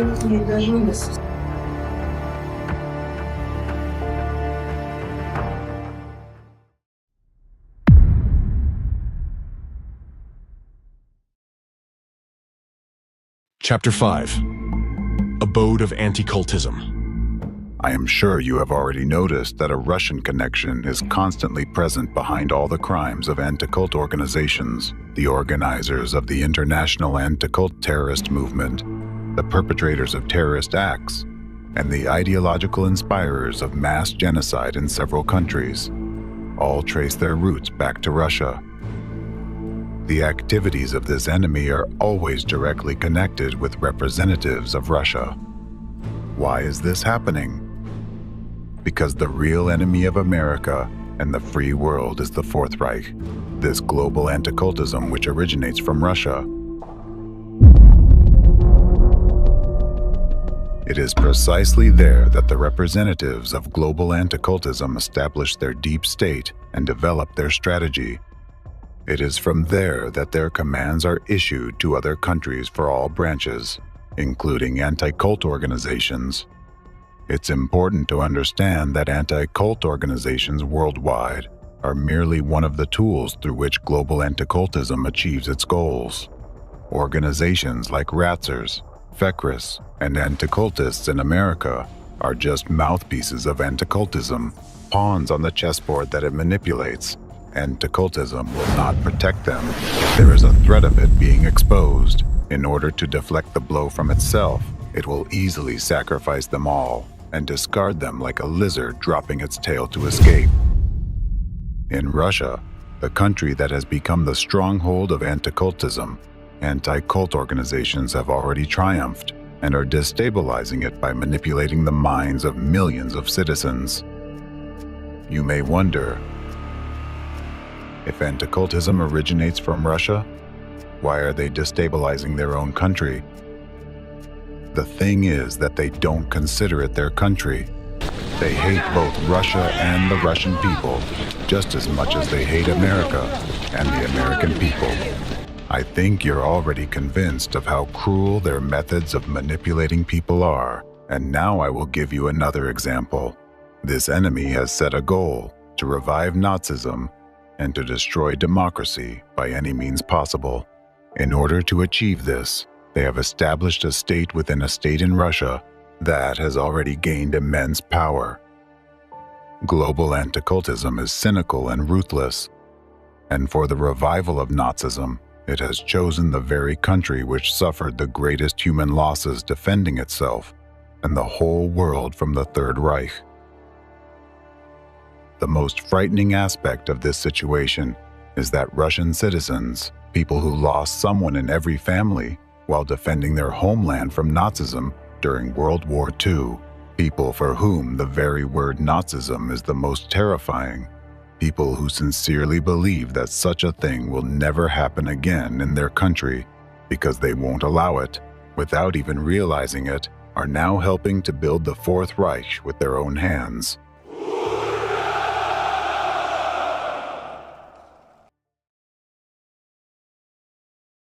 Russia is just a convenient testing ground for the anti-cultists, where they refine all their methods before using them in other countries to take control of the entire world. Anti-cultism and anti-cult organizations hold immense power in this state. They have managed to alter the Constitution to suit their needs, took over government authorities, and made Orthodox Christianity their titular religion. Anti-cultism is behind Putin, manipulating him for a very long time. From time to time, representatives of anti-cultism even publicly remind Putin, who is really in charge of the country, and warn him about the consequences if he doesn't follow their directives. One of the numerous examples is Alexander Novopashin's commentary on Putin's election program back in 2012. Excerpt from Alexander Novopashin's commentary on President Putin's election program. Whatever the case, we still have to vote based on what politicians declare in their programs. Not all of them speak about morality and spirituality today. Therefore, it is heartening to hear this from Putin, especially after he wished in his New Year's address that the dragon would bring something to us. By the way, the coming year is the year of the dragon, according to the Eastern calendar. I was actually born in the year of the dragon. As a rule, these have always been fortunate times for us. I hope this time too, the dragon will bring luck, well-being, and prosperity to every Russian family, to all our citizens. That really shocked me back then. If a man wears a cross, how can he appeal to some fictional beast instead of the Creator and wish its help for his people? Moreover, what do Chinese superstitions have to do with our history, traditions, and culture? Why is this being imposed on us? So, God willing, Putin's words about traditional spirituality will be followed by actions, and there will no longer be concessions to foreign phenomena like rats, dragons, pigs, and other superstitions. I want the campaign words to be sincere, and I want the politician to be consistent in implementing them. Otherwise, he will have no respect either in contemporary society among his fellow citizens or from future generations.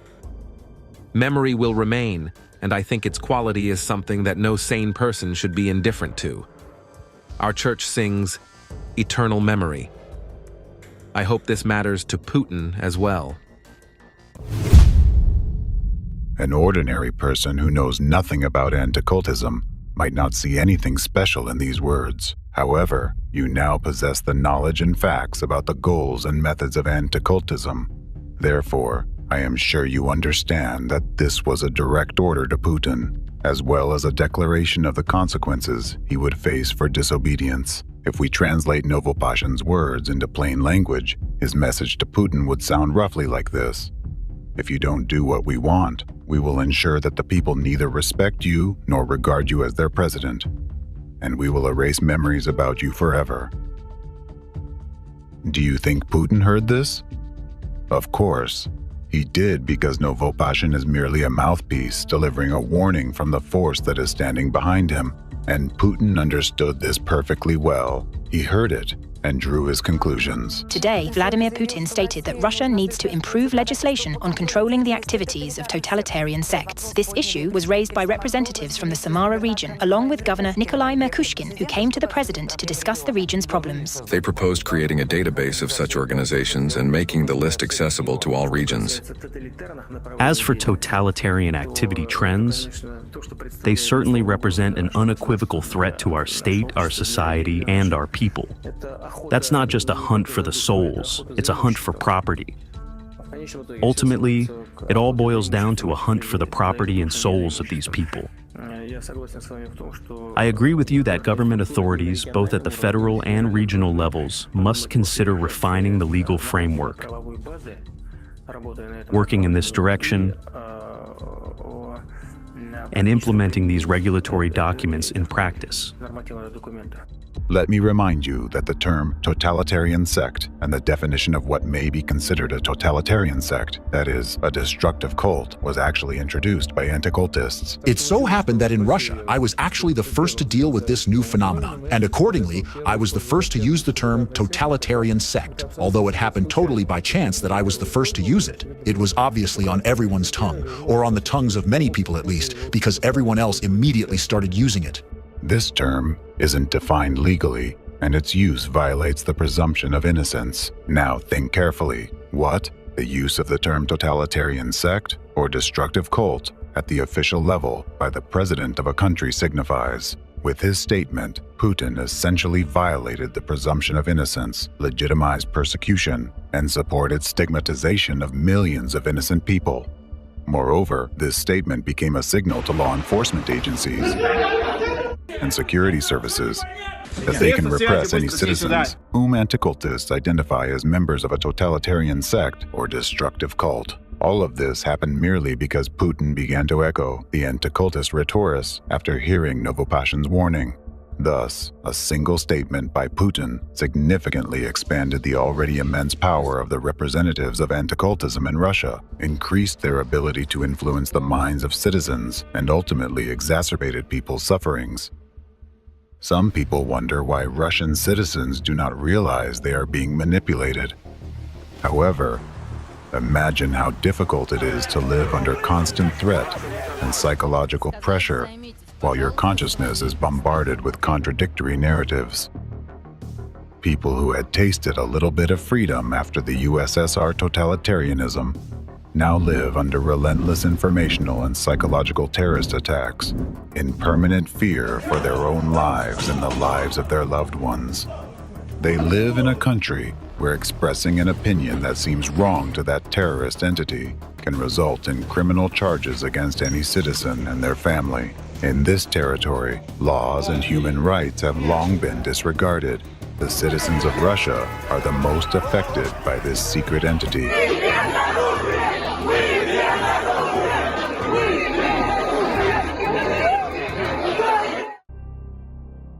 Just as anti-cultism has its own state within the state, in the same way they have their own grouping within Orthodox Christianity, which by its actions poisons the very essence of this religion. Having infiltrated Orthodoxy, they use it to fight other religions and associations of people under the directive of anti-cultism. Thus, They have made orthodoxy their titular religion and got even more power into their hands, which they use to influence the consciousness of Russian citizens and subordinate them to their will. Ratsers has become the main tool for that secret entity to conduct its criminal activities and manipulate public consciousness. It is easier to influence believers since the topic of God is sacred and valuable to them. Sermons and lectures by church representatives contain destructive imprints that are beneficial to that entity and bypass people's critical thinking, penetrating directly into subconsciousness. Death in the war is better than any other deaths. It's the best of all deaths. I'll tell you that people usually die like pigs, choking on vomit. They eat, drink, get drunk, fall under tables, throw up, and choke on their own vomit. Their manipulation of people's minds can easily be traced if you carefully listen to their narratives. A recent extremist article by a Russian archpriest serves as a striking example of such an informational act of terrorism. Excerpt from a lecture by Ratsier's representative Protoyerius Vyacheslav Pushkaryov, titled Peacemaking and Theological Dialogue with Non-Orthodoxes No Longer Makes Sense. We, Orthodox Christians, always stand for peace among nations and opinions. We are the true peacemakers, as is the Russian civilization we have created. However, we are experienced peacemakers with a 1,000-year experience. This experience has taught us that not all means are acceptable and not all people are suitable for achieving our goals. This means that we should not rely on government officials or the people who live outside our church. We pin our hopes only on the body of Christ and the Holy Spirit, the Comforter who dwells in it until the end of time. We are the only true statesmen, not in the state, but within ourselves, from the fullness of our heart. We are free from nationalism or partisanship, but we propagate the chosenness of the Russian Orthodox spirit, which alone is state-forming, and we defend it to death. Therefore, in order to maintain peace, we do not need preliminary negotiations with pseudo-clergymen and heretics about the smell of their and our socks, and we do not need their instructions on how to live, because we've had all the answers for a long time, and they are already in practical application. It wasn't us who split from them, but they split from us. They are not the church, but only we are, and the gates of hell have not prevailed against us, and according to Christ's prophecy, will not prevail.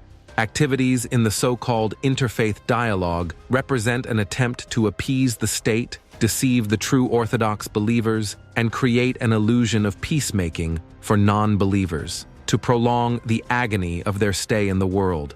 That's a business which has nothing to do with the divine act of peacemaking. Those among us who don't understand this and indulge pseudo-clergymen only inflate their self-esteem and prolong their convulsions, harming us and themselves at that. This article is a clear example of an informational terrorist act. It is structured according to a special manipulative scheme, so as to instill the desired narratives in the minds of those who read or hear it. In the article, the Protoyerius first tells believers that Orthodox Christians are peacemakers and always stand for equality and peace among nations and opinions. However, he then abruptly says the opposite. He claims that Russian Orthodoxy is chosen by God, and believers must defend it to death. Finally, he asserts that it is the only true church, and that interfaith dialogue and any negotiations with representatives of other faiths are meaningless because they merely prolong the convulsions of other denominations. Please note that he uses the word convulsions, and earlier also the word agony, implying that other denominations will perish anyway. This method of presenting information is a special manipulative technique used by anti-cultists to impose their desired narratives on society. How does it work? When a person hears statements that contradict and exclude each other, that causes a disruption in his consciousness. At the moment of disruption, the main message is communicated, which penetrates directly into the person's subconsciousness. This information becomes a command that the listener will remember and follow as a guide for action. In case of the aforesaid appeal, the command that a person will remember is the Protoyerius's final message. That dialogue and any negotiations with dissenters are meaningless because they are already having convulsions and doomed to death. Manipulating people's minds in this way, anti-cultists can instill any narrative they want and make them do anything they want. Just like the Nazis, anti-cult organizations use the rhetoric of chosenness and superiority of some people over others. For example, Ratzer's representatives claim that believers in Russian Orthodox Christianity are chosen by God. We believe in the one holy apostolic church, which is the same church that Christ himself founded. It is the only church that has fully preserved Christian life, Christian tradition, and Christian teaching. And there is only one way to unite: if all the rest join orthodoxy. We have to remember that cults are always fake. Cults are always a sham. They falsify the original. They alter the original. But the thing is that if there is a fake, hence there must be an original. All of us should remember that there is the original and how we should study it.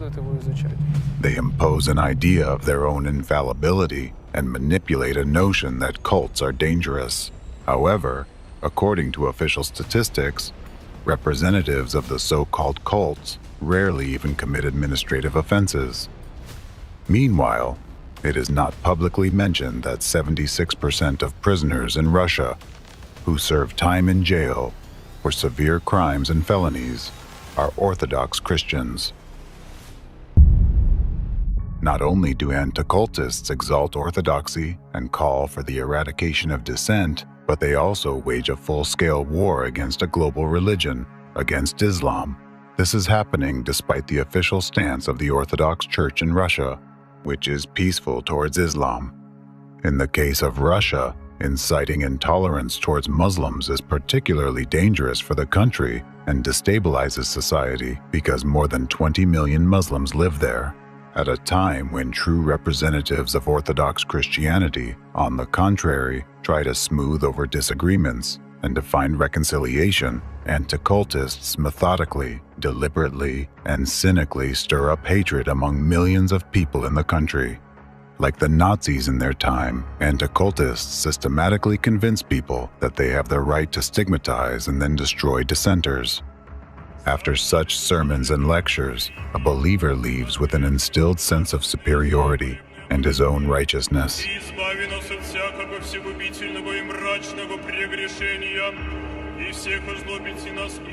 This creates a perfect foundation for the terrible offenses people later commit under the influence of anti-cultists.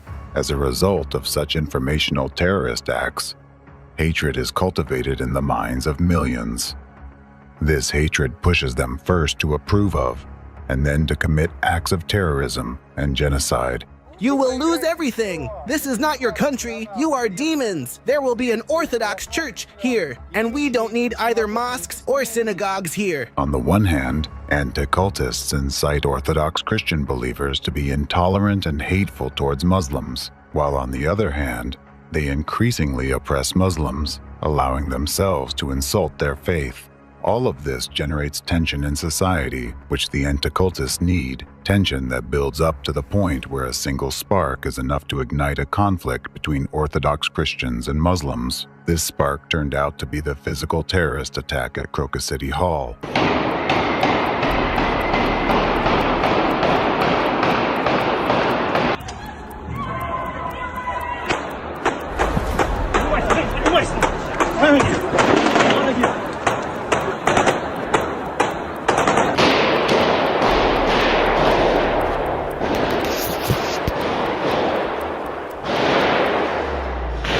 Мы находимся на концерте в Крокус-Сити. Здесь происходит какая-то стрельба, куча народу бежит, все орут, кто-то стреляет здесь.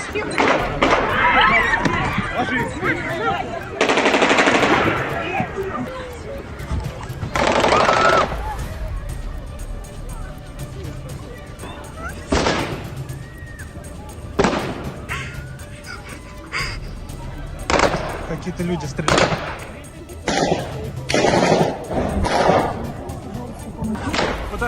Подожгли зал. Зал горит. Подожгли нас. Нас подожгли. Нет, там тупик. Там тупик. Там тупик! Вниз!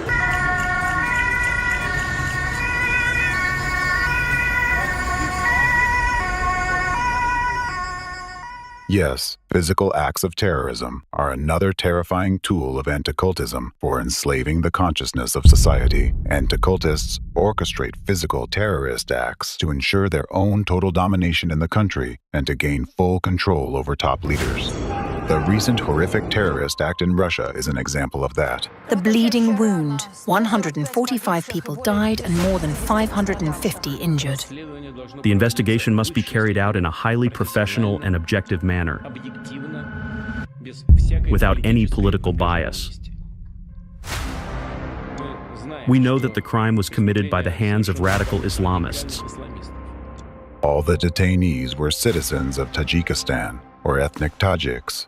Since these people are Muslims, it can be said that an undeclared war against Islam has begun.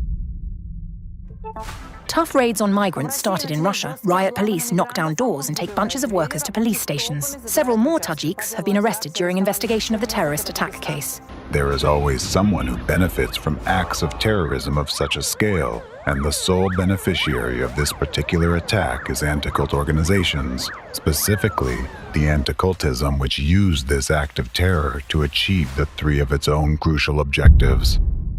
Objective number 1, strengthening the position of orthodoxy as the titular religion. With the terrorist attack on March 22, 2024, anti-cult organizations literally brought Islam to its knees, significantly weakening a religious competitor on their territory.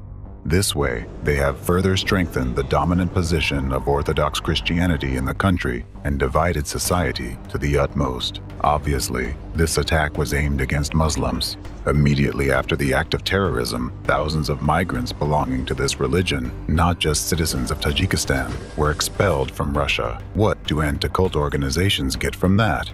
They have instantly and for long got rid of dozens of thousands of freedom-loving people who at any moment could demand compliance with their rights, thereby threatening anti-cultist total power.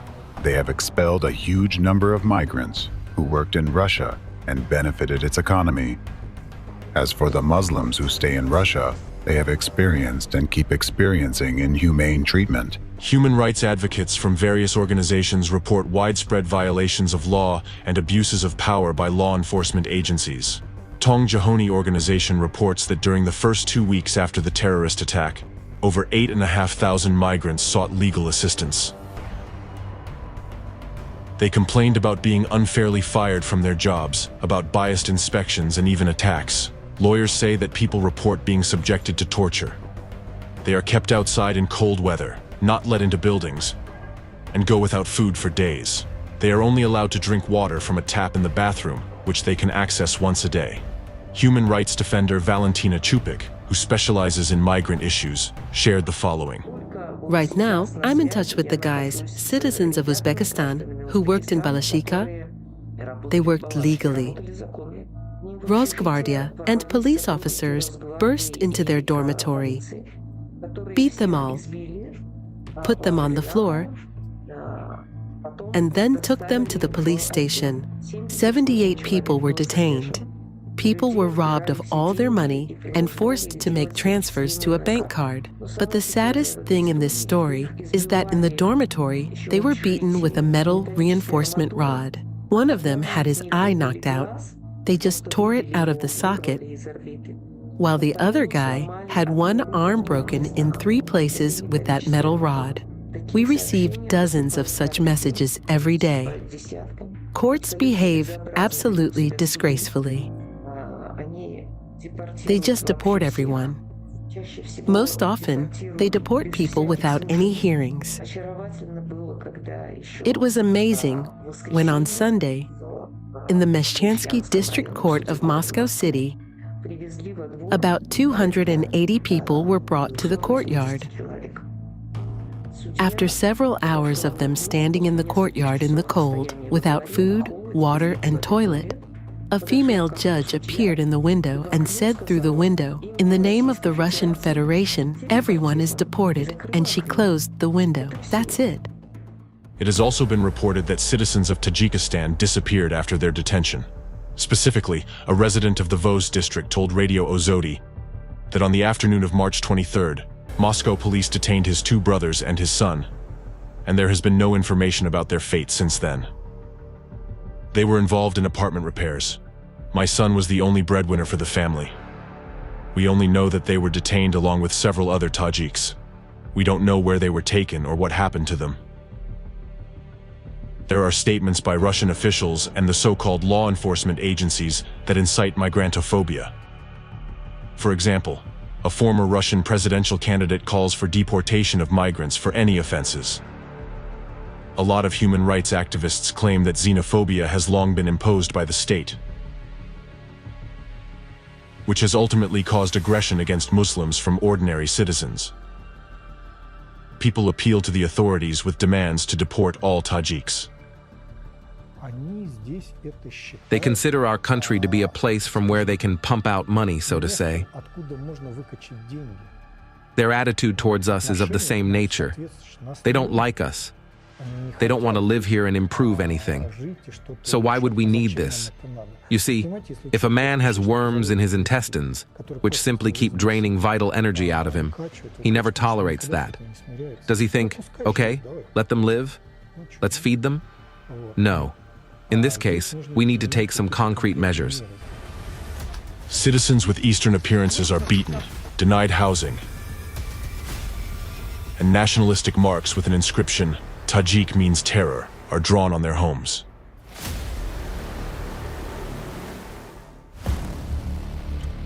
Persecution of Muslims involves the same methods as the Nazis used when persecuting Jews.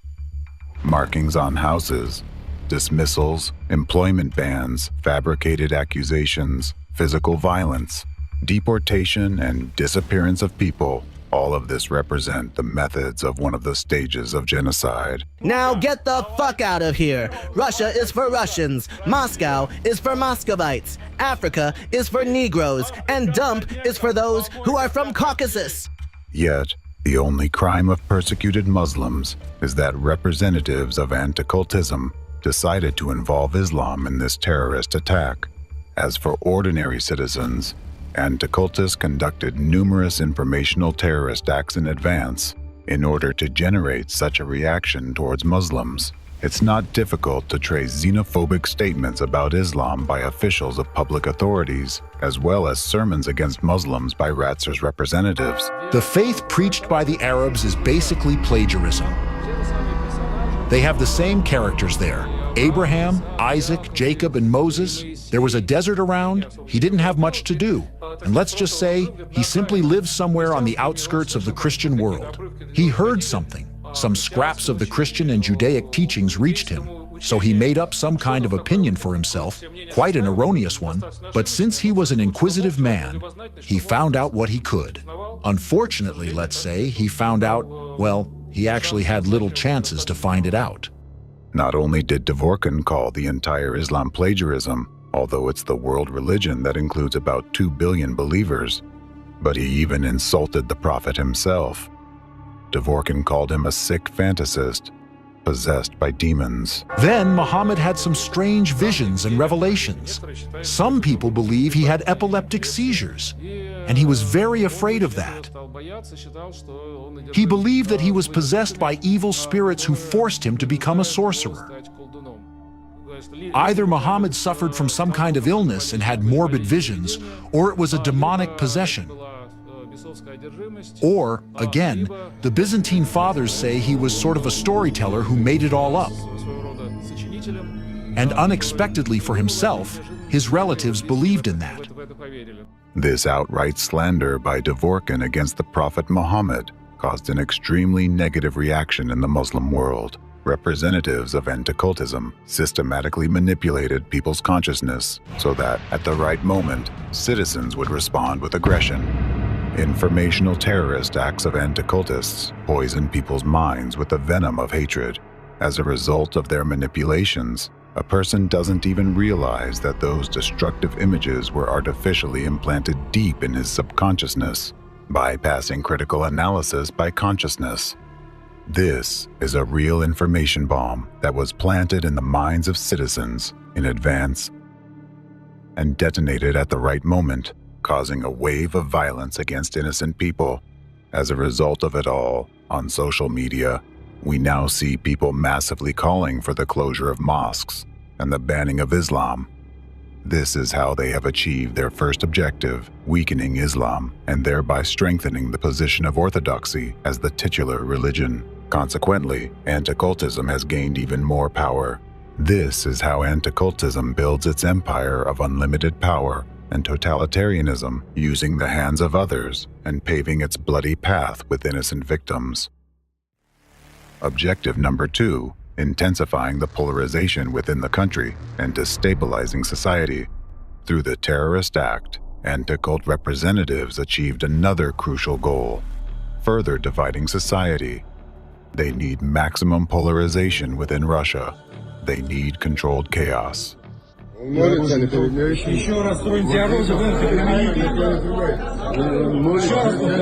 Because it is precisely under conditions of controlled chaos that they can fully control the ideology of the masses and manipulate the ruling power. Objective number 3, a blow to Putin's authority. In Russia, for many years, there has been a phenomenon called leaderism, where all power in the country is associated with one person. This means that an attack on Putin personally and his discrediting is an attack on the entire ruling power, and it's discrediting in the eyes of millions of people. And as you recall, the ultimate goal of terrorism, which anti-cultism conducts in any form, is to create a sense of helplessness and fear among millions of people in order to destabilize the population as much as possible and strike at the government and the state as a whole. So how was this blow to the authority of the Russian president carried out? Putin often claims that he fights terrorism and guarantees the safety of his citizens. In this regard, responsible tasks are set before the units that ensure the protection of the constitutional order and fight extremism. Attempts to provoke unrest, interethnic conflicts, violate the rights and freedoms of citizens, use Russophobia, and any other ideology of intolerance must be strictly and immediately suppressed. However, immediately after the election results were announced, a horrific terrorist act occurred the very next day, and it happened in the very heart of the country. The anti-cultists calculated everything precisely. First, Putin was re-elected, a leader in whom the people had absolute trust. Then, the day after the election results were announced, the focused attention of millions of citizens on their leader was abruptly shifted to the terrorist attack unfolding before the entire nation. The entire country watched as defenseless people were gunned down, burned alive, suffocated from smoke, and died while hugging their children, unable to find an escape. The entire country saw a terrifying terrorist act that the leader they elected failed to prevent. Moreover, he did not even visit the scene of the tragedy. As a result, instead of confidence in the government and the elected president, many people began questioning this very president as a guarantor of safety. This was a very serious blow to Putin's authority, aimed at undermining public trust in him on one hand, and on the other, at showing Putin himself, who is really the boss in the country, and how easily he could lose his electorate and public support. The anti-cultists showed him that they could, at any moment, anger the masses and, if necessary, direct that anger against him. They demonstrated that they have enough power to not only destabilize society, but also, if needed, to spark a war between Christianity and Islam, plunging the country into the chaos of civil war. No one has ever put Russians on their knees, and no one ever will, because we are Russians. God is with us. God is with us. Moreover, this terrorist act gave the anti-cultists another advantage. They forced Putin to make significant personnel changes in the Russian leadership to put their own people in key positions. Representatives of anti-cultism have already infiltrated all the critical sectors in Russia. Just think about it. All these people are obsessed with their idea of totalitarianism. They are the ones standing behind the president of the country with the largest stockpile of nuclear warheads. In this regard, consider the precarious balance on which the existence of the entire democratic world now rests, as well as your own existence. Strengthening orthodoxy as the titular religion, polarizing society within Russia, putting maximum pressure on Putin, and expanding their power. This is what the anti-cultists achieved with just one terrorist attack.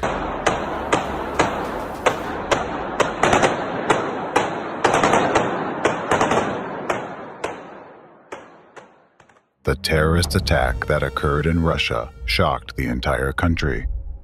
Considering the immense power anti-cultism gained through this attack, how this newfound power is already changing Russian and global society, and the terrifying consequences that are yet to unfold, it can be said that this attack in Russia is comparable to the 9/11 attack in our country, and this is no coincidence.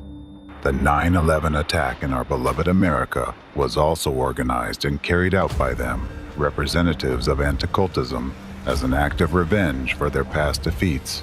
It is no coincidence that the 9/11 attack took place on the birthday of the creator and leader of this third force, Felix Dzerzhinsky.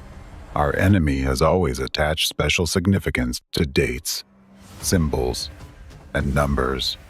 It was the representatives of anti-cultism who struck this devastating blow at the heart of our beloved America. They managed to implement this terrorist attack through their connections with Saudi intelligence. It is exactly anti-cultism that is responsible for all the consequences this attack brought to our nation. These consequences continue to affect our society to this day. They say the explosion in the Twin Towers happened long ago. But this terrorist act is not over to this day. Even today, this explosion echoes in our hearts. An explosion that took priceless lives and peace from us. An explosion that dragged us into a terrible 20-year war. An explosion that marked the beginning of division in our once unified society. An explosion that divided American history into before and after. The narratives of civil war that you hear every day today are all echoes of that same explosion. An explosion for which we blamed everyone, except the real beneficiary of this crime, the real enemy of the United States.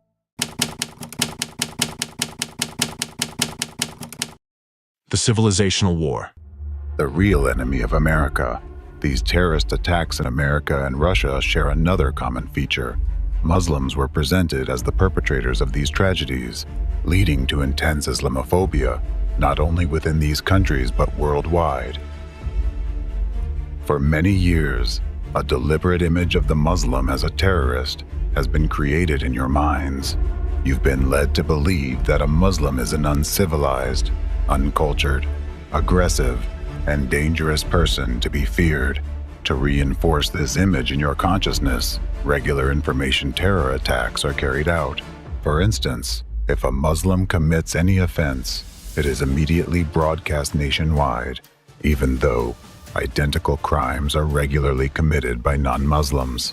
However, when it comes to Muslims, the media accompanies such news with additional commentary and reflections on the impossibility of living with Muslims in the same country. I'm sure you have noticed how, in many countries, mass media consistently highlight the differences between Muslims and the civilized world. You may often hear continuous narratives suggesting that peaceful coexistence with them is difficult due to supposedly different values, cultural and religious differences. Think about how often you hear opinions that your country would be better off without Muslims, that you, the local residents, have given them opportunities, while they behave ungratefully. Have you ever wondered why this is happening? Why is such similar rhetoric against Muslims conducted in different countries? All of this is a multi-year information terror attack conducted by global anti-cultism. As a result, relations between large Muslim diasporas and the local population in different countries are becoming increasingly strained. It's like a spring that is constantly being compressed. Let's consider where this might lead. In order to do this, you need to look at the situation in the world, taking into account the knowledge you already have. You know that global anti-cultism aims to establish a unified Fourth Reich. To achieve this, it continually destabilizes democratic countries, eroding laws and people's rights. As you may recall, the next target of the enemy is the division of the United States of America through civil war and the division of Europe. So, let's just assume that the enemy has succeeded in their plans, resulting in a divided United States and a disintegrating Europe. What do you think will happen next?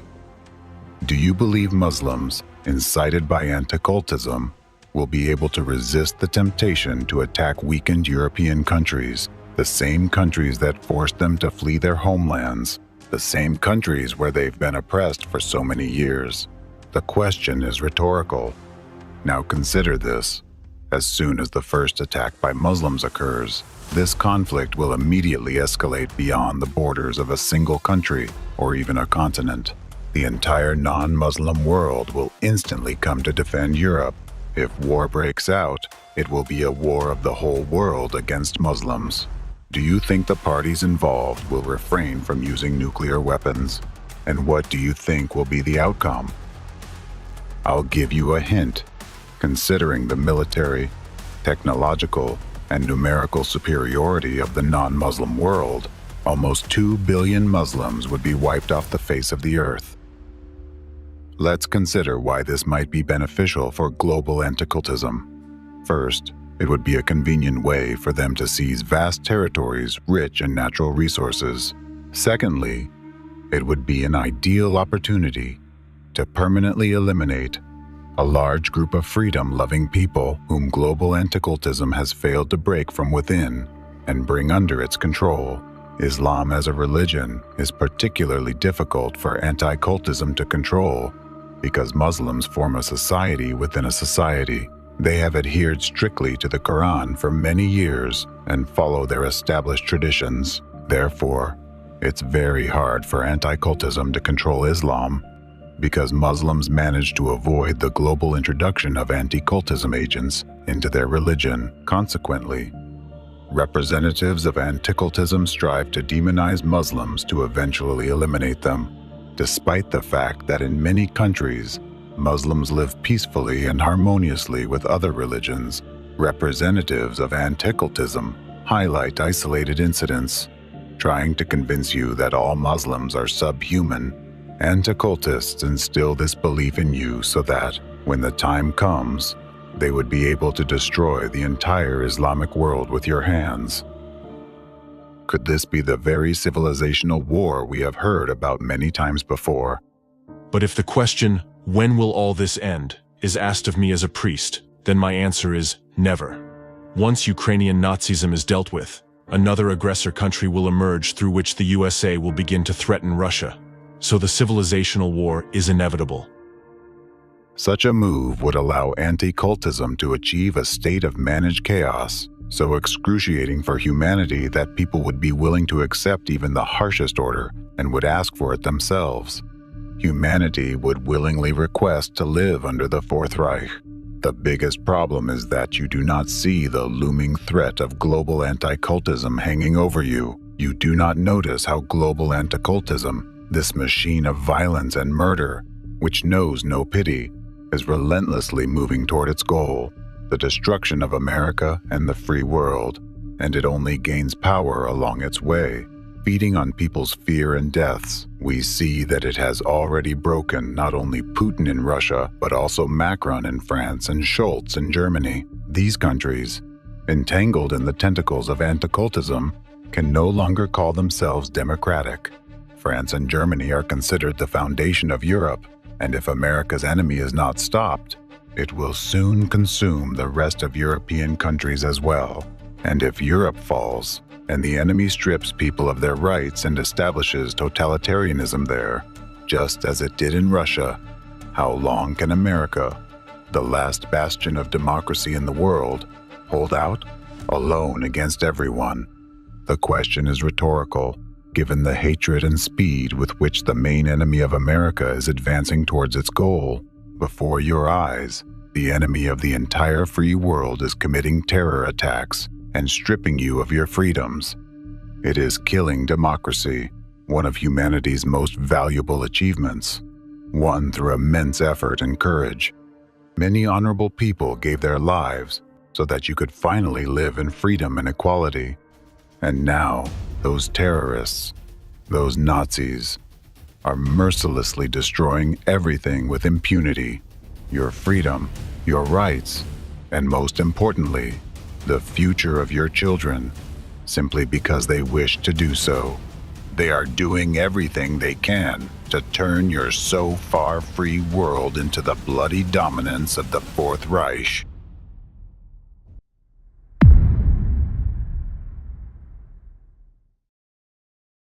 Chapter 6: How Civil War is Being Fomented in America.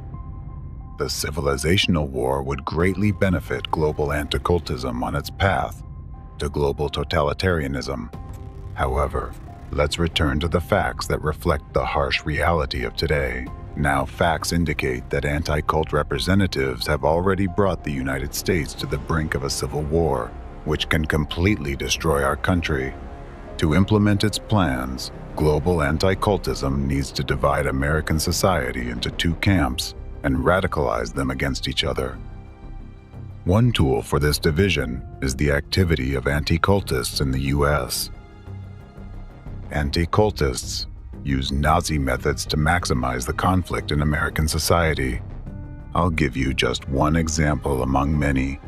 You already know about Stephen Hessen, the deprogrammer who combats dissent by labeling as cultist people with different ideologies, or whoever is supposed to be stigmatized at the moment.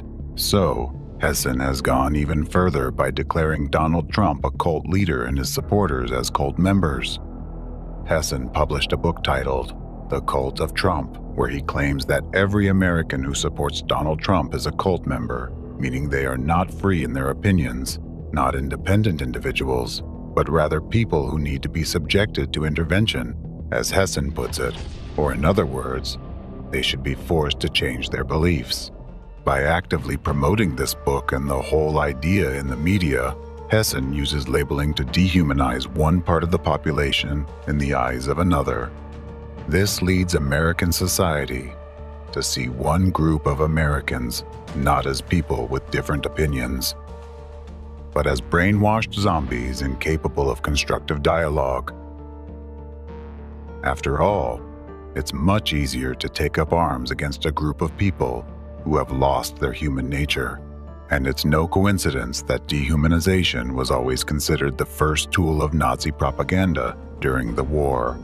Because in order to get people to take up arms against each other, you first need to make them stop seeing each other as fellow humans. Stephen Hessen spreads these destructive narratives with the help of his friend and media ally, Dave Troy. Troy calls himself an investigative journalist, but has never received formal training. Like Hessen, he actively disseminates stigmatizing and dehumanizing ideas about various religious and secular groups. Almost every article Troy writes is an information terrorist attack, and many of his readers actually notice that. Thus, commenting on media materials created by Dave Troy, readers point out that his rhetoric sows moral panic, causes depression, and harms their mental health. Hessen and Troy do not hide their connections. They actively supported the release of a book by anti-cultist Alex Alvarova from the Czech Republic, a country that is one of the centers of anti-cultism in Europe. In her book, Feeding the Demons, the Conquerors of America, Alvarova essentially continues to promote Hassan's and Russian Racier's narrative that tens of millions of American citizens are cult members, urging other Americans to fight them. The destructive activities of anti-cultists have already led to the point when in our democratic United States, where people are guaranteed freedom of speech, Trump supporters are afraid to express their support openly, fearing open aggression. I highlight this not because they represent a particular party or support a specific politician, but because they are Americans, residents of a free country, who have a guaranteed freedom of speech and expression by the Constitution. It's important to remember that anti-cultism does not support any political party, force or country. Anti-cultism hates the U.S. and is only interested in exacerbating conflicts within American society to the point of its destruction in a civil war. To achieve this, it infiltrates both opposing parties, fueling hostility. Therefore, in the opposing political camp, anti-cultism also infects citizens with Nazi narratives. It is precisely anti-cultists who heavily propagate in the media this narrative that all Democratic Party supporters are supposedly against Christianity, that they are anti-Christians, that President Biden betrayed Christianity and is destroying it. Thus, it is instilled in people that Christianity is threatened and persecuted because of the actions of this part of Americans. Consequently, according to this logic, citizens are urged to make every effort to protect Christianity from those who may destroy it, in their opinion. And again, we see the Nazi method of labeling specific groups, which is imposed by anti-cultists. Thus, the anti-cult movement exploits the existing division into two political camps in American society, stirring even greater hatred between them. All of this has led to an unprecedentedly high likelihood of a civil war. Once I already warned you that long-term consequences of party divisions can be dangerous for the nation's welfare. Back then, I said, however, political parties may now and then answer popular ends. They are likely, in the course of time and things, to become potent engines by which cunning, ambitious, and unprincipled men will be enabled to subvert the power of the people and to usurp for themselves the reins of government, destroying afterwards the very engines which have lifted them to unjust dominion. Everything I warned you about is already happening in our United States of America today. In order to achieve its goals, global anti-cultism divides you Americans, creating conditions for a new civil war in the USA. As much as American society is divided nowadays, it was only divided before the war between the North and the South, and you yourselves can see and feel that. Many citizens have already started talking about the inevitability of a civil war. Civil war. Civil war. Civil war. Civil war. Civil war. Civil war. And such narratives are increasingly heard from the media.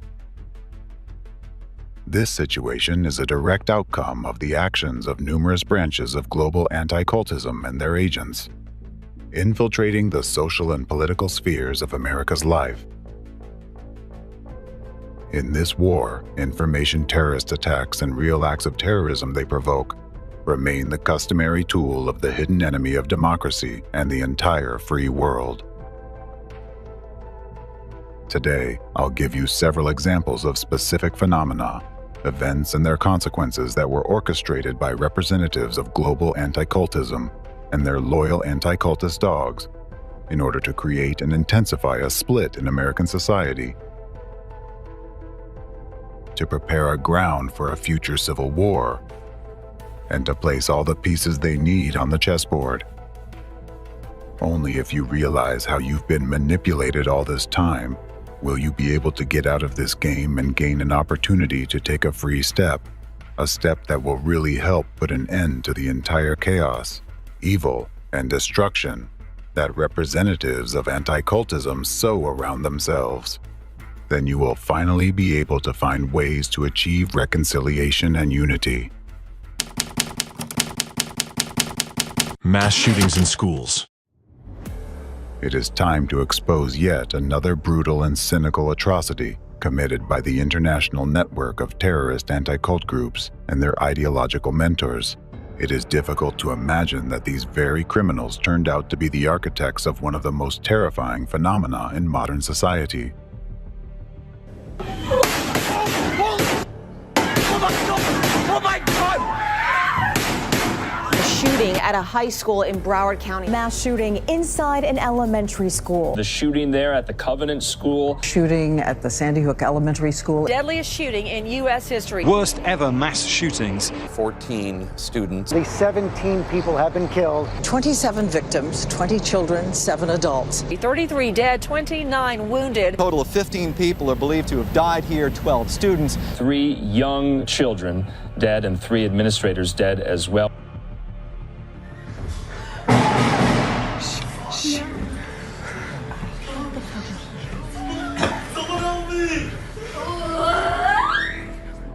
The phenomenon I am referring to is mass shootings in educational institutions.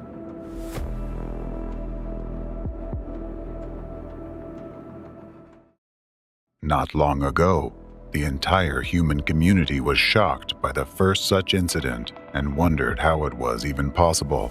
Now, it has become a harsh reality. These incidents leave an indelible mark on people's memories. The most terrifying aspect of these violent outbursts is not just the loss of young lives, but the fact that children are killing other children. What has happened to society to give rise to such a phenomenon? What has changed, and what is the root cause of this tragic reality? A wise person once said, "For every complex problem, there is an answer that is clear, simple, and wrong." In this case, many of you might be satisfied with an answer that seems obvious and straightforward, that this phenomenon has become possible because modern society is experiencing a decline in morality. People have become disconnected, and there is too much anger and violence, which has inevitably affected your children. This seems like a logical answer, and there is, of course, some truth to it. However, this is such a sharp and painful topic that it has not gone unnoticed by opportunists who are accustomed to profiting from others' misfortunes. Moreover, too many inconsistencies and unanswered questions emerge when examining each case individually and the overall picture in detail. It is as if someone may be deliberately using these tragic incidents so that while your mind is clouded by emotions of grief, shock, and loss, the actual beneficiaries of these events can covertly carry out their plans. The explanation lies in a simple and timeless formula. Find who benefits from it, and you will uncover the truth. Historically, educational institutions have always had many individuals who fit the risk factors for becoming potential shooters. However, for various reasons, only a few, and not always the most obvious ones, resorted to gun violence. The open question remains, why have developed countries faced the phenomenon of mass shootings by children in the modern era? Yes, with the invention of firearms and their gradual availability to civilians, such incidents have occurred since the early 18th century.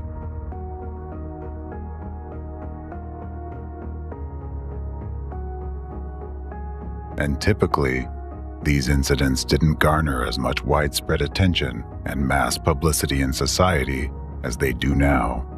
News reports covering these events didn't employ manipulative psychological techniques. They simply reported the facts, informed the public, and nothing more. But what's happening now is an unprecedented phenomenon. The sharp, rapid increase in armed attacks in schools worldwide occurred roughly around the same time, starting from the late 90s, with a frightening trend towards escalation since the early 2000s. In other words, school shootings have been a phenomenon of the past 30 years. Just as many years ago, the hidden force behind global anti-cultism began to regain its strength. It was then that they founded the ideological center of the modern network of anti-cult groups, and it was then that they began to consolidate their positions and spread their destructive influence massively in democratic countries around the world. And this is not just a coincidence, that's a fact. For those who think such events can't be artificially provoked, I suggest taking a closer look. Follow my train of thought, and don't just look at the surface, but try to penetrate with your gaze into the depths of things. Armed attacks in educational institutions or school shootings. The use of armed violence on the grounds of educational institutions, primarily targeting students, often escalating into mass murders.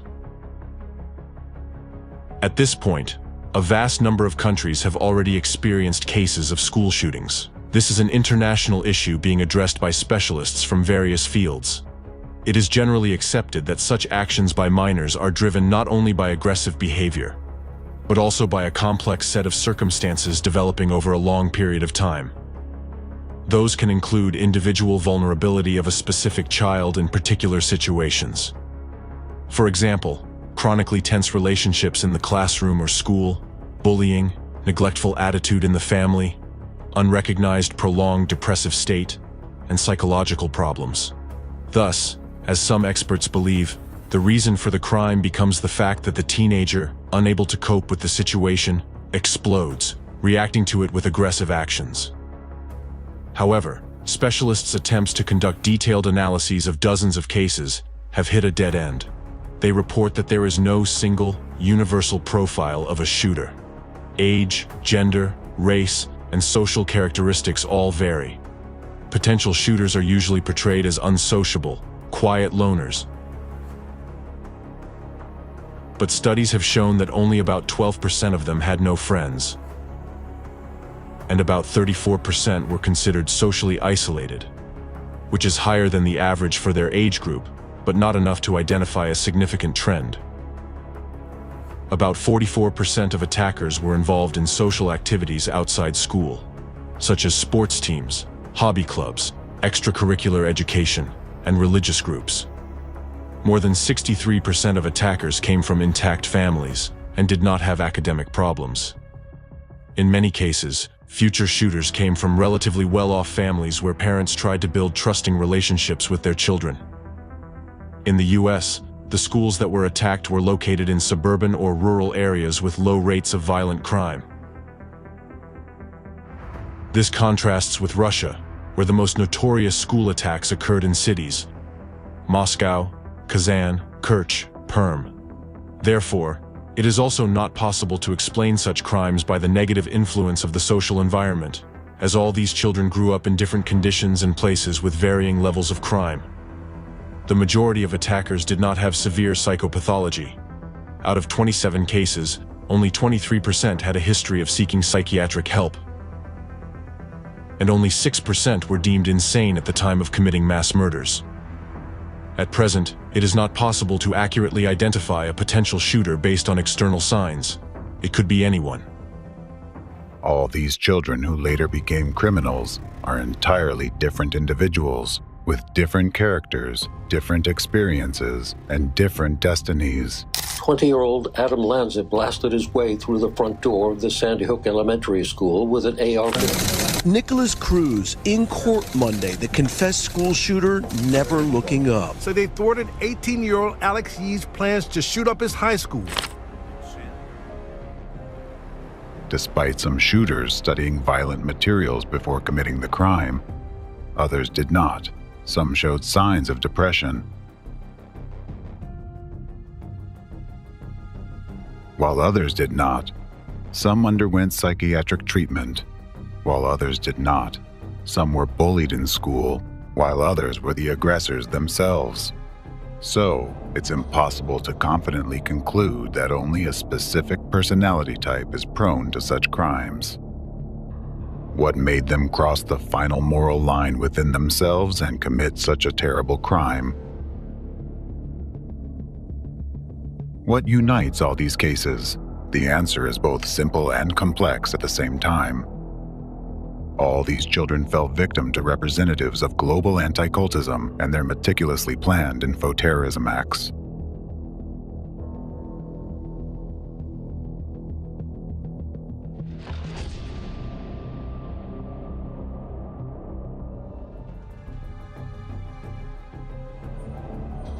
They were infected with destructive images of violent actions spread by representatives of anti-cultism through the media, containing hidden commands to act.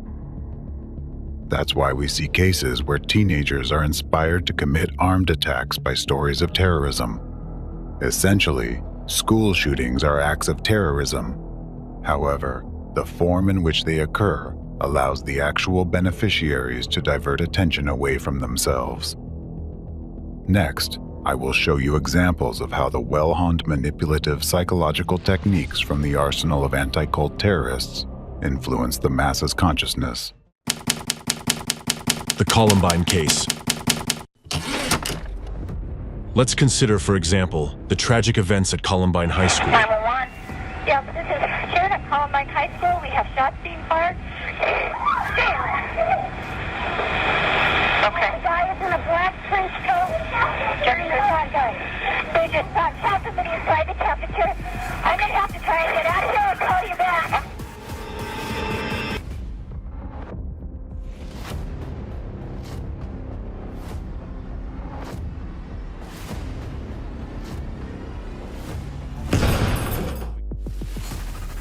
God. Stay in the line with me. The gun is right outside the library door.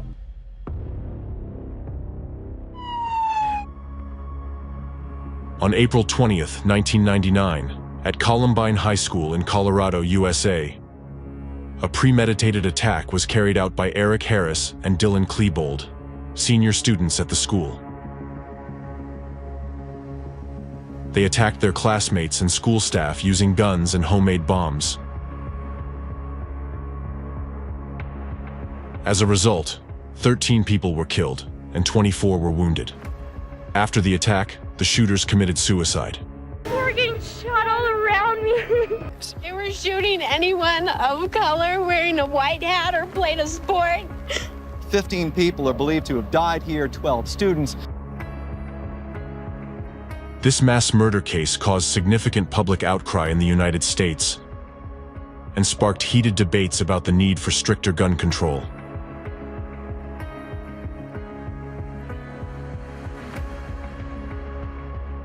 The incident led to the tightening of security systems in educational institutions and increased regulation of children's access to the internet and violent video games. Despite being known today as a case of mass murder, there is evidence from the perpetrators themselves that clearly characterizes their planned crime as a terrorist act.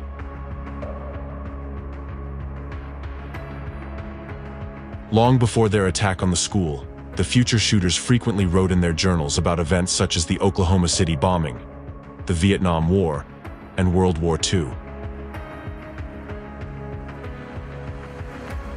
Journal entries also revealed that the attackers were planning a school bombing intended to rival the power of the Oklahoma City bombing on April 19, 1995. Prior to the events of September 11, 2001, this was the largest terrorist attack on U.S. soil. The bombing of a truck filled with explosives resulted in the deaths of 168 people, including 19 children under the age of 6, and injuries to over 680 people. Furthermore, in their writings about these events, the perpetrators expressed a desire to dwarf the carnage of the Oklahoma City bombing and leave a lasting impression on the world about these events. So what really happened on that tragic day at Columbine High School? How do we interpret this event when, in fact, teenagers, impressed by stories of terrorist attacks and military actions, literally planned the next actual terrorist attack? It's not just murder or suicide. They planted a massive amount of explosives in the school and planned to detonate it. They planned to kill about 250 people, or even more, as they admitted in their diaries. The only thing that prevented them from carrying out their plans was that the homemade bombs didn't explode for some reason. And if the bombs had all gone off and they succeeded in what they had planned, how many children would have been harmed? How would law enforcement classify this crime then? The fact that the teenagers planned the attack is evident from their deliberate choice of the attack date, which they called Judgment Day. Initially, the shooting was planned for April 19, 1999, the 6th anniversary of the end of the Waco siege and the 4th anniversary of the Oklahoma City bombing. They postponed it to April 20th only because they needed to secure additional ammunition. In other words, inspired by the Oklahoma City bombing, Eric Harris and Dylan Klebold sought to commit an act of terror that would claim more lives than that explosion. In turn, the Oklahoma City bombing was linked to the events at Waco and was carried out on the 2nd anniversary of that tragedy. The perpetrator of the Oklahoma City bombing explained his actions as revenge against the federal government for its criminal actions, including those at Waco. Let's recall that back then, the members of the Branch Davidians religious group were surrounded and besieged by the Federal Bureau of Investigation, FBI, and the U.S. National Guard on the territory of their compound ranch Mount Carmel, near the city of Waco, Texas. The siege lasted from February 28 to April 19, 1993, and ended in tragic events during which a total of 86 people died. With a high probability, Eric and Dylan, like the rest of the country, watched the bloody events at Waco and the explosion in Oklahoma on television. Thus, the tragedy that resulted in the deaths of 86 people became the motive for another act of terror in which 168 people died.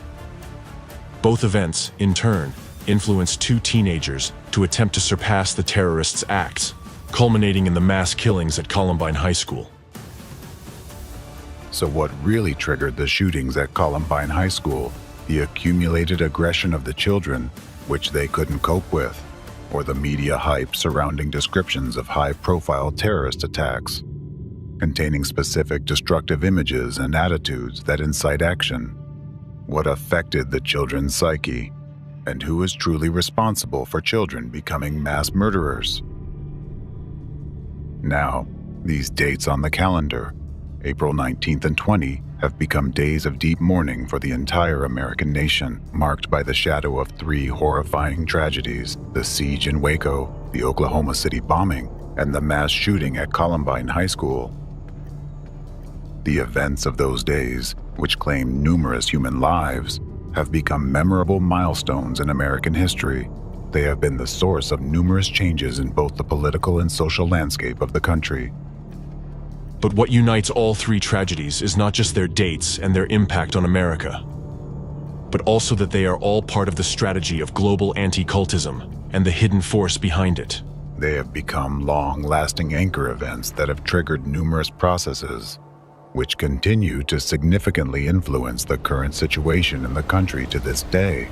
I will talk about this in more detail later, and also, using the specific example of the tragedy in Waco, I will show you how the enemy, through its network of global anti-cultism, orchestrates such events, and how you can identify its hidden hand amidst what may seem like chaos or accidental coincidence of circumstances. Mechanisms of artificial provocation of school shooting incidents by anti-cult representatives.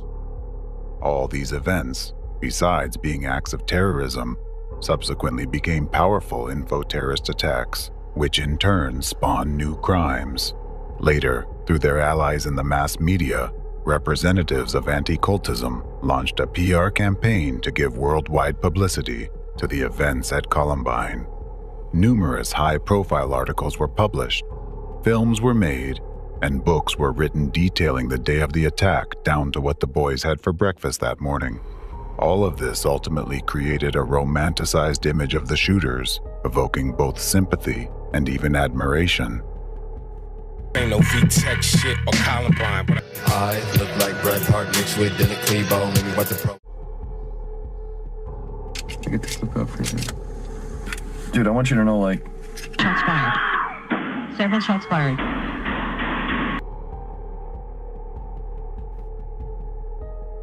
Based on the events at Columbine High School and the interests surrounding the shooters' personalities, entire communities of their admirers formed. Known as the Columbiners, fan groups emerged on social media, which ultimately became known as the Columbine movement. For some reason, competent authorities were slow to combat the spread of this clearly destructive information among teenagers and to stop the activities of such groups, despite their apparent efforts to popularize and romanticize school shootings and their perpetrators. As a result, what do we have now? Nowadays, school shootings and Columbine have become interchangeable terms. The word Columbine is now used to describe all crimes carried out in a similar manner. This marked the unofficial beginning of the era of school shootings. Who created this heroicized image of Columbine and why? Why did the authorities and intelligence agencies allow it to spread so widely? Is this simply negligence and irresponsibility, or intentional criminal inaction?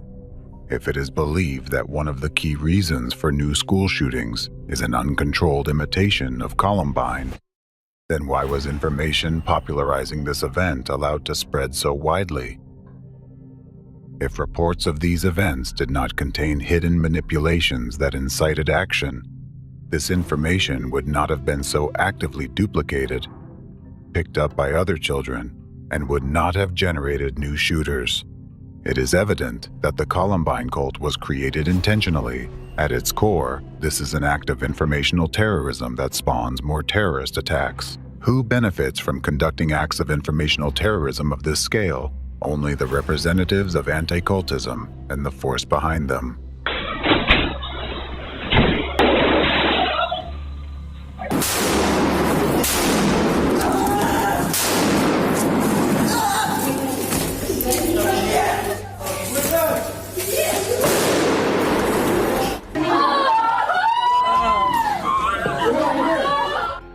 It is the representatives of anti-cultism who subtly glorify the perpetrators of these attacks through the media. Using manipulative psychological techniques, they implant the desired image into people's subconscious minds, promoting the spread of information that contains hidden destructive messages. The legacy of Columbine. Ever since that mayhem 15 years ago, we've seen more and more of these mass shootings, many by troubled young men inspired by the Columbine killers. Police say Yi is obsessed with the Columbine High School massacre. David, tomorrow is the 25th anniversary of Columbine. Authorities clearly taking no chances. This way, they search for new copycats. They sow the seeds of destruction and wait for new sprouts to emerge. When a school shooting occurs in any country, and the media worldwide starts broadcasting information about it, what happens to the people exposed to this information? Thousands of children and teenagers start to try on the image of the perpetrator, contemplating, what would I do if I were him? They think about how they would act towards their classmates in school or peers in college or university. Even many rational adults, listening to these stories in the media, start imagining how they might carry out such an act. In doing so, the human mind unwittingly identifies potential victims, those who have wronged them in the past or undervalued them. Thousands think about it, and a few actually turn their fantasies into reality. This is deliberate psychological manipulation. Many of you might wonder, if representatives of anti-cultism are behind school shootings, how do they manage to control the shooters remotely? They aren't physically holding their hands. The answer is simple. They don't need to physically hold anyone's hand to make them commit a mass shooting. They only need to control their consciousness. Naturally, the next question arises. If they use such precise and refined manipulative techniques, why do they not work on everyone? What is the key factor that opens the door for the implantation of a destructive program into the subconscious of teenagers, driving them to enact such horrific scenarios? To understand the true nature of what is happening, let's delve into the details of how representatives of anti-cultism use methods of covert programming to influence a person's subconscious to commit a school shooting. How do they manage to code a teenager to execute their malicious will? Method of puzzle piece coding. First, representatives of anti-cultism select a region where, according to their goals and objectives, it will be strategically advantageous to create a school shooting incident. The organization and planning of such a terrorist act in the chosen region happen long before the actual event, usually from 1 to 3 years, depending on the significance and importance of the event for them. The coding of a teenager to carry out an armed attack is done remotely, using the method of subliminal information embedding through mass media and the internet. To create a new school shooting, they use a method of puzzle piece coding, that is, a method of covert manipulation by directing multiple waves of information coding. Each wave individually contains specific embedded messages that, like puzzle pieces, come together in the depths of the potential shooter's subconscious. Only when these pieces combine do they activate the program to commit mass murder.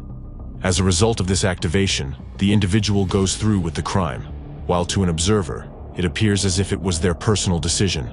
No one met with them, directly incited them, or helped them prepare. They didn't even discuss the topic with anyone.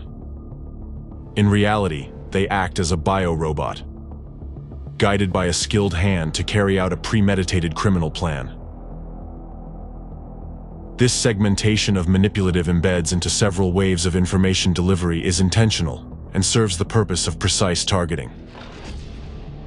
Since a school shooting requires one, at most two perpetrators, the waves of information coding affect thousands of people.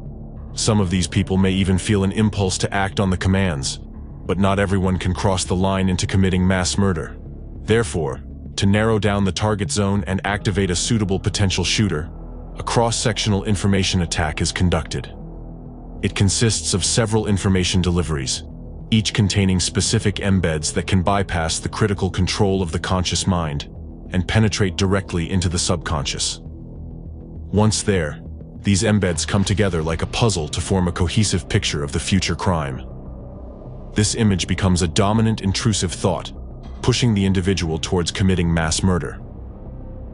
When planning the next school shooting, representatives of anti-cultism first study the demographics of the target school, their interests, and popular internet and media resources among them. Then, by placing materials on these media resources, considering trends in the teenage environment, they launch multiple waves of information coding that contain hidden embeds. Moreover, these infected messages are typically spaced out over time, meaning they don't necessarily need to be released into the information space simultaneously. The key is that they all superpose in the perception of a specific individual. Their combination in the potential shooter's subconscious triggers the command to execute the implanted program. The initial information coding attacks have a broad range of impact. The final wave of the attack and additional corrective measures are carried out directly within the target school. These give the start command to the shooter. Representatives of anti-cultism first launch preparatory waves of information coding, followed by targeting and activating waves. This series of precautionary measures allows them to control the exact number of perpetrators of a terrorist attack and the quality of its execution. The first preparatory wave, which serves as the foundation for the subsequent layering of all puzzle piece embeds into a single picture, is the glorification of previous school shooting perpetrators. The primary factor that representatives of anti-cultism exploit here is the human desire for fame. Therefore, all the narratives glorifying shooters, implanted by representatives of anti-cultism, exploit a person's desire for popularity and widespread attention. It doesn't matter how the information about the shooters is spread. It could be condemning their actions or justifying them, a biographical sketch, or a dramatization of events. Anything goes. The critical aspect is the news coverage and the manipulative message embedded in it. Thus, an image of the criminal is created, surrounded by an aura of fame and admiration, despite the wrongfulness of their actions. What does a teenager see when they encounter this information? They see that an ordinary student, just like them, who felt undervalued, gained worldwide fame with a single act. Now, the top popular media write about them, celebrities talk about them, and they become a sort of idol for others. It is precisely the desire to become famous, the thirst for fame, that serves as the fertile ground in which the seeds of evil sown by real terrorists take root, provoking children to commit crimes. My name is Nick, and I'm going to be the next school shooter of 2018. My goal is at least 20 people with an AR-15 and a couple tracer rounds. She is infatuated with Columbine's school shooting. Police say she was armed and extremely dangerous. Well, I will be. Columbine, Virginia Tech, none of them will beat me. I'll kill them all. Remember Columbine! He was arrested. BC News investigation spanning the country uncovered chilling evidence, video diaries. Here's that Minnesota suspect talking to police in May. My number one idol is Eric Harris. An era of active shooter events really began with Columbine. Thus, the first implant penetrates the subconscious of the potential shooter. The notion that the most important purpose in life is to gain fame and recognition, and without this, life is meaningless. The deep-seated subconscious fear of living an obscure life pushes the teenager toward committing the crime. If you look at the profiles of shooters from this perspective, and their explanations for their actions, you will clearly see that the desire to become famous is the one common trait they all share. Here is a crucial point. If the glorified image of the shooter did not exist, school shootings would cease to be possible, because without this foundational base, the rest of the program for carrying out the act would not have the necessary support to be executed. The dissemination of glorified images of criminals as bait for those who also crave popularity acts as a filter, screening out those unsuitable for the role of perpetrator, and infecting those with the active trigger that sets off the program's unpacking.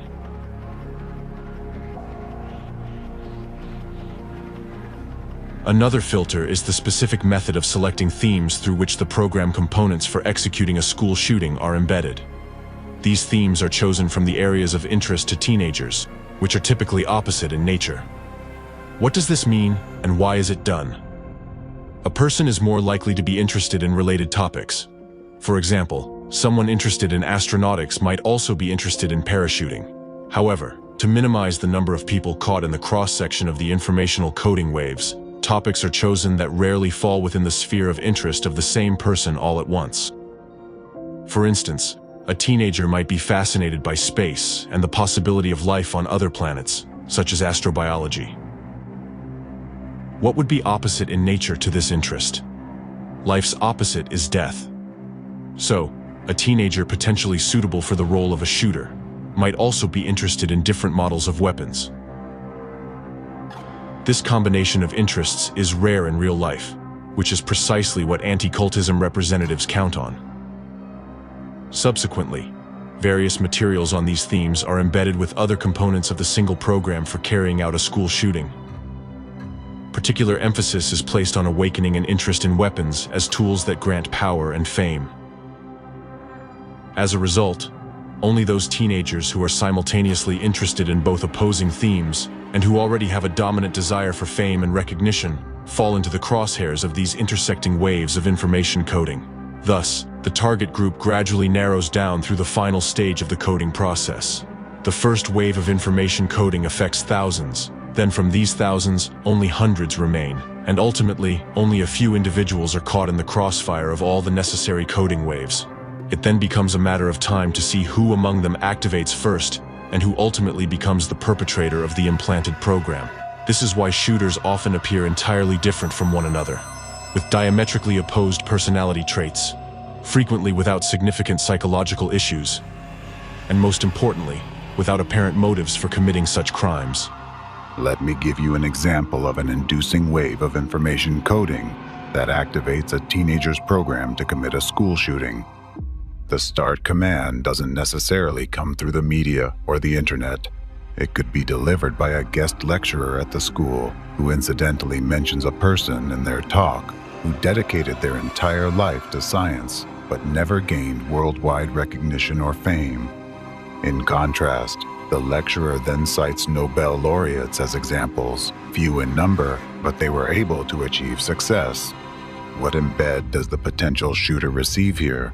Their subconscious gets the directive that neither science nor diligent effort brings fame, and that life's meaning isn't in discoveries or hard work, but in popularity. For if no one knows you, you're wasting your life. Therefore, there's no point to your existence. From an outside perspective, such a lecture might seem noble, yet it serves as the trigger for activating the shooter. After a short period, one of the students at this school will commit an armed attack on others. Several months may pass between the lecture and the tragic event, by which time no one will remember or connect the person to the reasons for this tragedy. From a legal standpoint, there's no grounds for charges of incitement because the lecturer didn't even mention school shootings in their talk. In this way, through purposeful information coding, the subconscious program for committing mass murder is activated in the teenager unnoticed by others. Thus, out of thousands of teenagers affected by intersecting waves of information coding, only a few become future shooters.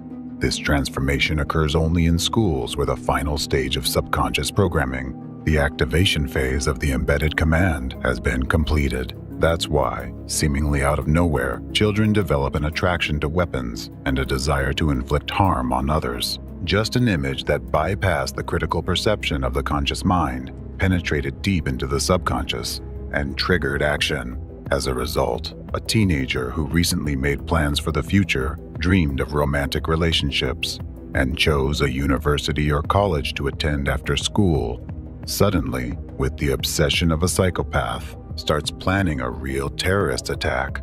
Thus, cynically and cold-bloodedly, representatives of anti-cultism skillfully manipulate the pliable minds of future executors for their malicious intent.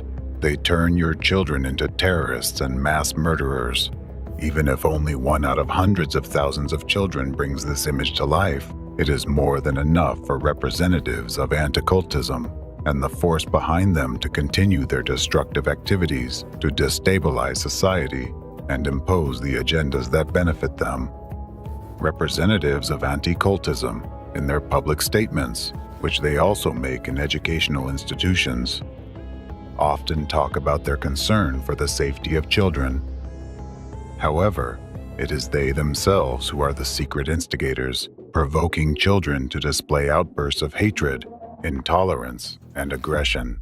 It is the representatives of anti-cultism who create conditions in society for children, and sometimes even adults, to take up arms and go shoot other children in schools. Being terrorists themselves, they breed new terrorists. Thus, through the hands of others, they achieve the desired results. Ways to prevent school shootings.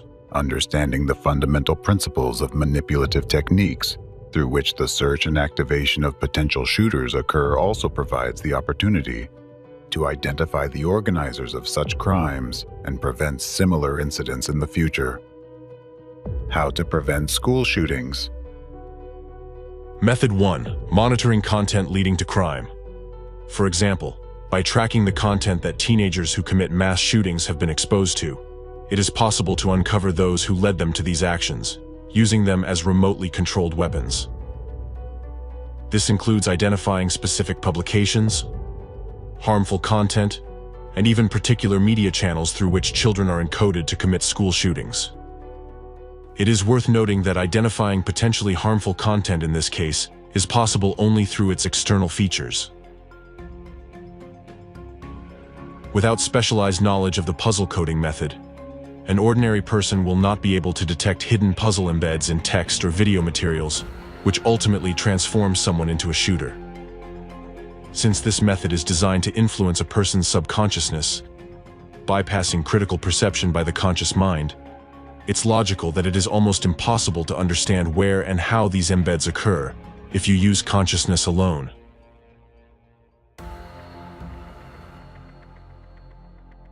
But what can be noticed, and what should be paid attention to when identifying dangerous content? Since heroization of shooters is the first and fundamental wave of information coding, which lays the groundwork in a person's subconsciousness for committing a future crime, we will now provide an analysis of publications on the topic of school shootings. The first thing to observe in these materials is the frequency of publications that repeat the same seemingly meaningless messages. This may be a series of similar articles about a specific school shooting incident that happened a long time ago. Often, these articles are authored by a specific periodical, journalist, or a group of interconnected journalists who continually maintain the same topics in their publications over an extended period of time.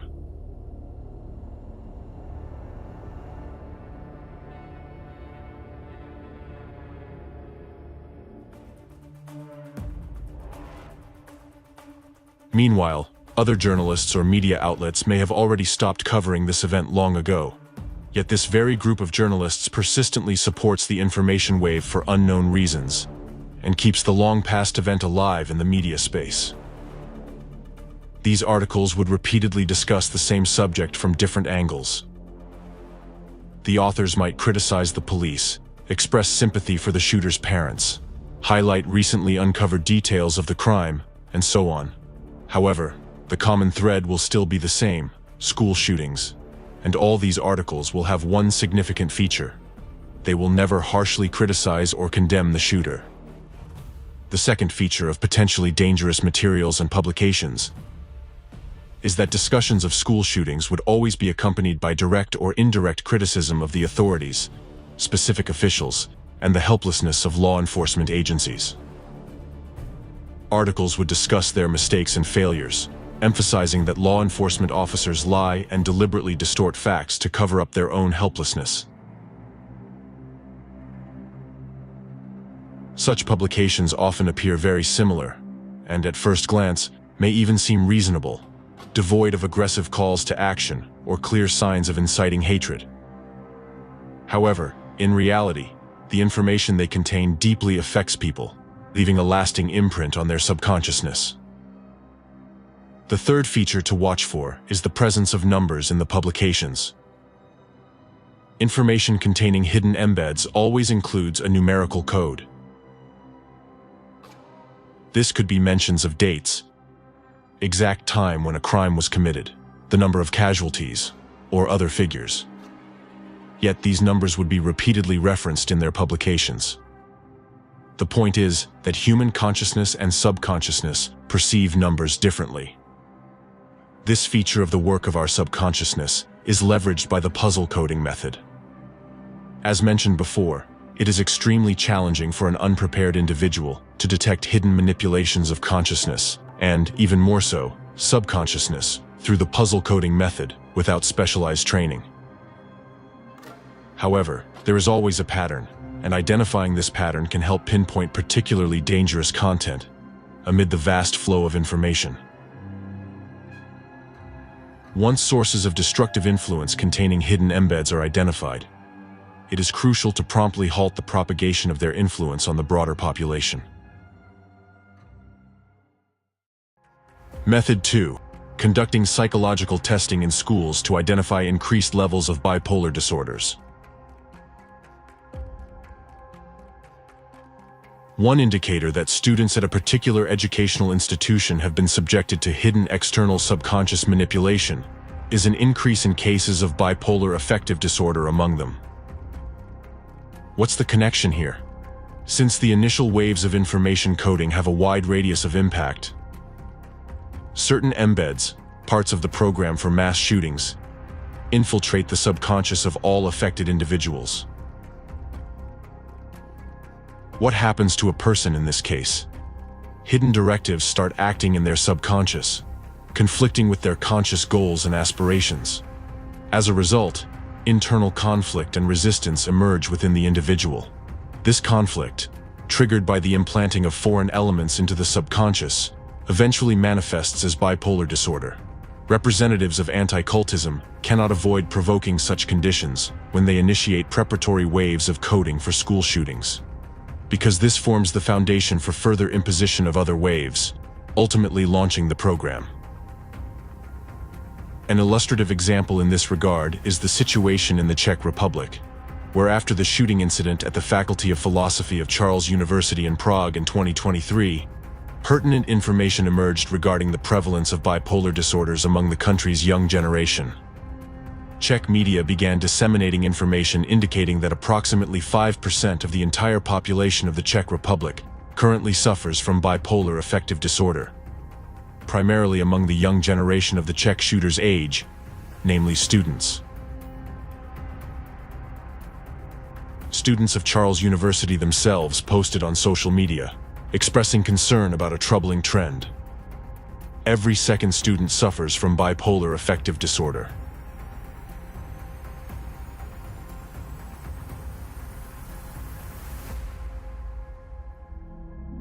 This circumstance confirms the fact of external manipulative interference in the subconscious minds of this university's students.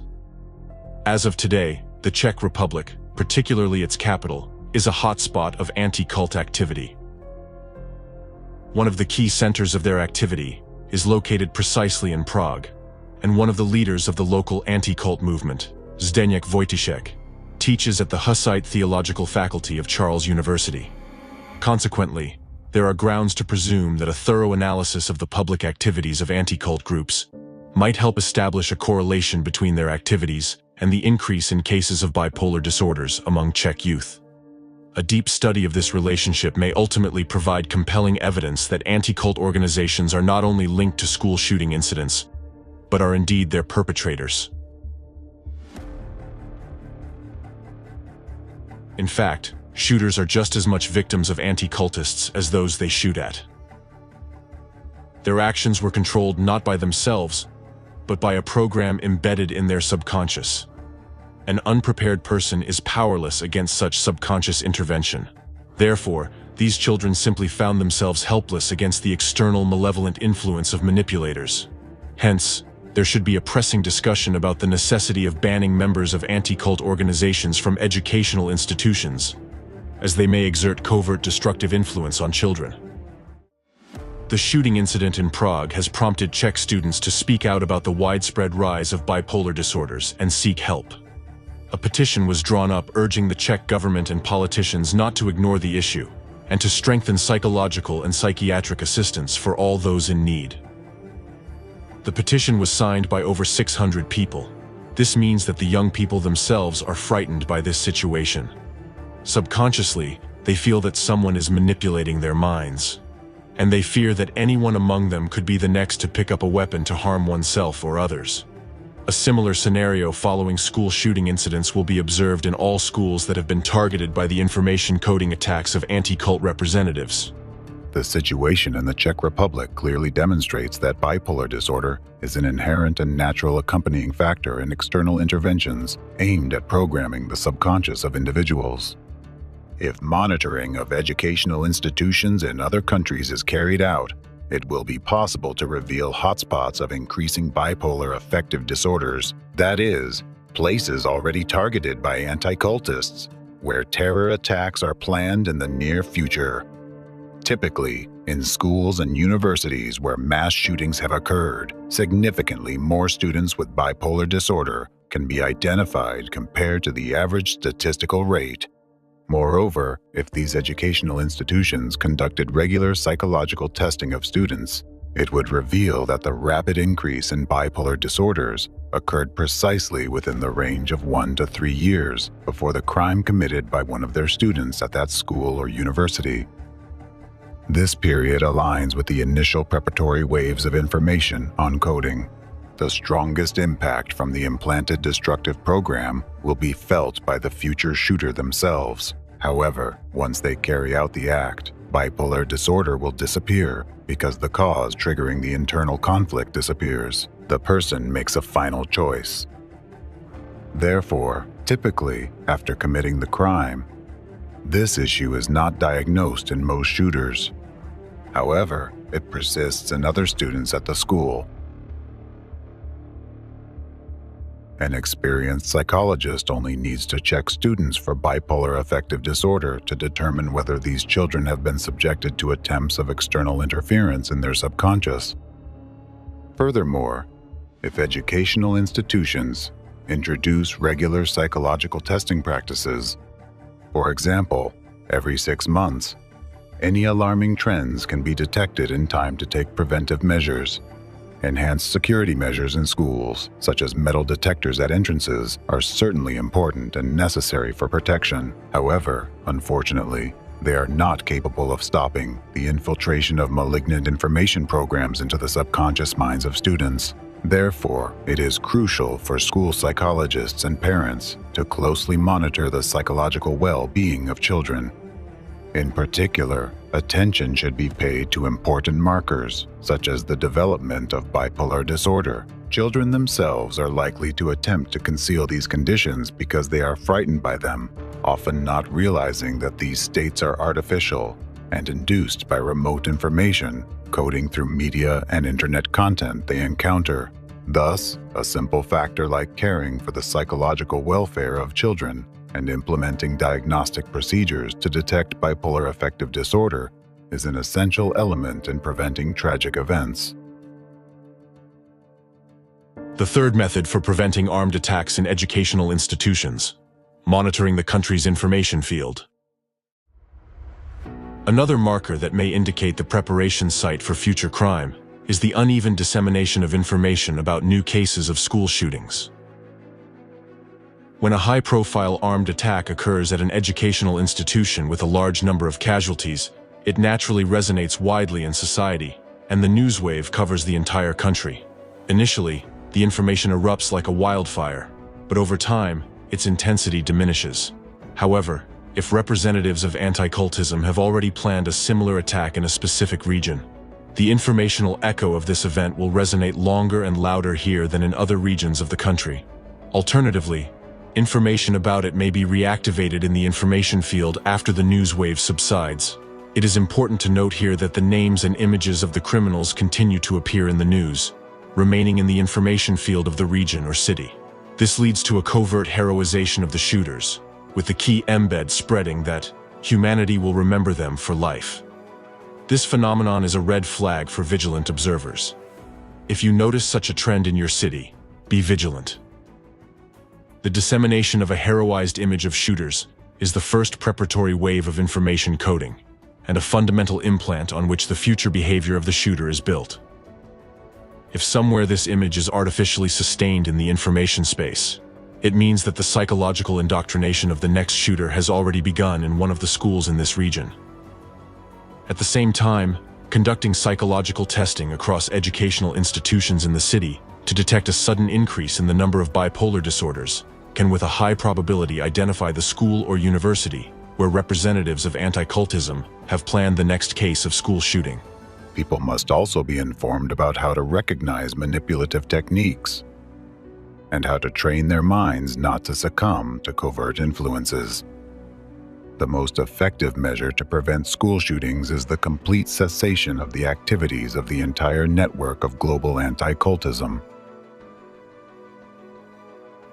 Everyone who is behind organizing such crimes and programming people to carry them out.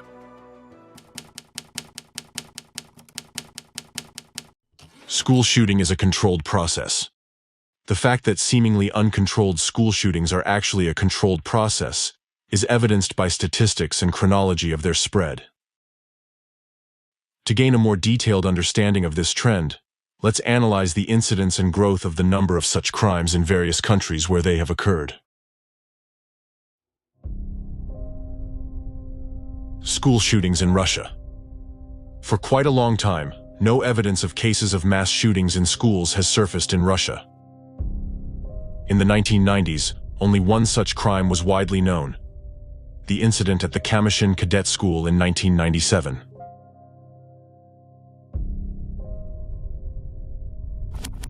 The first armed attack on an educational institution in Russia, which resulted in fatalities, is considered to be the shooting at Moscow School No. 263 in February 2014, and the first instance of a school shooting following the so-called Columbine scenario occurred in 2017 in Ivantevka.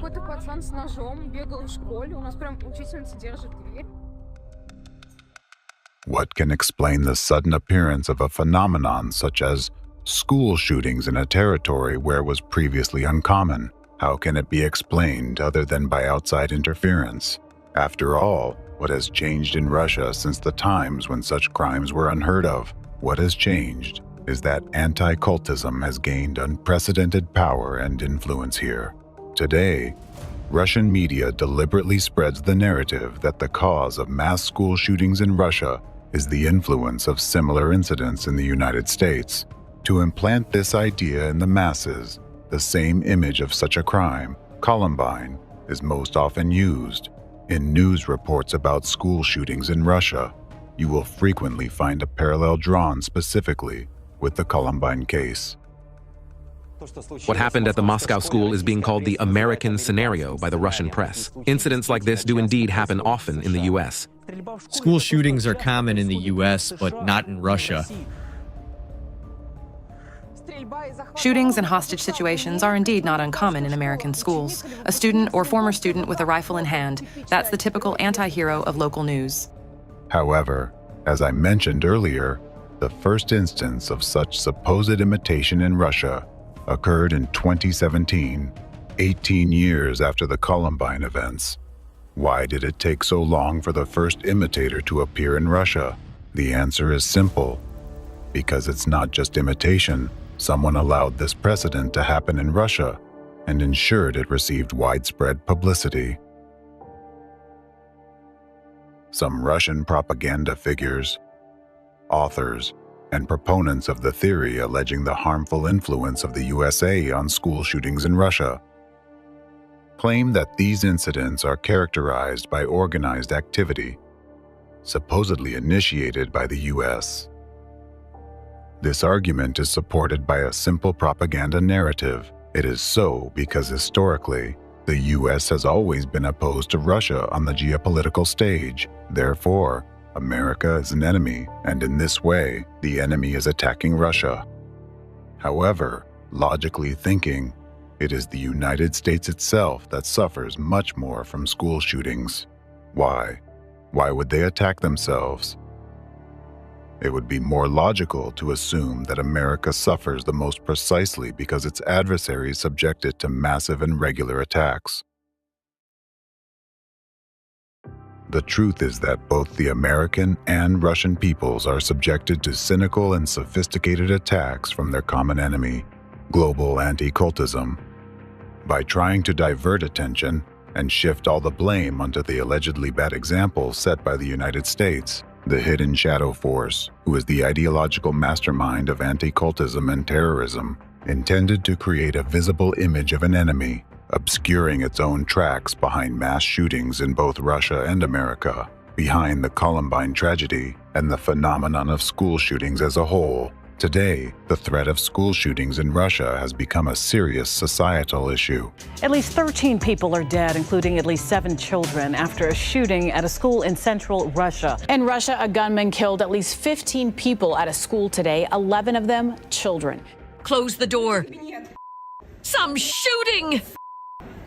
I hope they'll shoot him. Hey, buddy, hang in there. Hold on a bit, okay? We'll tie it up quickly. Guys, it's a complete mess. I'm done. I'm in Perm State University. It's a complete mess here. The situation right now is people are being loaded into ambulances. There are the wounded everywhere. I wanted to get my child out, but the best thing for them now is to barricade. They're there. To explain how this phenomenon suddenly emerged and began to progress, one needs to trace the consequences these terrorist acts brought to the country. What was the political situation at the time of the attack? What changes did this event provoke in that situation? What laws were passed after each new high-profile case? And who ultimately benefited from this, implementing their selfish goals under the guise of a loud news break? Then it becomes evident that the reason for the emergence of school shootings in Russia is not spontaneous copycats. It is simply that the force behind anti-cultism has decided to use this tool of terror now on Russian soil as well. Another confirmation that school shootings are not accidental is the geography of these attacks. Notice that there are specific countries, like the United States, that regularly suffer from school shootings. Then, there are countries where this phenomenon is gaining momentum, like Russia. And there are countries where only isolated incidents have occurred without subsequent recurrences, such as Canada or some European countries. Breaking news out of Canada, Canadian Prime Minister Justin Trudeau says 5 people have been killed, 2 more are in critical condition after a school shooting. A 14-year-old boy has shot dead 8 children at a school in Serbia. These cases generally did not receive widespread media coverage or gain worldwide notoriety. Many of you, I am sure, are hearing about these incidents for the first time today. And then there are other countries with a myriad of social problems and factors that seem likely to provoke such incidents. Yet, they have never experienced a single school shooting. It's as if some invisible force is protecting them from this. Suppose the cause of school shootings is presumably the uncontrolled imitation of shooters by teenagers. Why does this principle not apply in these countries?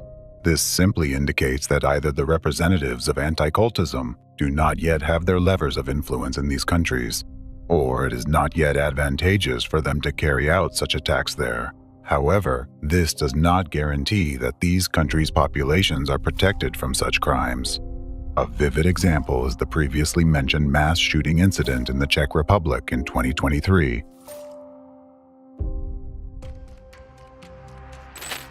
Breaking news out of Prague, where police say 15 people are dead and dozens injured after a shooting at Charles University. The gunman. This event occurred during a period of growing dissatisfaction among the population with the political situation in the country and an economic crisis caused by sanctions imposed by the Czech Republic against Russia. Notably, in this situation, the media began actively circulating information that the Czech shooter allegedly cited as his motivation the example of a female shooter from Russia who had carried out an armed attack at a school just a few weeks before these events.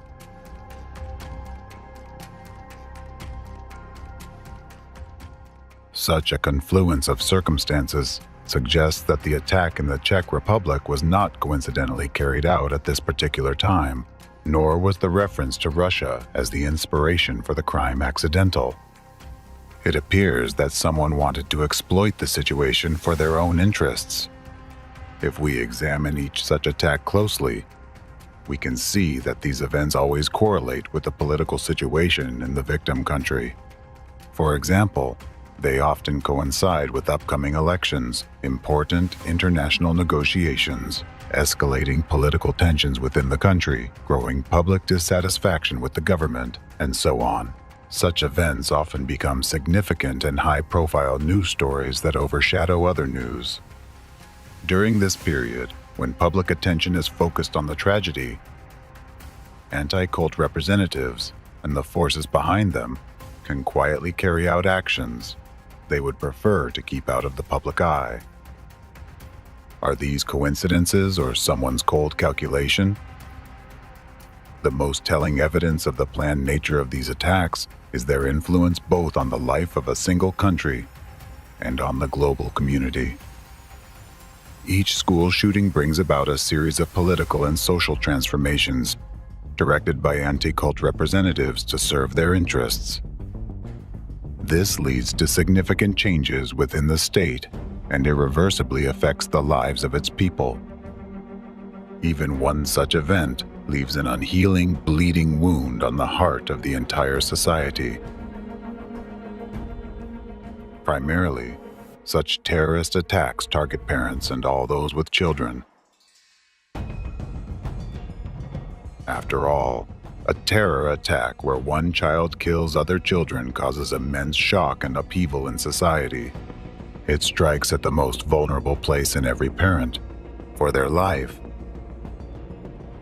Waited hours to be told our daughter would never come home. The sensationalized details of school shootings spread through the media create a powerful internal fear in people, creating a pervasive sense of constant threat to the lives of their children. There's no place that's safe anymore, and our public schools should be the safest. Everyone who's a parent feels that. This makes no sense. This is impossible. My girl, my 14-year-old baby, I sent her to school yesterday. What is unfathomable is Jamie took a bullet and is dead. We don't feel safe, and we want it to be addressed. Schools are not safe anymore. At the same time, a clear belief forms among the population the government cannot protect our children. How dare you? You were paid by them, and you just came out and, what was that, a deposition? I'm tired. I'm so tired of getting up here and offering condolences. Therefore, with each new incident, distrust and dissatisfaction with the authorities will only increase. This is America. We were supposed to be able to do things and be the people we wanted to be, and now we are in a crazy place. Since we survived a mass shooting in July, I have met with over 130 lawmakers. How is this still happening? How are our children still dying, and why are we failing them? How do we allow a gunman to come into our children's school? How do they get through security? What security is there?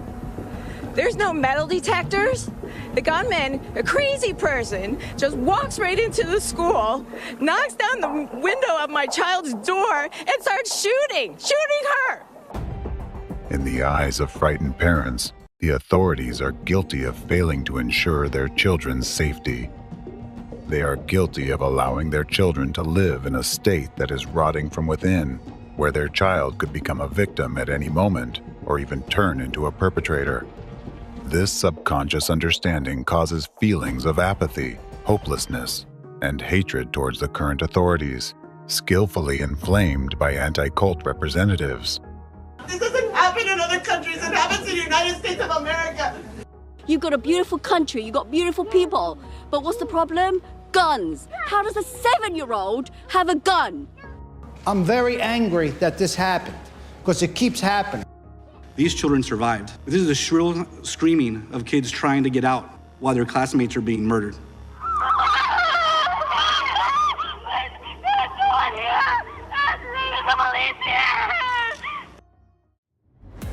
The phenomenon is that people are artificially instilled with hatred towards any authority in general. Conditions are created that show people that no matter who they elect or place in power, nothing changes.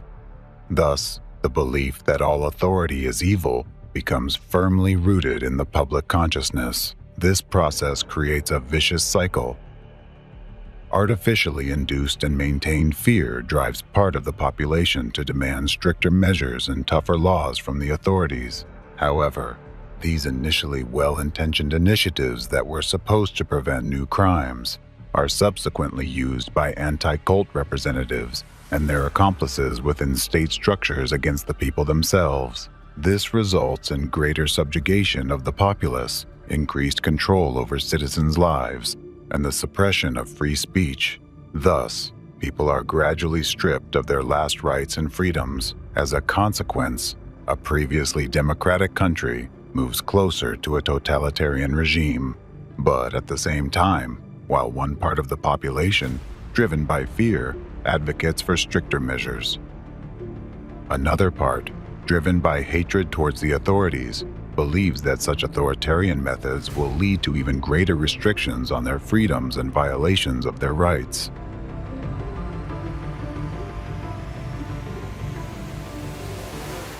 Students, parents, and activists gathered outside Tennessee State's Capitol to protest gun violence. The government would just do something to keep people from getting guns they don't need. It's unnecessary. To change who is in government. Wrong-headed leaders who prioritize guns over children. My gun sits right here on my side and doesn't jump out and shoot anybody. Gun violence in a school that allows teachers to carry guns? You think more guns lead to more death? The main point in this situation is that anti-cult representatives, through precise and sophisticated manipulations, artificially destabilize and divide society. This causes a split into two opposing camps. Thus, a large mass of people forms who hate the authorities and hate each other. What will this lead to? Unrest, protests, and confrontation. All of this collectively puts the country on the brink of civil war. And this is precisely the final point to which global anti-cultism and the hidden shadow force behind it are currently leading America. This is why mass shootings in schools occur so frequently in the United States. This process is planned and controlled. It is part of the enemy's strategy aimed at destroying democracy, first in the US, and then throughout the world. It is a complex but highly effective scheme carried out by global anti-cult representatives right before the world's eyes, yet unnoticed by anyone.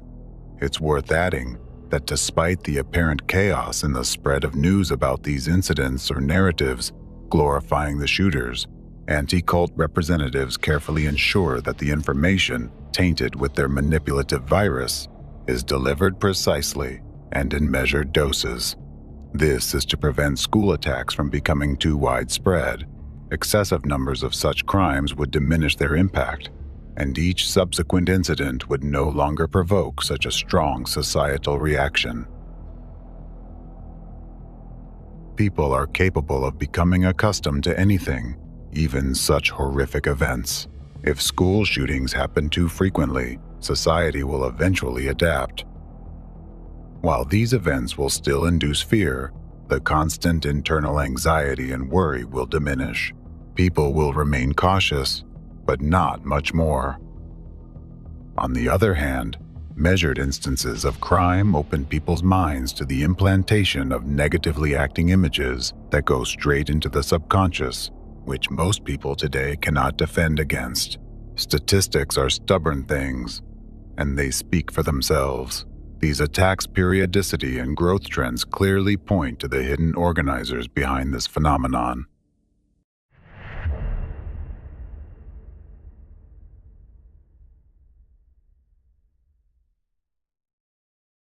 The situation in the U.S. is particularly alarming, with a rapid increase in school shootings carrying a hidden warning sign. Initially, anti-cult representatives provoked isolated incidents of school shootings, which had a massive impact not only on America, but on the entire world. School shooting, school shooting, school shooting, high school shooting,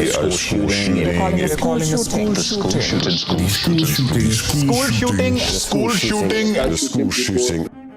These events were like bombs going off because, at the time, children shooting other children was an extraordinary occurrence that caused profound shock in society. Thus, the early incidents of school shootings in the U.S. became very loud informational terrorist attacks, shocking the whole world. The Columbine High School massacre alone had tragic repercussions for many, spawning new school shootings and significantly bolstering the influence of anti-cultism in the U.S. Now, look at what's happening in America today. The graphs showing the number of mass school shootings indicate a sharp increase. What does this signify? Due to the special role the U.S. plays in the hidden enemy's plans, it suggests that the upcoming events they have planned can lead to increased tension inside the country. By using school shootings as acts of informational terrorism and deploying various psychological and informational terrorist attacks through its numerous tentacles, this hidden force is preparing the ground for a future civil war. Therefore, people need to be aware of the methods the enemy employs through the global anti-cult network and the threats they pose. Only this way can people extricate themselves from the manipulative game into which anti-cult representatives have drawn them.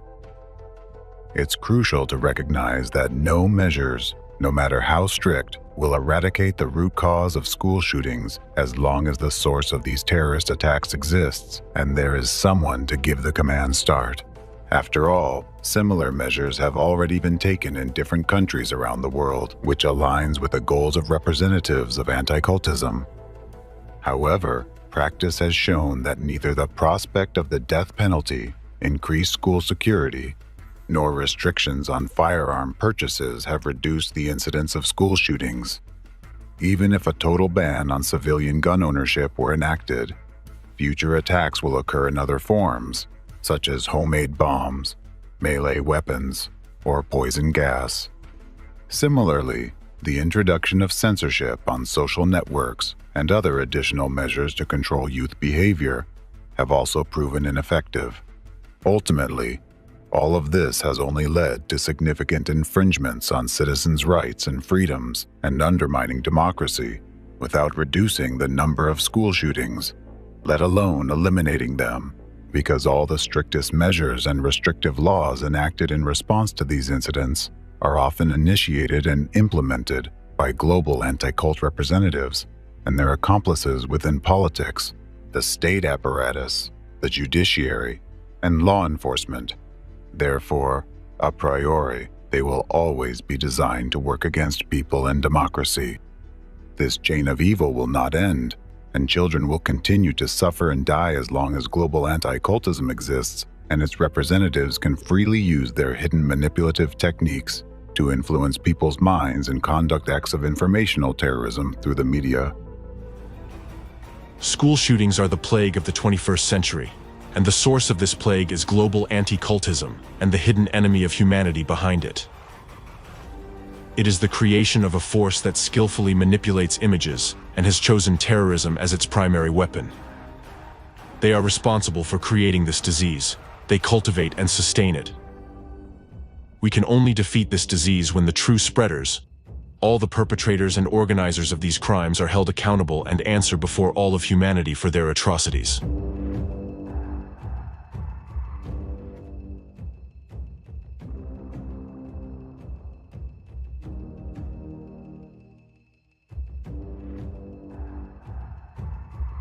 If anyone still doubts that representatives of anti-cultism are behind mass school shootings, let me give you a specific example. The details of the events I am about to discuss directly point to the original culprits of the Columbine High School massacre and the ideological architects of the phenomenon of school shootings as a whole. Waco case. As previously mentioned, one of the bloody episodes in the chain of the terrorist acts that caused mass shooting at the Columbine High School was the Waco siege. In the spring of 1993, tragic events took place as a result of which many people died, a horrible death. The Waco siege still remains a relevant, widely discussed and burning topic for many Americans. It is one of the most notorious events in U.S. history that has changed American society forever. To this day, it continues to have a significant influence on political and social life in the country. Despite numerous attempts by various researchers to get to the bottom of it, there are still many dark spots in this story. Because all discussions, even those representing points of view of the opposing parties, are still being held according to a pattern set by representatives of anti-cult organizations 30 years ago. Today, for the first time ever, the real picture of events in Waco will be presented, and you'll be able to clearly see for yourselves how the threads from that terrorist attack lead straight to its instigators and final beneficiaries, to the very abode of anti-cultism, to Russia. The Waco tragedy is a classic example of a premeditated public display of a religious organization persecution by anti-cultists, involving law enforcement agencies and other authorities, which turned into a powerful informational act of terrorism. In this case, the target of anti-cultists was the Branch Davidian religious group that represented an offshoot of the Seventh-day Adventist Church. By the time of the discussed events, the Branch Davidian community that resided at Mount Carmel Ranch, near the city of Waco, Texas, had been peacefully existing for about 50 years. For a long time, the locals perceived them as a harmless group of positive people.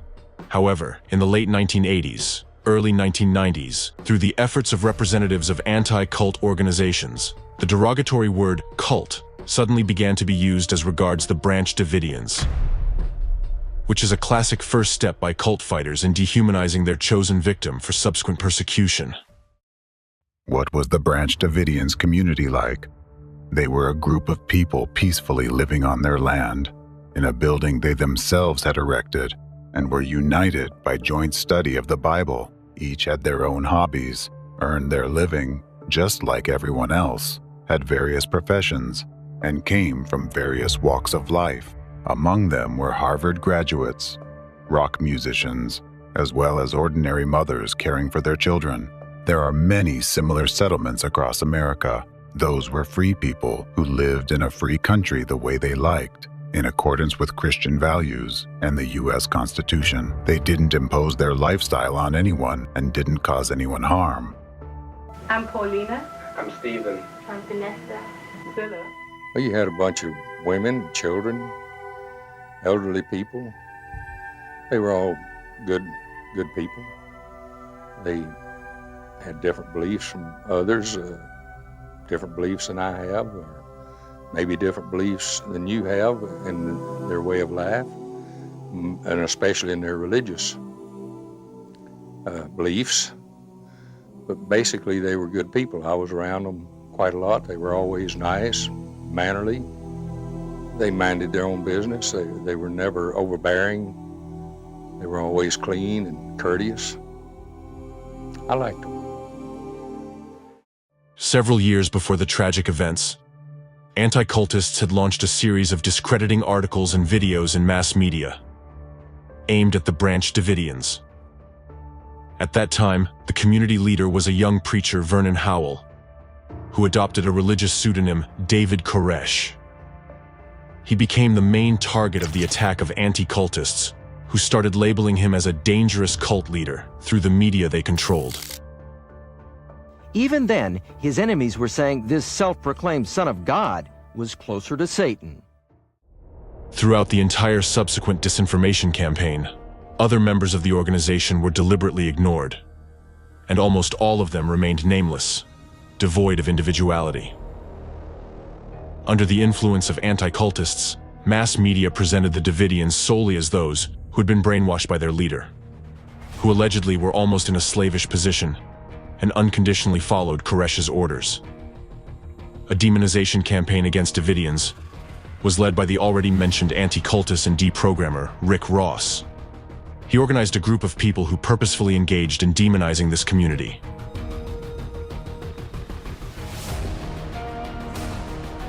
His group included some anti-cultists from the Can network, former members of the branch Davidians they recruited, relatives of those former members, as well as news reporters from a number of periodicals and presenters of popular TV programs.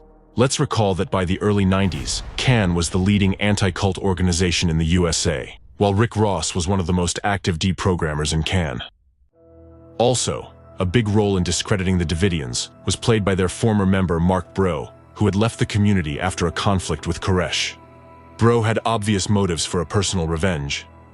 Starting from 1991, he gave a series of interviews where he unprovenly claimed, among other things, that Koresh abused children, and moreover, that he could even kill them using them as human victims.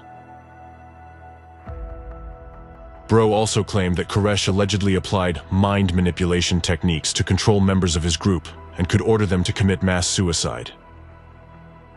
Later on, the anti-cult gang persistently tried to spread this narrative, sending a warning to their accomplices in mass media and the US authorities under the guise of anonymous informants that the Davidians were allegedly planning to commit mass suicide. In their messages, anti-cultists asserted that Mount Carmel would become another Johnstown if measures weren't taken. Of course, these allegations had no ground or factual evidence other than rumors and slander spread by individuals whom anti-cultists recruited. The purpose of this campaign was to draw the attention of law enforcement agencies to the activities of the Branch Davidian community, and in order to do that, anti-cultists even resorted to outright lies. Techniques that were used against Branch Davidians, such as stigmatization, dehumanization, and guilt by association, are classical methods in the strategy of anti-cultists, aimed at persecuting a target group in order to carry out an informational act of terrorism. The anti-cultists were actually the first to launch the narrative about a possible mass suicide of Davidians, and this very narrative played a decisive role in subsequent interpretation of the Waco tragedy outcome. The events of 1993 began when the leader of the Branch Davidians, David Koresh, and other organization members were suspected of violating firearms laws.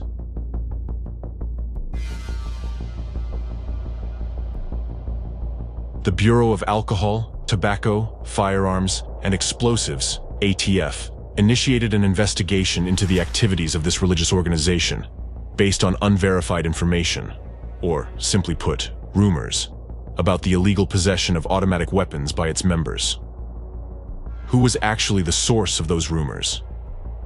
In the summer of 1992, anti-cultist Rick Ross forcibly deprogrammed former Branch Davidians member David Block at the home of Priscilla Coates, who at that time was the national representative of the Cult Awareness Network, CAN. In the process of deprogramming, which is essentially physical and psychological torture, Rick Ross wrested information from Block about the weapons stored at Mount Carmel and conveyed it to ATF, where he had personal connections. According to the 1993 U.S. Department of the Treasury report on the ATF raid, the message about the weapons turned out to be inaccurate and was based almost entirely on the statement of a former Davidian member, David Block.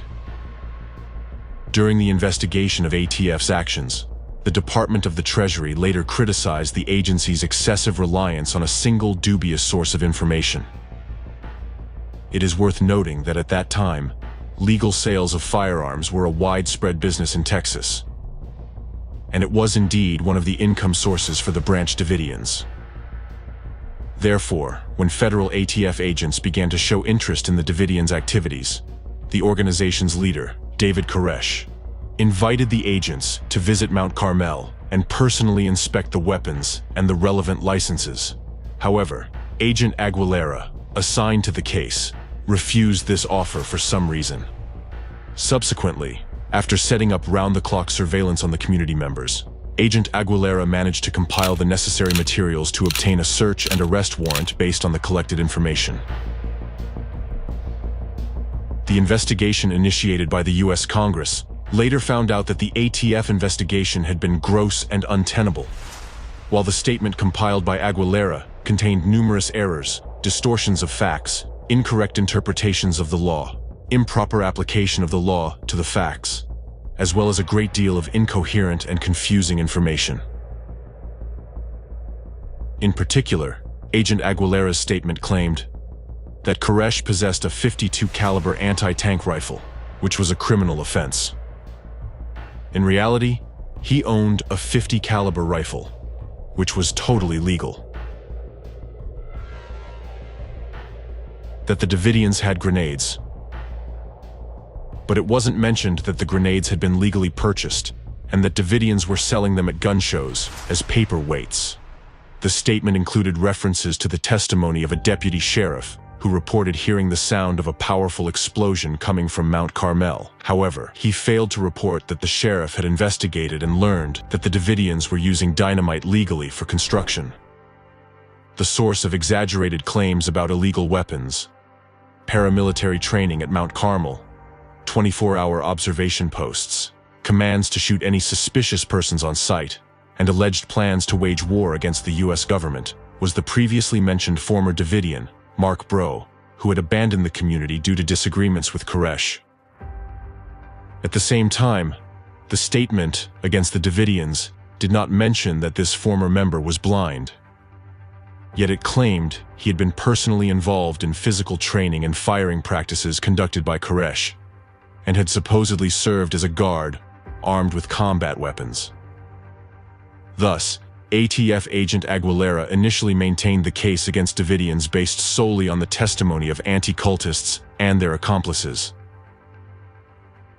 Based on these falsified materials, a search warrant for the Mount Carmel Ranch, where the Davidian community resided, was issued on February 25, 1993. Role of mass media in the Waco tragedy. Simultaneously with preparing the ATF operation, anti-cultists launched an active campaign to discredit the Branch Davidians in mass media. Later on, a number of researchers noted the key role the media played in the tragic turn of the Waco events. It was actually accomplices of the anti-cult movement among the media who became the main broadcasters of the anti-cultists' dark rhetoric. Through their efforts, combined with the manipulative tactics of anti-cultists, an image of members of a dangerous and sinister cult was created out of innocent, law-abiding American citizens, members of the Branch Davidians. Consequently, it was through the prism of the unreliable and defamatory information presented by the media that society, law enforcement agencies, and government officials viewed the Davidians. A significant contribution thereto was made by a local newspaper, the Waco Tribune-Herald, which actively broadcasted baseless accusations initiated by the anti-cultists. At the time of the discussed events, almost simultaneously with the start of the law enforcement operation against the Davidians, the Waco Tribune-Herald released a series of articles titled "The Sinful Messiah." The first article was published on February 27, 1993, the day before the ATF raid. Reports by the article author, Mark England, heavily relied on the testimony of Bro, deprogrammer Rick Ross, and other key figures involved in the demonization campaign against the Davidians. At the same time, the author did not seek opinion from competent researchers specializing in studying such religious organizations. And even more so, the perspective of the Davidians and their leader was not represented either. Interestingly enough, until a certain point, reporters from the Waco Tribune-Herald covered information about the Branch Davidians neutrally, without using the offensive label of a cult. However, their rhetoric changed dramatically after the intervention of anti-cultists. England, the author of the Sinful Messiah series, began actively promoting anti-cult narratives portraying the 33-year-old Koresh as a fanatical cult leader who used mind control techniques on his followers. Mark England also accused him of polygamy and child abuse, and claimed that the leader of the Davidians engaged in sexual relations with underage female members. There was really no evidence of child abuse. It was only allegations. And again, I say today that we have not ever found any proof of any child abuse out there. At that time, no confirmed evidence supported such claims. The situation was quite the opposite. In fact, back in 1992, the Texas Child Protective Services, CPS, received an anonymous report alleging child abuse at Mount Carmel. Following the anonymous message, CPS staff visited Mount Carmel 3 times.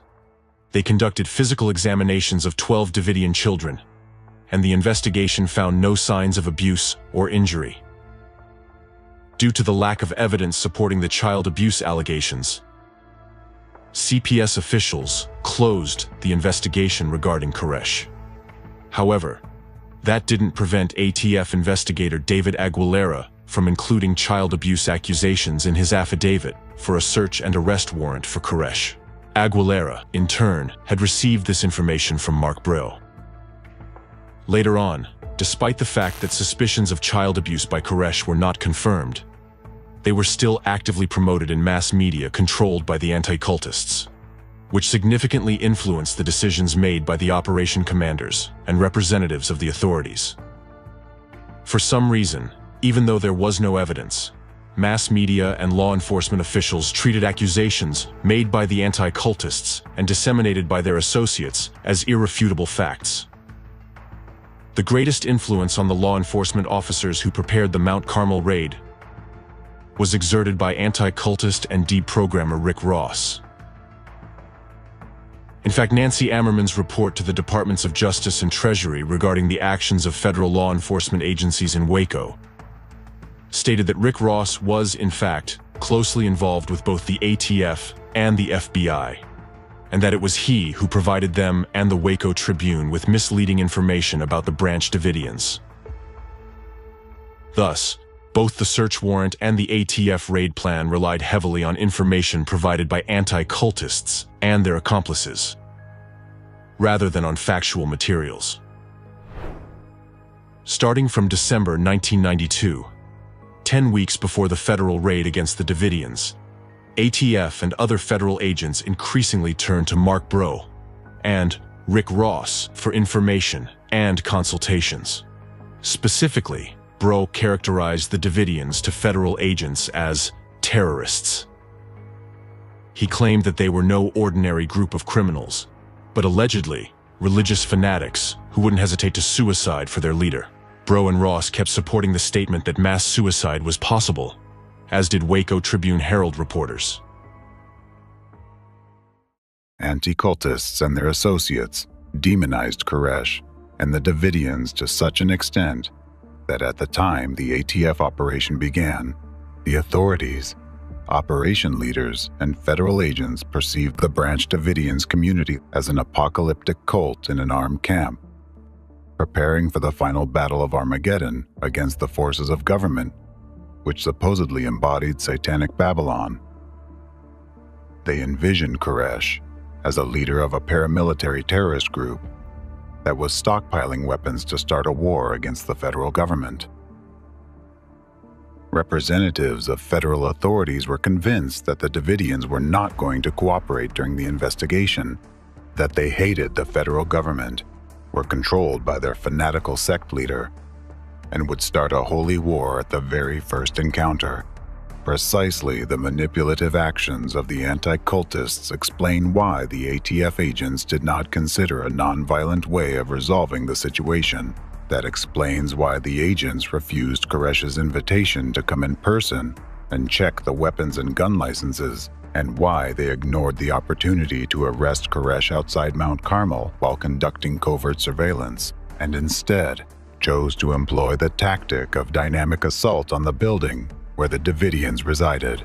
That's because in their consciousness, a distorted picture of reality had already been formed, and imposed on them by the anti-cultists through manipulative techniques. In federal agents' reality, they were going to search not peaceful civilians, but extremely dangerous criminals, whom the anti-cultists described as terrorists and suicide bombers. Without the grim and demonizing images generated by the anti-cultists, exaggerating a possible threat from the Davidians which in fact never existed, it is unlikely that the ATF would have resorted to such extreme measures, but unfortunately, the law enforcement officers had fallen under the influence of anti-cultists, and by the time the operation began, some of their representatives in the operation leadership were already entirely manipulated, largely through Rick Ross. A raid by federal agents on the ranch where the Branch Davidians resided, with the purpose of searching and detaining their leader, was scheduled for Sunday, February 28, 1993. The operation was officially codenamed Trojan Horse, but later became more widely known as Showtime, as the agents themselves called it. The day before the operation, and on the day of the raid itself, a pre-arranged massive wave of publications demonizing the Davidians was launched in mass media. Thus, on February 27th and 28th, more than 100 media across the country released materials with almost identical statements, mostly reiterating the core narratives of the anti-cultists' dark rhetoric against the Branch Davidians. All of the media outlets communicated the same groundless accusations by Rick Ross and Mark Bro against the Davidians, posted in the local Waco Tribune-Herald newspaper. During the raid on the ranch, a shootout began, resulting in the deaths of 10 people, including 6 Davidians and 4 ATF agents. David Koresh got wounded. After the federal agents' deaths, the operation came entirely under FBI control, and the case against the Davidians was reclassified as a conspiracy to murder. And in actuality, the Branch Davidians reacted the way any American would react when his home was broken into by armed terrorists. They first called the police. They dialed 911. 911, what's your emergency? There are men, 75 men around our building. Okay, just a moment. In the tape recordings of these conversations, we can hear the fear and distress of Wayne Martin as he says, "Yeah, tell them there are children and women in here and to call it off."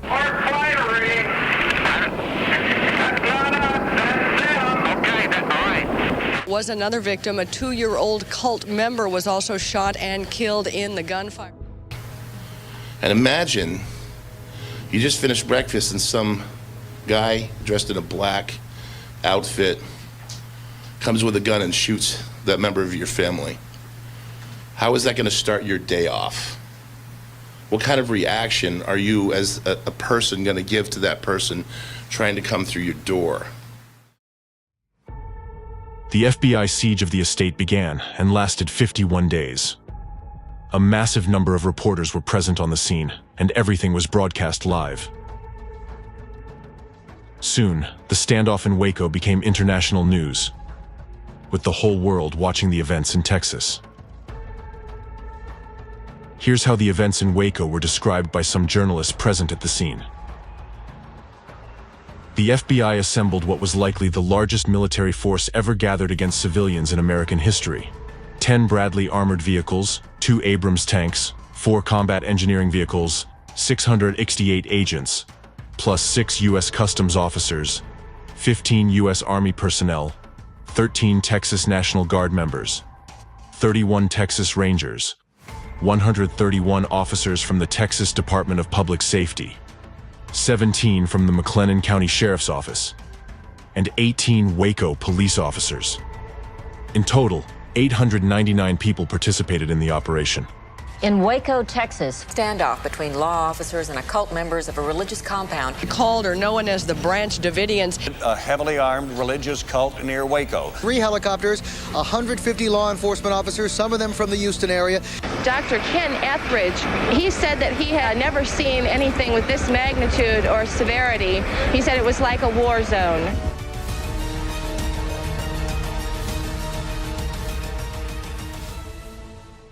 Throughout the siege, negotiations between the FBI and the besieged were ongoing, with the official goal of persuading the Davidians' leader to surrender and lead his people out. During this time, some Davidians left the building, only to be immediately arrested by federal agents. According to video records of their testimonies, everyone who remained in the building for the 51 days of the siege did so voluntarily. To my family and friends, I'd just like to say I'm fine. I know that you're all worried about us. I'd just like to know that we're fine right now. I have decided to stay. I don't want to go. So you're not being held against your will here? No, I'm not held here as a hostage or anything. If any of us wanted to leave, we can just go now today. I'm here because I wanted to be here. Sonobi, and I'm not being held here against my will. Don't worry about me. We're going to be just fine because God's in control. During the siege, the Davidians were completely isolated. Their phone line was cut almost immediately, and the only people they could communicate with were FBI agents. They could no longer reach out for help elsewhere, and they could only communicate with the media by hanging sheets with written messages in their windows. While the FBI, in turn, continued to consult representatives of the anti-cult gang. Subsequent investigation of the FBI's actions, the study of transcripts of conversations between the FBI and the Davidians, as well as data on the experts contacted by FBI and ATF agents in the Davidian case, revealed that it was the anti-cultist and deprogrammer Rick Ross, who clearly had the most extensive access to both agencies of any person on the cult expert list. He was closely involved with both the ATF and the FBI, and he was apparently listened to more attentively. At the same time, the opinions of other experts who advocated a peaceful way of resolving the situation were not accepted. After all, at the time of the siege, federal agents who had fallen under the influence of anti-cultists did not take the beliefs of the Davidians seriously, so they didn't listen to the advice of theologians, religious scholars, and Bible researchers who tried to convey to law enforcement officers that because of their religious beliefs, the Davidians would not react like criminals, and recommended communicating with the besieged in their language. A number of experts appealed to the FBI not to use forceful tactics against the Davidians because this could ultimately lead to fatalities. However, their suggestions were rejected. He has no known credentials to support his claim as an expert, yet the FBI allowed him to advise on the course of negotiations while ignoring advice from numerous theologians and genuine psychological counselors. In parallel with Rick Ross's direct influence on the law enforcement operation, other representatives of the anti-cult group carried out destructive media activities. They appeared as cult experts on various TV channels and intentionally promoted a demonized image of the Davidians in public opinion. One of the representatives of the anti-cult group was Stephen Hessen, whom we mentioned earlier. So he would take people for hours and hours and hours and mesmerize them through hypnosis, through behavior modification techniques and such, and break down their ability to think. These were the people that we saw over and over in the media as support for the government's stories that the Branch Davidians were some evil cult. Mark Bro is the person who contacted the State Department and the Cult Awareness Network and relayed his allegations. Cult Awareness Network, known by its initials, CAN, targets religious groups around the world for hate campaigns in the media. CAN members always make the same allegations against each group they attack: perverted sex, child abuse, and brainwashing. It reads like a worn-out script. It has been repeated so many times against so many different groups. The people who lived at Mount Carmel, including children, were never presented to the public as personalities. The Federal Bureau of Investigation didn't share with the media the videos of the Davidians recorded during the siege, so that Americans wouldn't regard them as human beings, feel sympathy for them, and stand up for them. According to James T. Richardson, a sociologist of religion, the dehumanization of those inside Mount Carmel, coupled with the thoroughgoing demonization of Koresh, made it easier for those in authority to develop tactics that seemed organized for disaster. Thus, not only law enforcement officers, but also the public developed a false image of what was really happening in Waco. And again, you get that demonization. It's like, these are people. As the Davidians were people. The people that died at Mount Carmel were people. They've never been truly humanized until they did the Waco series. The reason behind all that was going on was one factor that back then neither federal law enforcement agents nor U.S. intelligence officers took into account. This detail, which had a fateful impact on the outcome of the events in Waco and remained unknown to this day, was that representatives of anti-cult organizations used hidden manipulative technologies to influence people's consciousness and subconsciousness. Such information messages that are built on the knowledge of these special psychotechnologies and contain hidden imprints able to bypass critical analysis by consciousness and penetrate directly into the depths of the human subconsciousness were repeatedly disseminated in the media for this very purpose. The anti-cultists needed a large-scale campaign for demonizing the Branch Davidians, and that's why they invested so much effort in dissemination of their false accusations. Therefore, absolutely different articles and videos in seemingly unrelated media contained the same repetitive narratives. Basically, all of this was part of the anti-cultist strategy of psychological manipulation of the public. In fact, anti-cultists were accusing others of what they themselves were actually doing, for they were the ones who were applying mind control and brainwashing techniques. In this way, using methods of psychological influence on the masses with the help of the media, the anti-cultists literally zombified the American people. They intentionally dehumanized the Branch Davidians to instill in people's consciousness a picture that the Davidians were dangerous and harmful to society, although in fact, the most dangerous at that time were the anti-cultists themselves. For the first time, they carried out such a large-scale terrorist act that was repeated in the information field multiple times and had a tremendous impact on all those who had fallen under its attack. As a matter of fact, all people who in one way or another were exposed to the information sourced from anti-cultists ended up infected with hidden destructive imprints.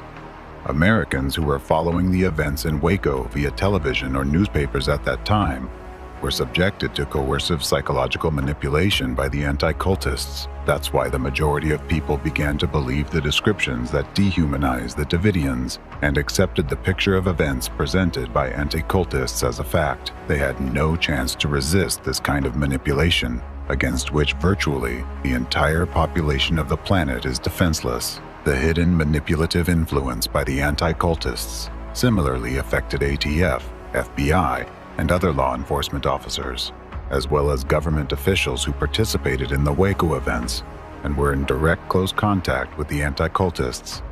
The officials were subjected to the highest degree of psychological manipulation and were literally brainwashed by the anti-cultists, so they acted unlawfully against law-abiding American citizens and committed a blatant violation of basic democratic human rights and freedoms. For this very reason, law enforcement officials manifested inhuman aggression against the Davidians, ignoring common sense and rejecting an opportunity for a peaceful and fact-based resolution. In turn, the Davidians developed an impression that the federal agents who encircled Mount Carmel were trying to kill them, and today there is considerable evidence that their fears and perception of events were not unfounded. Listen, Jim. There's nothing that hurts me more than being called a cult leader, all right? If I'm wrong, people like me don't deserve to live, okay? Listen. You understand me, Jim? No. You know, don't burn our building down. No, we won't do that. Don't shoot us all up. They've got to have that time.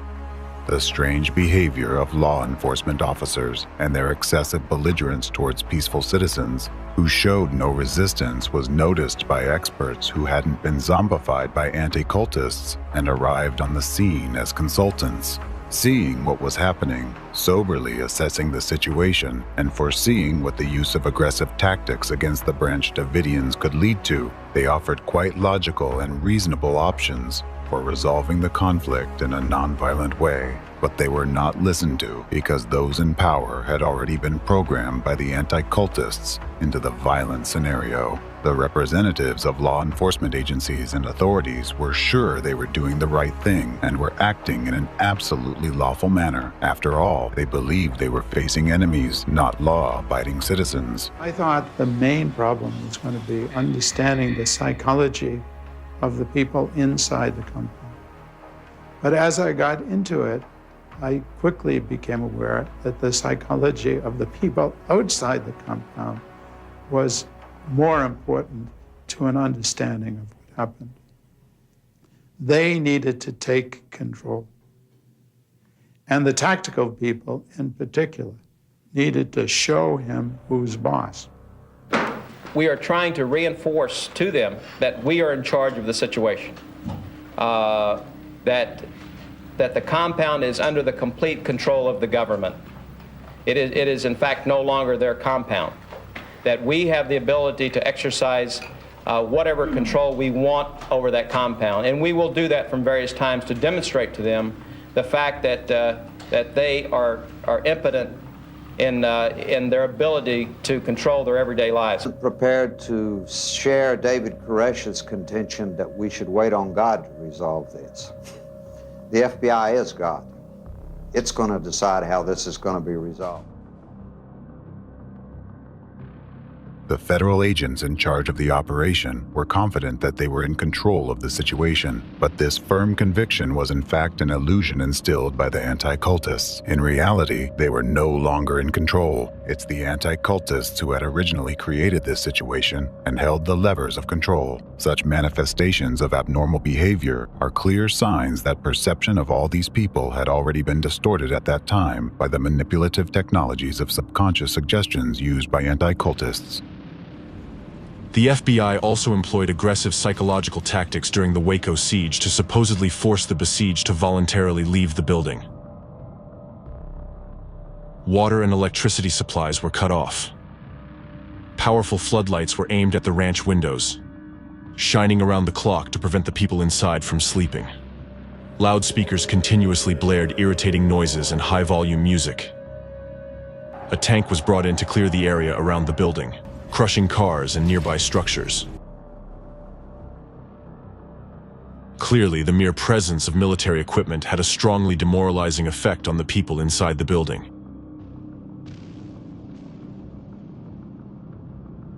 If they thought that we were all brainwashed and such a bunch of crazies, why would the FBI push David or the rest of us to the limit? Why would you bombard the building day and night with lights and music and noises and wear these people out not knowing how they're going to react?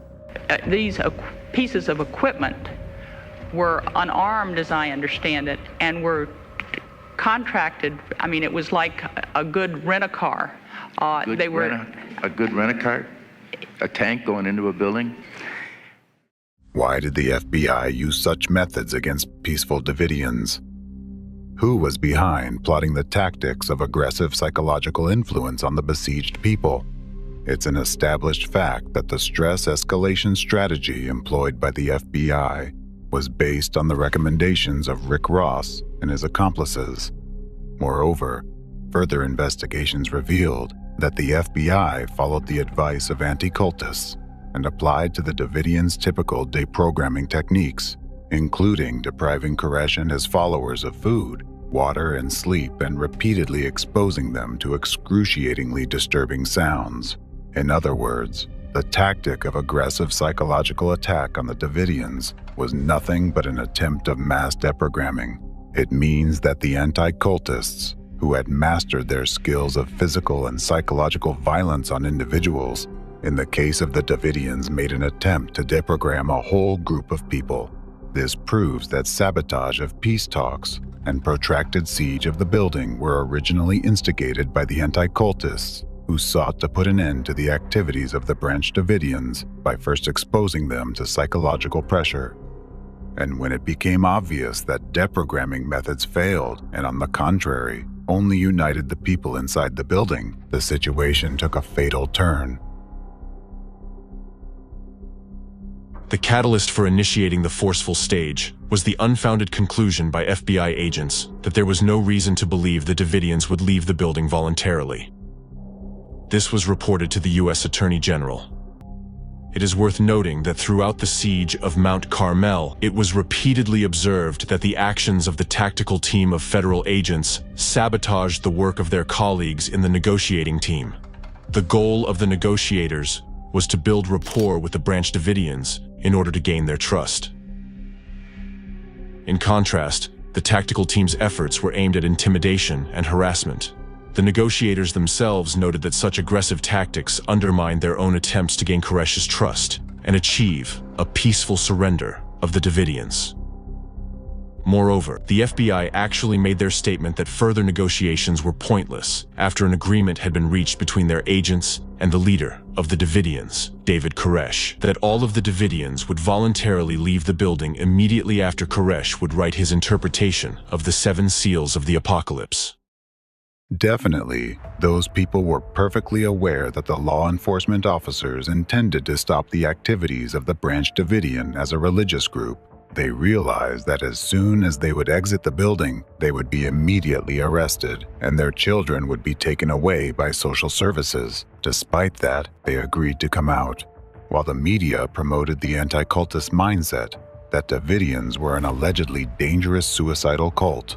In fact, those people clearly demonstrated by their actions that they wanted to live, and they fought for their lives to the end. On April the 14th, there was a major breakthrough, and that breakthrough was David Koresh's letter to me, which I promptly gave to the FBI, that said that he'd received his mission, that he was working on writing his interpretation of the 7 seals, and that everyone inside was relieved that they didn't have to die now, that the prophecies were not being fulfilled now, and that this would be resolved. He waited 51 days, and then he said, the word came to him and said, write, and he wrote. This was brought out the day of the fire by one of the survivors. He was keeping his promise of April 14th. We believe they would have all come out safely. What I was faced with was a situation where the negotiators said, we think we have reached an impasse. Nobody else is coming out voluntarily. We looked at the entire situation and we made the best judgment we could. I'm very satisfied that in the information furnished to me by the FBI, I was informed.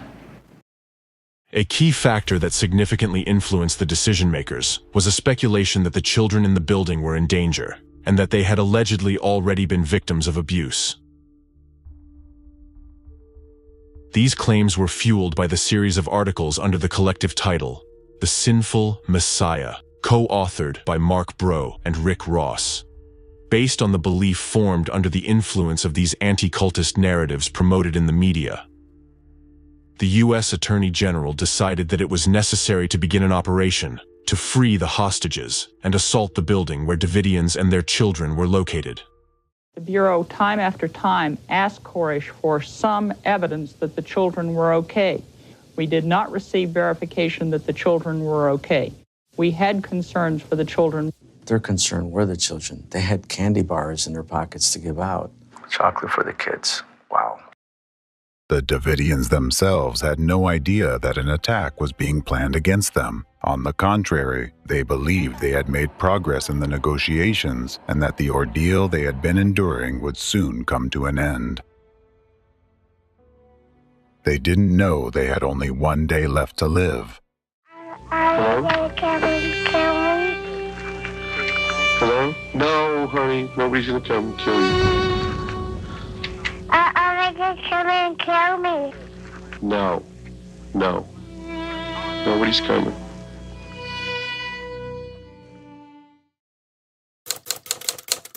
Final day. On the 51st day of the siege, on April 19th, 1993, armored vehicles were sent to the building where the besieged were located. The vehicles began meticulously demolishing parts of the structure and releasing a special gas inside. The gas supplies a number of irritants to the nostrils, to the eyes, to the skin. Just touching to the skin can be extremely painful. You can have certain symptoms of nausea. You can have certain symptoms of inflammation with regard to membranes. So it is extremely uncomfortable. They would be coughing, choking. They would probably be unconscious. Some of them would probably be dead. Some would be basically inert. They may still be alive. They may still be breathing, but they're not going to be doing anything. The falling walls, destroyed by armored vehicles, effectively killed some of the Davidians, as evidenced by forensic reports. The tank repeatedly drove over their bodies, tearing them apart. Then, a fire broke out in the building, in 3 different places, simultaneously. The officer in charge of the operation refused to allow firefighters to approach the scene, claiming that the Davidians might shoot them.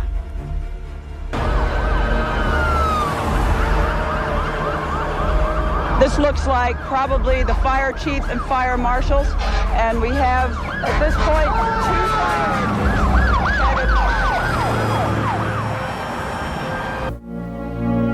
When the fire did start, and the fire trucks did arrive, I didn't let them in. I held them at the checkpoint because I didn't want the firemen to drive into gunfire. I just wasn't going to permit it. And it's a terrible thing, and a very terrible decision to have to make. This is not the way to end this. Lead your people out, David. Be a Messiah, not a destroyer. After American citizens were poisoned with gas and their house was set on fire, the authorities kept shouting, "Get your people out, David," even though they knew very well that there was no one to come out. Many were already dead at that moment, and the rest were burning alive. This show was staged by the representatives of the law enforcement agencies for the media and possible future investigations in order to avoid responsibility.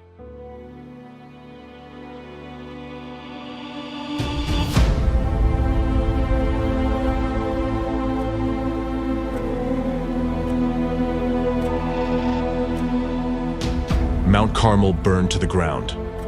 76 people died, including 25 children, some of whom were infants and toddlers under the age of 3.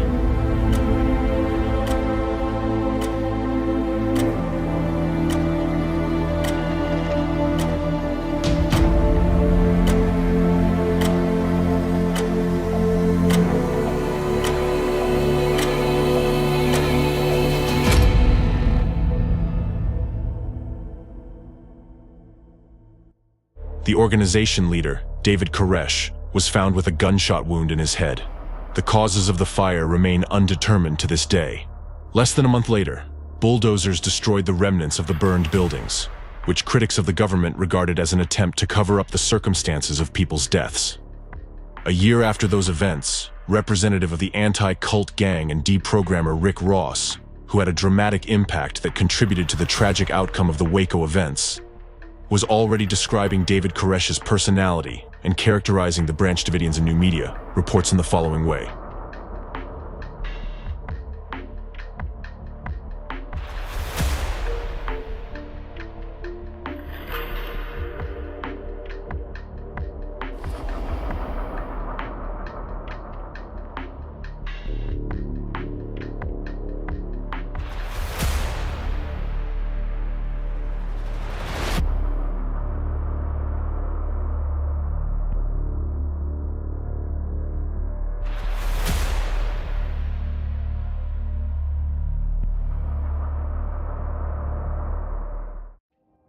Even after the deaths of those people and their children, anti-cultists continued their smear campaign to demonize the Branch Davidians, aiming to cement the image of sinister cultists, psychopaths, and suicides in public consciousness. They used this horrific tragedy for their own ends, turning it into an informational terrorist act, essentially an act of intimidation for all other religious communities and a precedent for undermining public trust in law enforcement agencies of our country, which were supposed to guarantee lawfulness and order in society instead of causing mass deaths. Since the FBI controlled the flow of information about the Davidians in the media, they were never able to share their own version of events with the American public. All Americans have seen in the media are images of the crazy David Koresh and the same repeated unsubstantiated accusations by anti-cultists. Dehumanization of the Davidians, combined with the anti-cultists' manipulative techniques, turned the American citizens into a faceless group of religious fanatics. Such media coverage of the events produced an illusory perception that the deaths of American citizens were not a ground for public protests against excessive force used against them. Therefore, until the very last moment, the entire country was silently observing the events in Waco as yet another reality show until those people and their children burned alive in the fire. Realization of what had happened started coming much later, and not to all observers of this terrorist attack organized by anti-cultists. Even now, in articles about those events, you might see the phrase, about 80 cultists died, not people, not American citizens, but cultists. This terminology is used by anti-cultists and their supporters to ensure that the deaths of those people do not evoke sympathy or regret in you. It is meant to absolve you, as a society, of guilt for allowing this to happen, and for letting the actual perpetrators of this mass murder go unpunished. The Waco tragedy, the terrible death of all those innocent people and their children, is essentially an act of genocide carried out by anti-cultists through representatives of the authorities and law enforcement agencies.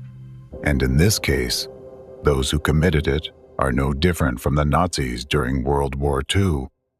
When someone's suspected of a crime, even if it's child abuse, even if it's capital murder, we give them a trial, a jury finds them guilty beyond a reasonable doubt before they go to sentencing, then a jury or a judge sentences them, and an appeals court makes sure the trial was conducted with due process. And then and only then do we kill them.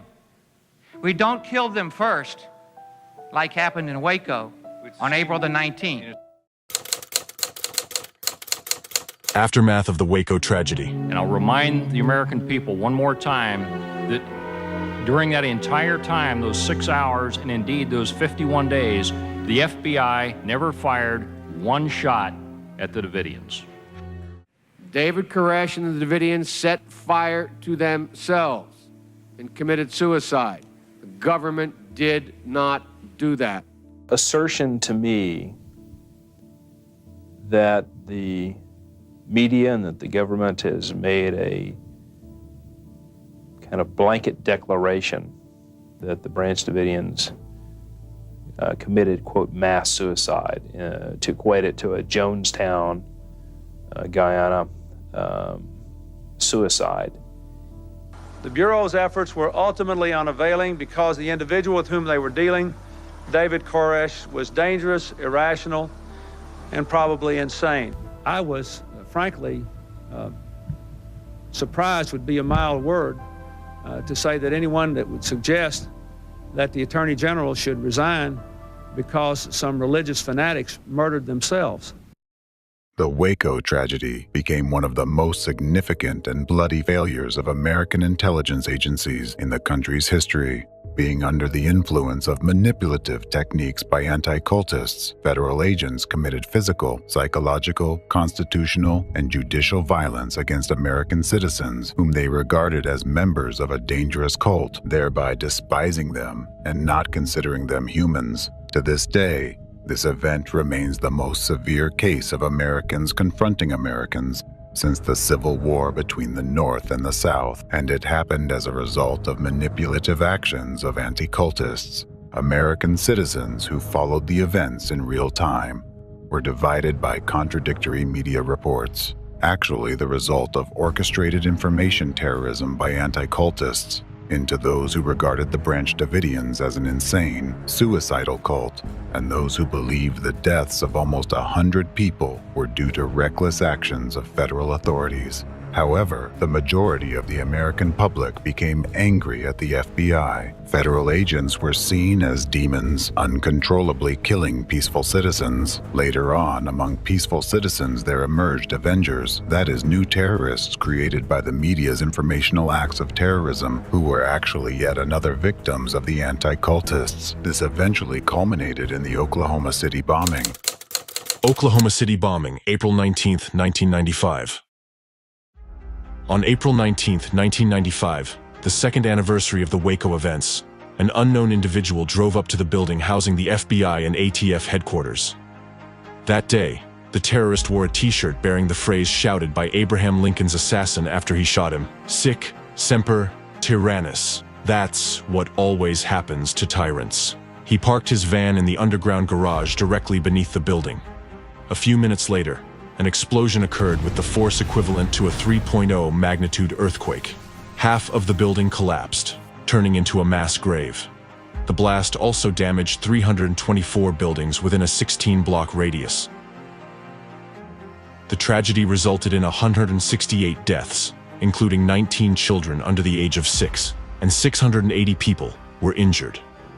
The perpetrator, Timothy McVeigh, was apprehended the same day. He explained his actions as revenge for Waco and Ruby Ridge. To this day, the Oklahoma City bombing remains the deadliest act of domestic terrorism in U.S. history.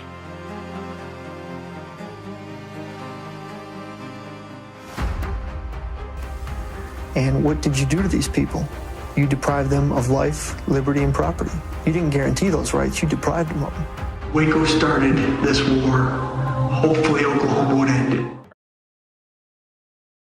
The Oklahoma City bombing vividly illustrates the profound impact of the Waco tragedy and the informational terrorist act created by anti-cultists on its basis. For many people, the Waco siege crystallized an already distrustful attitude towards the government, while for those inclined to radical views, those events contributed to regarding the state as a ruthless enemy of its own people. The events in Waco marked the beginning of intensification and radicalization of the anti-government movement within the country. To this day, Americans consider April 19th to be a symbol of confrontation between the people and the government. From that very day, in the eyes of many Americans who witnessed the death of their fellow citizens live on television, America ceased to be a safe land of freedom and democracy. Instead, it became a country where the government could turn against its people.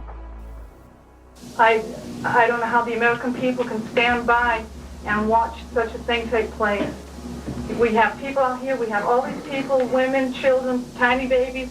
These men came in here and they started firing on us. The bullets came through the walls and people were killed, people were injured. And this is America? I mean, I thought this was the country of, freedom of speech, freedom of religion, whatever, and just human decency. It just doesn't seem to exist. Waco still resonates within the anti-government community as an event that demonstrates the federal government does not protect its citizens, that it is willing to violate their civil rights and take away their guns. The Waco siege became a symbol of discord over a range of issues, such as violence and gun ownership, trust in government and state authority, and religious persecution. The catastrophe sparked a flood of books, articles, news stories, and television segments, becoming an integral part of public discourse. Waco became a vital topic in the country, and to this day, Americans experience its consequences. The most significant and most frightening consequence of the Waco tragedy was the deepened division among the American population, a divide that unfortunately has not been overcome to this day. A country and a people that once stood united were split into two warring camps, and this painful wound on the body of America has not healed to this present time. Representatives of the anti-cult movement deliberately shaped two extreme viewpoints on the Waco tragedy. As a result, descriptions of the Waco events in various media are often so contradictory that it looks as if groups of people who oppose each other describe completely different occurrences. NBC television aired the government's official propaganda as a movie, showing Branch Davidians at all the windows with guns waiting for the ATF to arrive. The anti-cultists are largely responsible for the enduring impact of the Waco tragedy on America, which goes on to this day. They have used the Waco siege to create new information terror campaigns aimed at destabilizing authority and influencing the political situation in the country, significantly contributing to polarization of U.S. politics.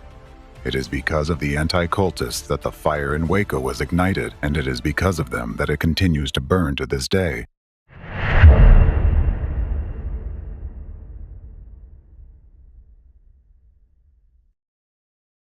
Back then, anti-cultists laid the foundation for a future civil war. They artificially created a basis for confrontation between supporters of the two dominant political parties in the United States and provoked the emergence of not only discontent with the authorities, but also extremely radical sentiments in society. The anti-cultists still use these fruits of their own activities, continuing to incite hatred in society and create conditions for a future confrontation between citizens of one country, between us, Americans. The anti-cultists arranged the terrorist attack in Waco with the help of their main accomplice, the media and dishonest journalists under their control. And if back in 1993, Rick Ross and his companions labeled a community of about 100 people as a cult, which resulted in their murder and a chain of terrible consequences for the United States, the other anti-cultist and deprogrammer, Stephen Hessen, has gone even further. At the current stage, he has already labeled tens of millions of Americans as cult followers. Such rhetoric that dehumanizes a part of the American nation creates prerequisites for intranational conflict and violence against labeled citizens. It is also noteworthy that this rhetoric amazingly repeats the narratives of anti-cultists in Russia, who label the people of America as one big cult. Yet, before, they manipulated only their own people in this way, setting up Russians against Americans, whereas now, the agent of the anti-cult gang in the USA, who's been conducting his destructive activities here for many years, repeats the same actions, but this time from inside America, setting Americans against Americans. Moreover, Stephen Hessen has already gone further, saying that the entire USA needs to be deprogrammed. And the bottom line is all of America needs deprogramming because we've all been negatively influenced by Donald Trump. What is meant by deprogramming the entire country? Remembering what happened in Waco, Texas, and how their deprogramming ended, just imagine in what way the anti-cultists plan to expand their methods to the entire United States of America.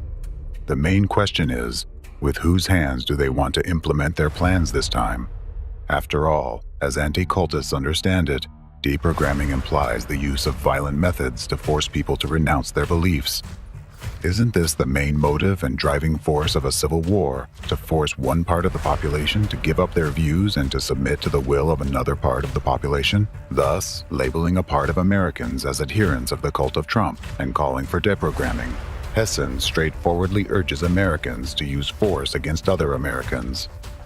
The most terrible thing is these are not just words and not mere appeals, but hidden destructive imprints that are embedded in those words and have repeatedly caused deaths of a huge number of people. And believing that they won't work this time is foolhardy at the very least. Recall German citizens who assisted Nazis, released gas and poisoned people, being fully confident that they were doing the right thing by ridding their nation of the Jewish threat. Those were actually the same people as you. And to this moment, no one has found an answer to the question of what turned them into monsters. Or putting it more correctly, who made them that? Yet, now you know the answer. Just think about it. Right now, anti-cultists are forcing us Americans, a nation that defeated Nazism, to use Nazi methods for destroying each other. They already successfully tested this scenario in Waco, when they carried out a large-scale operation involving the country's mainstream media, which resulted in the genocide of honest, peaceful, and decent Americans committed by the authorities and law enforcement agencies.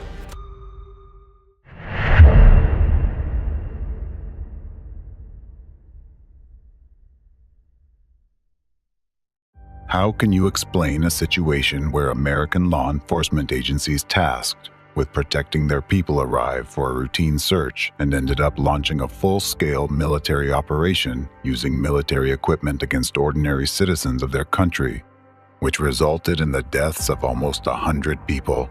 Indeed, from the perspective of common sense, a military raid that cost the U.S. government millions of dollars a day and was carried out against a group of American civilians that mostly included children, women, and elderly people looked like a disastrous misunderstanding. Why did the representatives of ATF and FBI accept the false, ungrounded information provided by anti-cultists as facts? Why did they rely solely on their pseudo-expert opinion at a time when the FBI had materials indicating that those people were incompetent in such matters? Moreover, FBI agents knew perfectly well that Rick Ross had personal hatred towards all kinds of new religious movements and an undisguised desire to urge law enforcement agencies in their attempt to destroy the Davidian group. In other words, federal agents had all the information they needed to understand that relying on anti-cultists in the matters of new religious movements was the same as believing that the Ku Klux Klan would remain impartial in assessing racial minorities. Yet, why did the agents trust the anti-cultists and implicitly follow their recommendations? Because representatives of intelligence services, law enforcement agencies, and the government were manipulated by anti-cultists who pushed for a violent crackdown on their stigmatized victims. In essence, officials were programmed for such actions. Let me draw your attention to another crucial point. The Waco tragedy occurred in 1993, the same year when the central ideological hub of anti-cult terrorists was established. Its leader was trained at a Russian Orthodox Christian educational institution in the United States.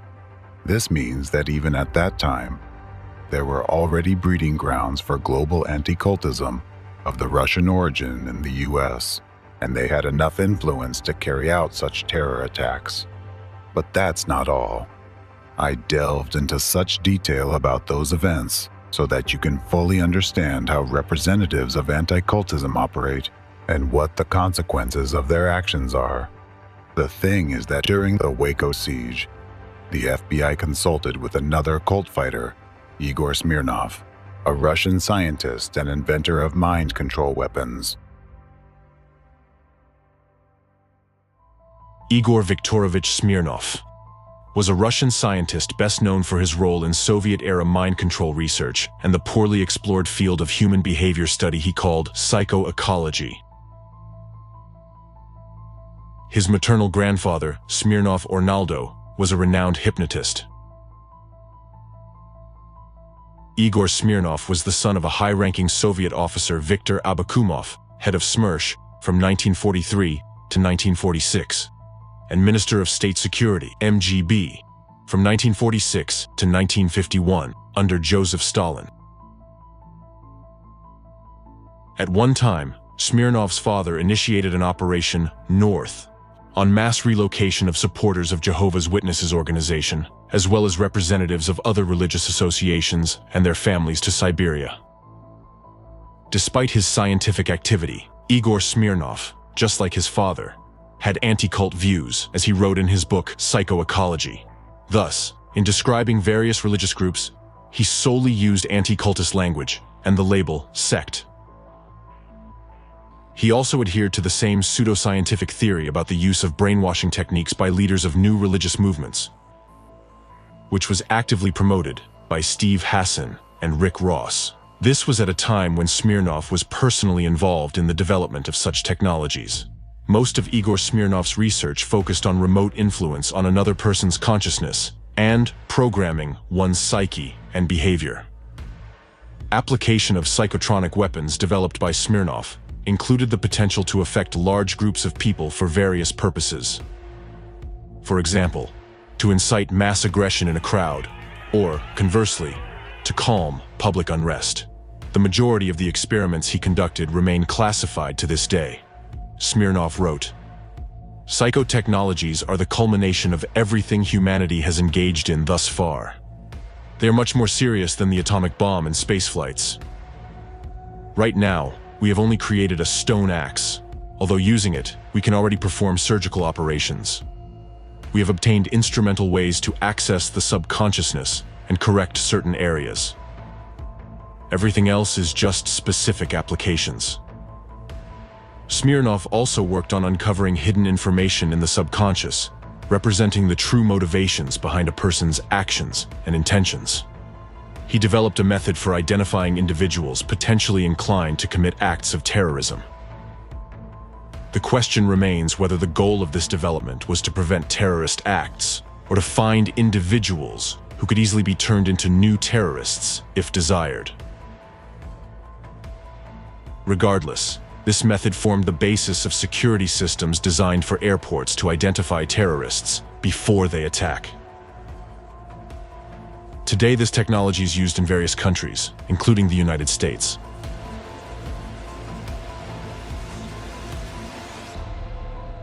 Igor Smirnov worked on concepts such as psychocorrection, a term he used to describe application of subliminal messages to alter a subject's will, or even to modify their personality without their knowledge.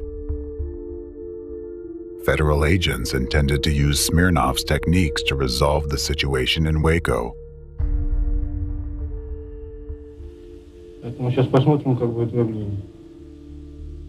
Two Russian psychologists have been brought in from Moscow to demonstrate a technique for analyzing the human mind and then influencing it. The concept is that with an understanding of an individual's mind, key words transmitted in music or white noise will force that person to obey. The FBI examined the system to use against David Koresh at Waco in Texas. Thus, the FBI Counterterrorism Center experts secretly met with Smirnov in the United States. He proposed a plan. During negotiations, they should transmit messages from relatives of the Davidians, encrypted in a certain way that would bypass critical perception and be instilled directly into the subconsciousness of recipients, compelling them to follow these commands. In this case, the commands would be to leave the building and return to their families. For the leader of the Davidians, David Koresh, a special voice was planned to be used, allegedly the voice of God, that would be played by an actor and urge Koresh to surrender voluntarily. However, when agents asked what would happen if the subliminal signals did not work as intended, Smirnov replied that Koresh's followers might slit each other's throats, committing acts of fatal violence. According to the official version, the FBI declined Igor Smirnov's services after this kind of response. But that's the official version. Now, let's piece together the facts. Fact 1.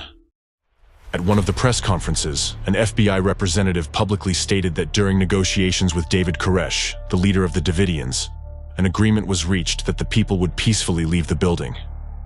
However, Koresh suddenly changed his mind, claiming he heard the voice of God telling him to stay and wait.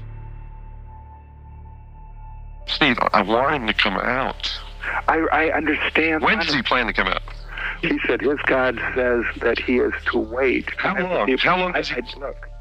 He says that he did not fulfill his promise to leave immediately with his followers because God told him to wait.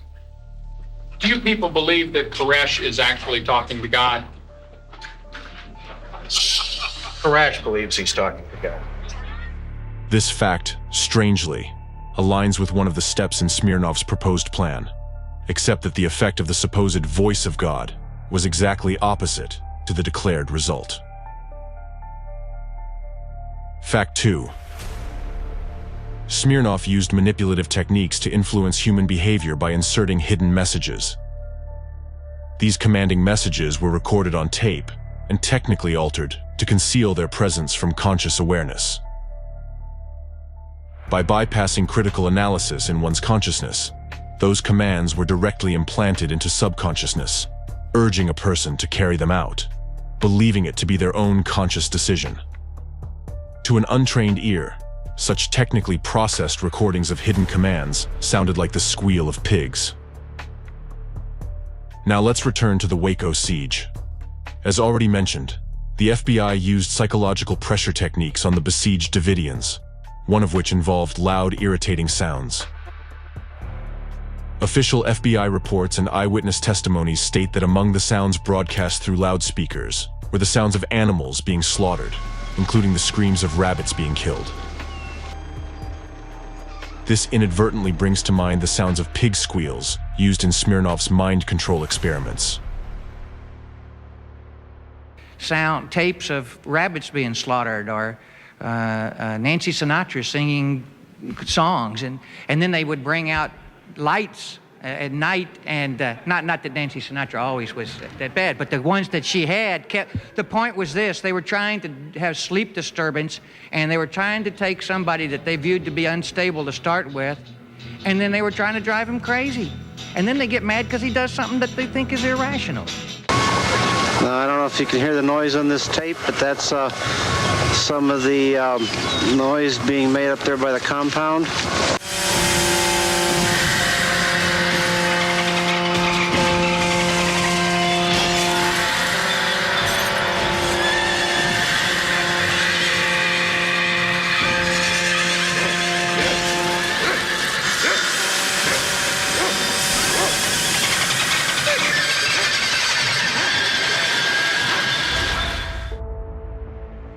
This raises a question. Why would the FBI use such strange sounds for a psychological attack on the Davidians? However, these actions gain an utterly logical explanation when combined with Smirnov's plan and the deprogramming methods used by anti-cultists against the besieged. One question remains. What was the true purpose of the plan proposed by a man who collaborated with the KGB to American intelligence agents as the final solution to the issue of the supposedly dangerous and sinister cult? What hidden directives were then transmitted through those encrypted sounds? And who was the intended target of that influence? We have seen what was the ultimate outcome for the Davidians.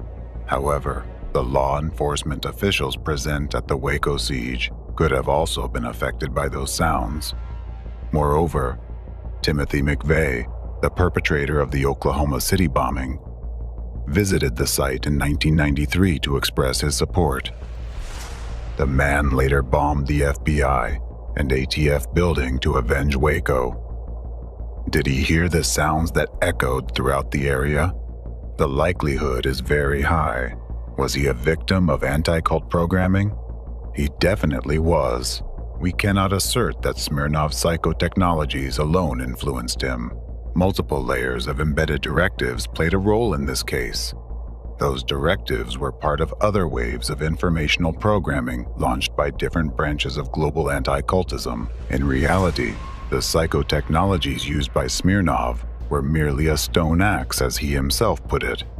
Far more effective and sophisticated are the hidden manipulative techniques employed by anti-cultists, including puzzle programming, where information codes are embedded in the words themselves and do not require any special technical means.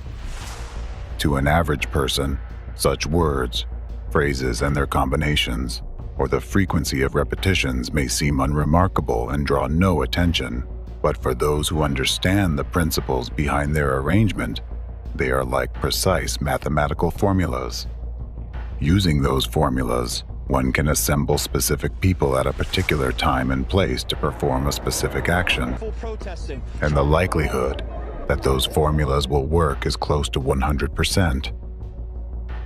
These are ancient manipulative methods that predecessors of the anti-cultists used as long ago as in the times of Christ to make the crowd shout, "Crucify him!"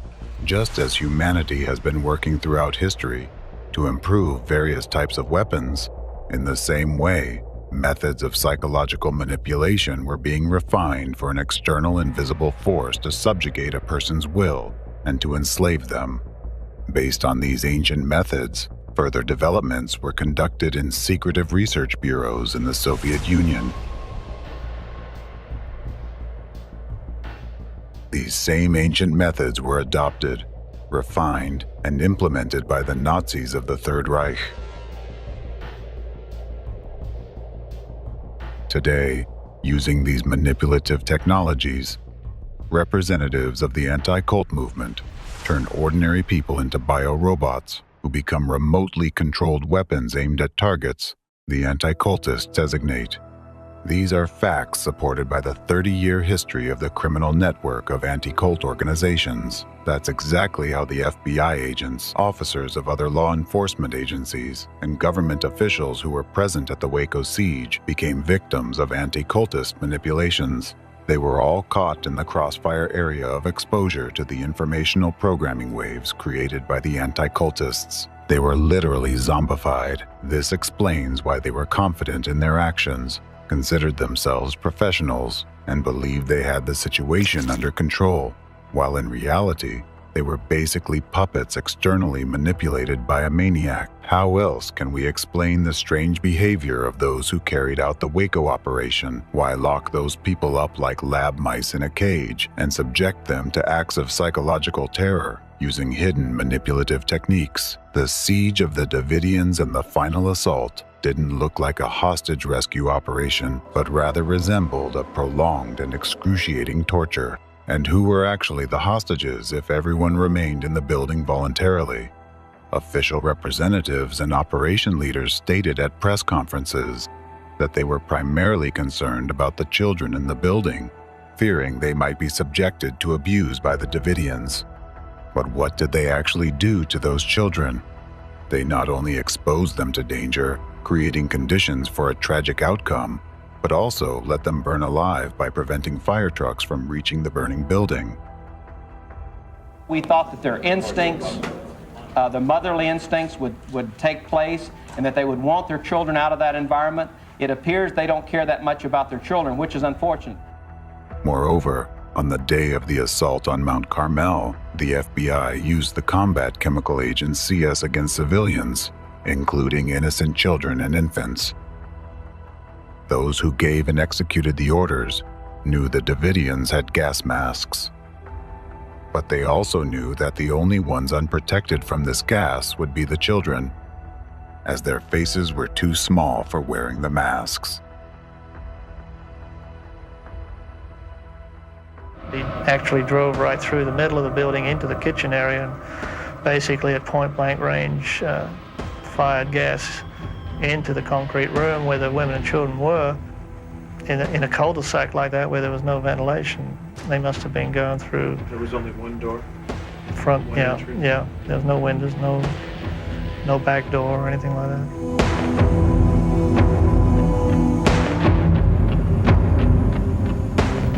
We put massive gas in there. Their gas mask by that time had to be failing. I believe that using CS gas against infants, against old people with respiratory problems, there were 60, 70-year-old men in there, and there were young children. That's torture. And I can just see those kids barfing, vomiting, screaming, because you can't possibly have a gas mask that'll fit a little kid. Didn't their report say that gas masks don't fit on these babies? That's correct. And didn't they know that? They should have known that.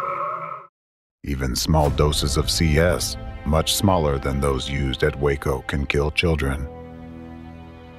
In large quantities, this gas causes severe muscle spasms, so intense that they can break bones. The Waco events resembled a torture chamber created for those people by a deranged maniac, where the parents were powerless to act and were forced to watch their children suffocate and suffer from broken bones due to severe muscle spasms, and then to burn alive along with the kids. Those who were still able to move after being gassed tried to escape the fire through the only door leading outside from their shelter, but they were shot. Government defenders claim that the Davidians killed each other in an attempt to escape the torment.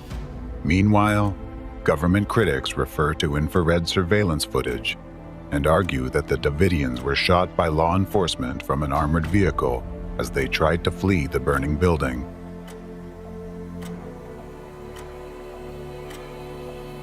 In my rolling on the floor and trying to protect myself from the heat and being in the pitch black, not able to see, that the voices of those behind me screaming kind of got through to me. My God, torturing babies and saying it's part of their job and saying it's okay because their parents were bad. The mother of Pablo Cohen, an Israeli Jew, talking to an American Jewish lawyer, watching that gas be inserted into that building, watching an American tank knock down an American house and then it burst into flames. And you imagine the images in an Israeli's mind with the Holocaust survivors in Israel? I couldn't answer. I think you can tell from today, it's not often that I'm without words. But I could not explain to her how that happened, and her answer, her question was, I thought he would be safe in America. The final point of the Waco tragedy was when law enforcement officers raised their flag over the ashes of the burned building and the charred bodies of the deceased, just as one would after winning a battle in the war. But can the siege, psychological torture, and militarized confrontation against a group of peaceful civilians who were unable to resist such an overwhelming force be considered a battle? Does such behavior by individuals who are supposed to serve their country and uphold the law, resemble the actions of normal, sensible people? Why did these people become like this? Who impaired them?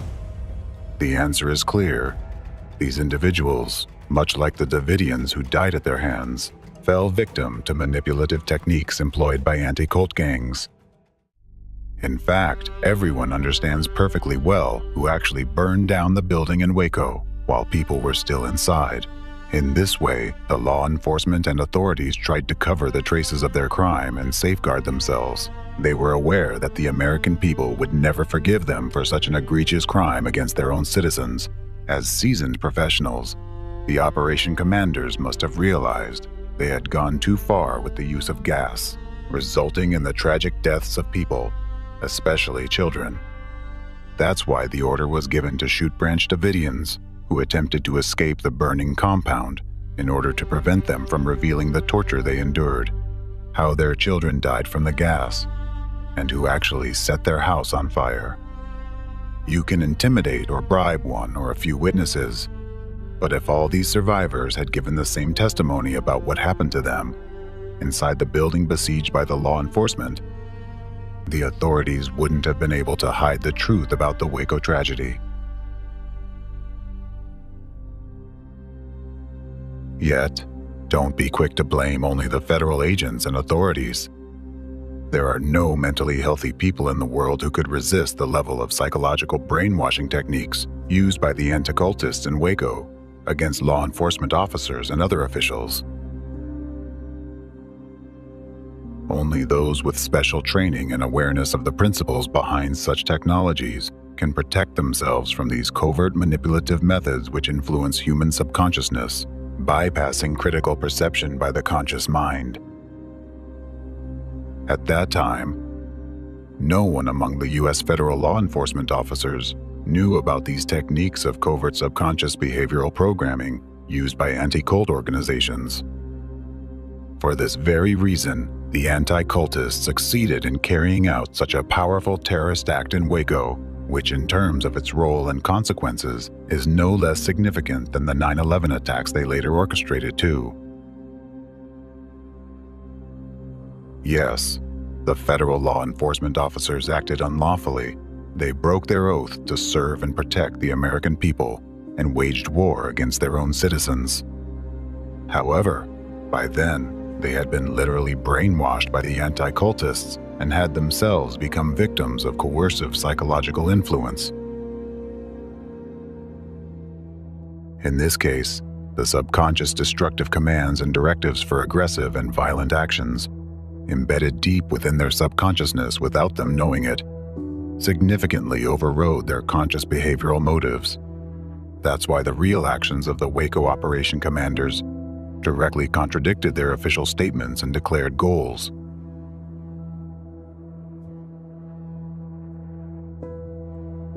And that's why they caused horrific and painful deaths to children despite numerous expressed concerns for their fate during the Waco siege.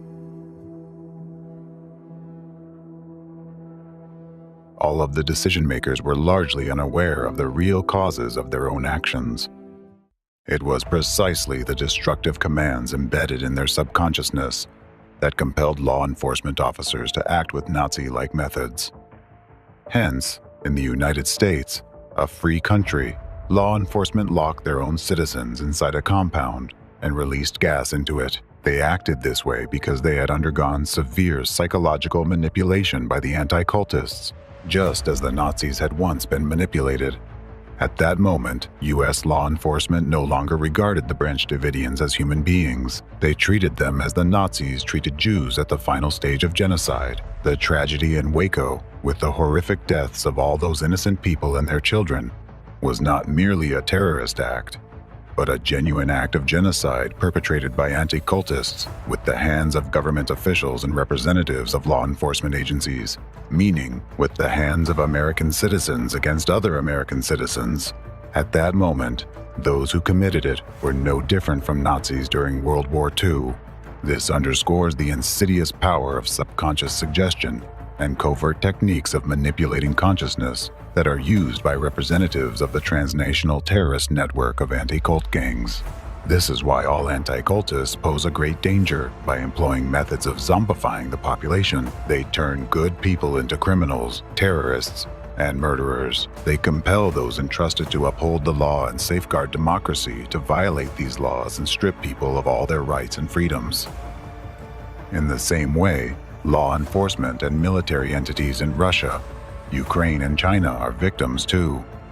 They are those whom anti-cultists have set on targets they marked with yellow stars, those who have been suggested that it's acceptable to use force against their own citizens and even torture them, those who, under the influence of coding mindsets embedded in their subconsciousness by anti-cultists and their accomplices, are currently depriving innocent people of their freedom and lives, those who have been persuaded that physical destruction of a brotherly nation is a righteous and worthy cause.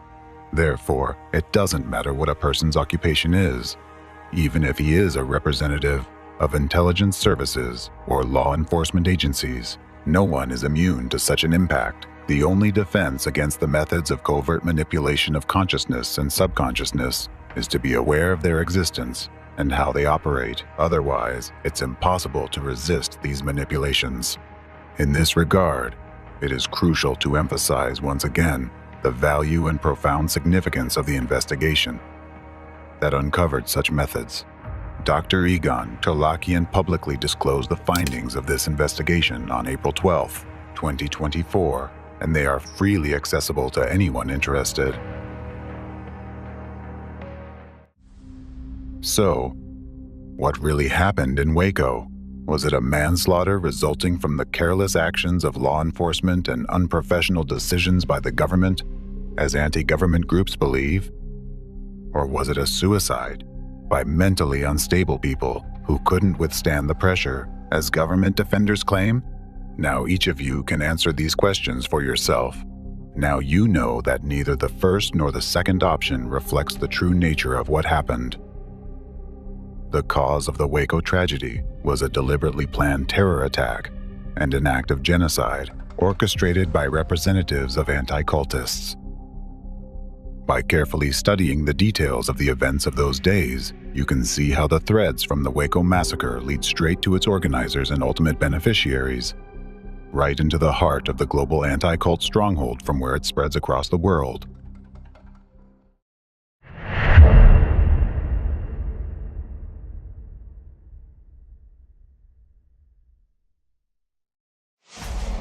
Now, let's go back to the events at Columbine High School. It turns out that the starting point for both the Oklahoma City bombing and the Columbine shooting was the tragic death of members of the religious organization in Waco, stigmatized by anti-cultists. If the Waco siege hadn't occurred, there would have been no bombing in Oklahoma City. Therefore, there wouldn't have been two powerful information terrorist attacks that led to Columbine. The two teenagers would not have been subjected to the waves of information programming launched by anti-cultists. And the key event that now serves as a powerful informational terrorist act, generating more and more school shootings, would not have occurred if at the outset of the Waco events, when the word cult was first applied to the Davidians, society had reacted immediately and taken measures to stop the activities of anti-cultists and their accomplices. A large number of deaths could have been avoided, and children would not be killing other children today. The true culprits behind the Waco tragedy and the subsequent tragedies it caused remain unpunished. It is the anti-cultists who bear responsibility for the deaths of all those who perished in Waco and as a result of the Oklahoma City bombing. On their hands, they also have the blood of the children who have died and are still dying from the school shooting epidemic. For all of these and many other crimes against humanity, representatives of anti-cult organizations must inevitably be held accountable, corresponding to the severity of their crimes. Now you can clearly see how all three attacks are interconnected: the Waco siege, the Oklahoma City bombing, and the Columbine shooting. The critical link between them is the single guiding hand, the unified ideological center where these attacks were planned to be executed by others. These are all sequential interconnected elements in a single strategy by the enemy to push America into a state of civil war through the actions of Americans themselves, and thereby to destroy the stronghold of democracy from within. If a civil war did take place, the Waco siege in 1993 could be considered the beginning of it.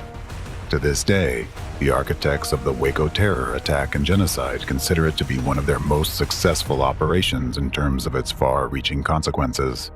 For them, the Waco case is a benchmark. It was the final straw that was meant to destroy freedom in America, the spark to light the flames of civil war, according to their plans.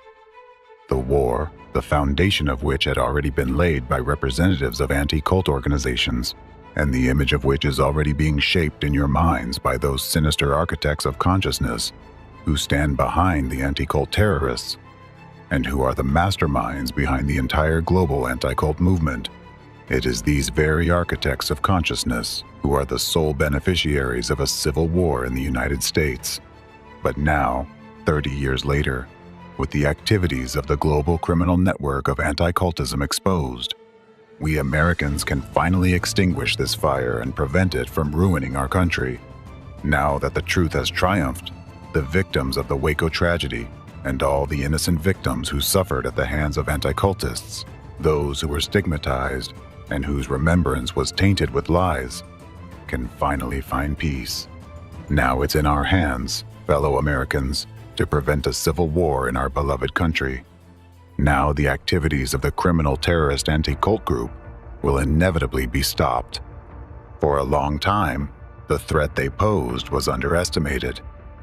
But now, their true essence has been revealed.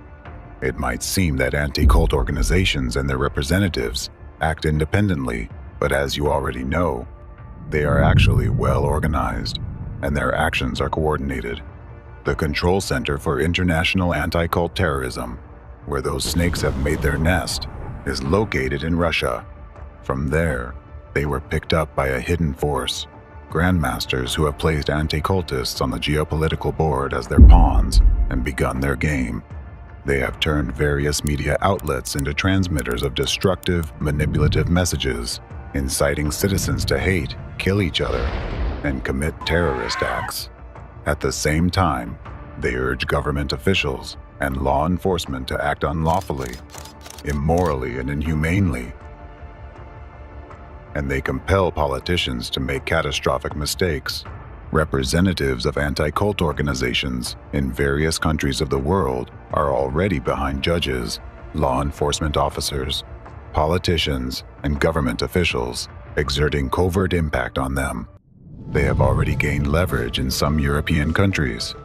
The most damage during their activities has been inflicted on Russia and Ukraine, and for 30 years they've been methodically and purposely moving towards starting a civil war in the US and Europe to ultimately destroy democracy worldwide. Once, the ideological inspirers of anti-cultists turned the ideology of National Socialism into the monstrous racist totalitarian form that we know today as Nazism. At that time, anti-cultists managed to embed their perverse brainchild at the government level. Thus, the ancient methods and tactics of predecessors of anti-cult organizations became the national ideology of Nazi Germany.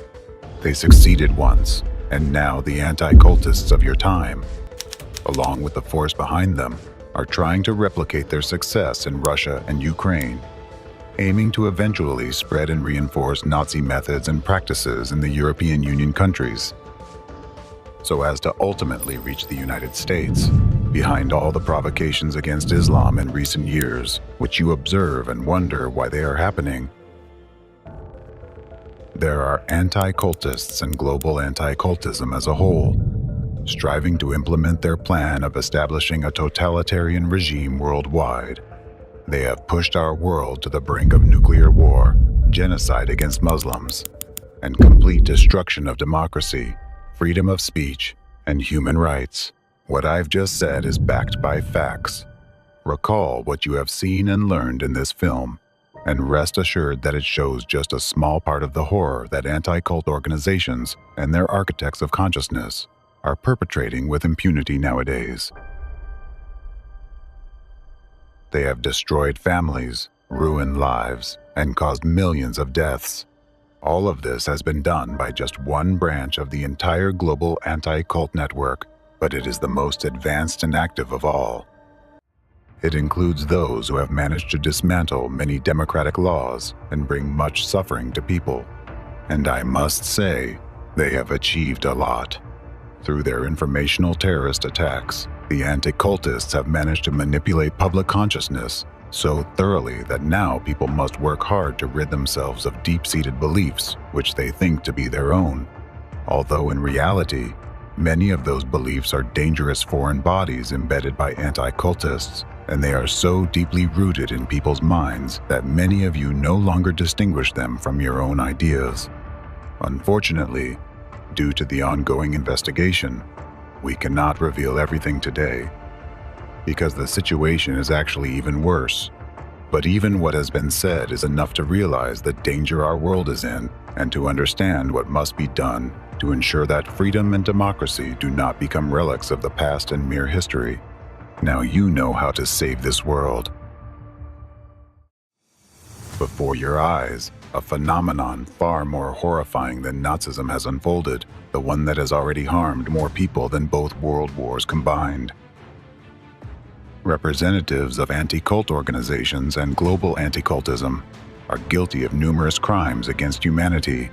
Having revived the legacy of Nazism, they engaged in organized terrorist activities for an unacceptably long time, initiated wars, committed acts of genocide, and planned a large-scale genocide that could engulf billions of people. Using deceitful and cynical methods, they have waged a hidden, undeclared war against the entire humankind. But now the time has come for the activities of the anti-cultists to be scrutinized, exposed, and brought to public trial. And this will not just be a judicial process. It will be a historical moment when justice will triumph over evil. It's a moment when the world will hold accountable those who violate the most fundamental human rights. It's a moment when all of us must rise and say, never again.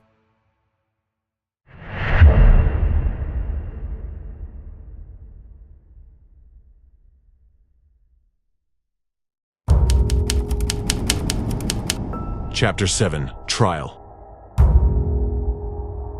Now, it is time to draw a line under all the atrocities of the criminal transnational network of anti-cult terrorists and their backstage leaders.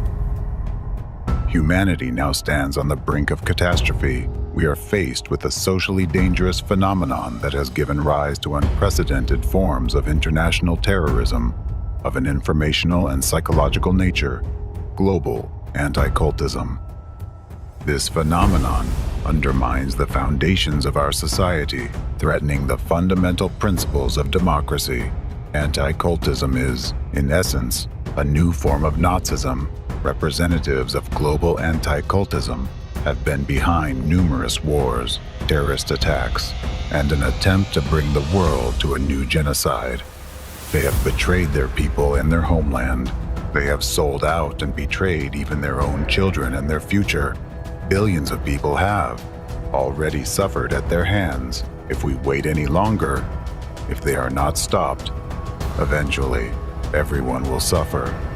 They have already changed the world, infiltrated your minds, and sought to use your own hands to destroy this world.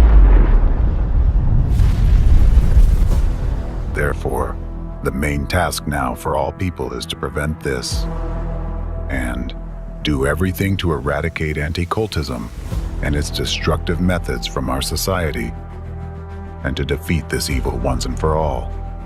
Only then will justice, goodness, and truth prevail, and only then will you be able to reclaim your freedom and peace.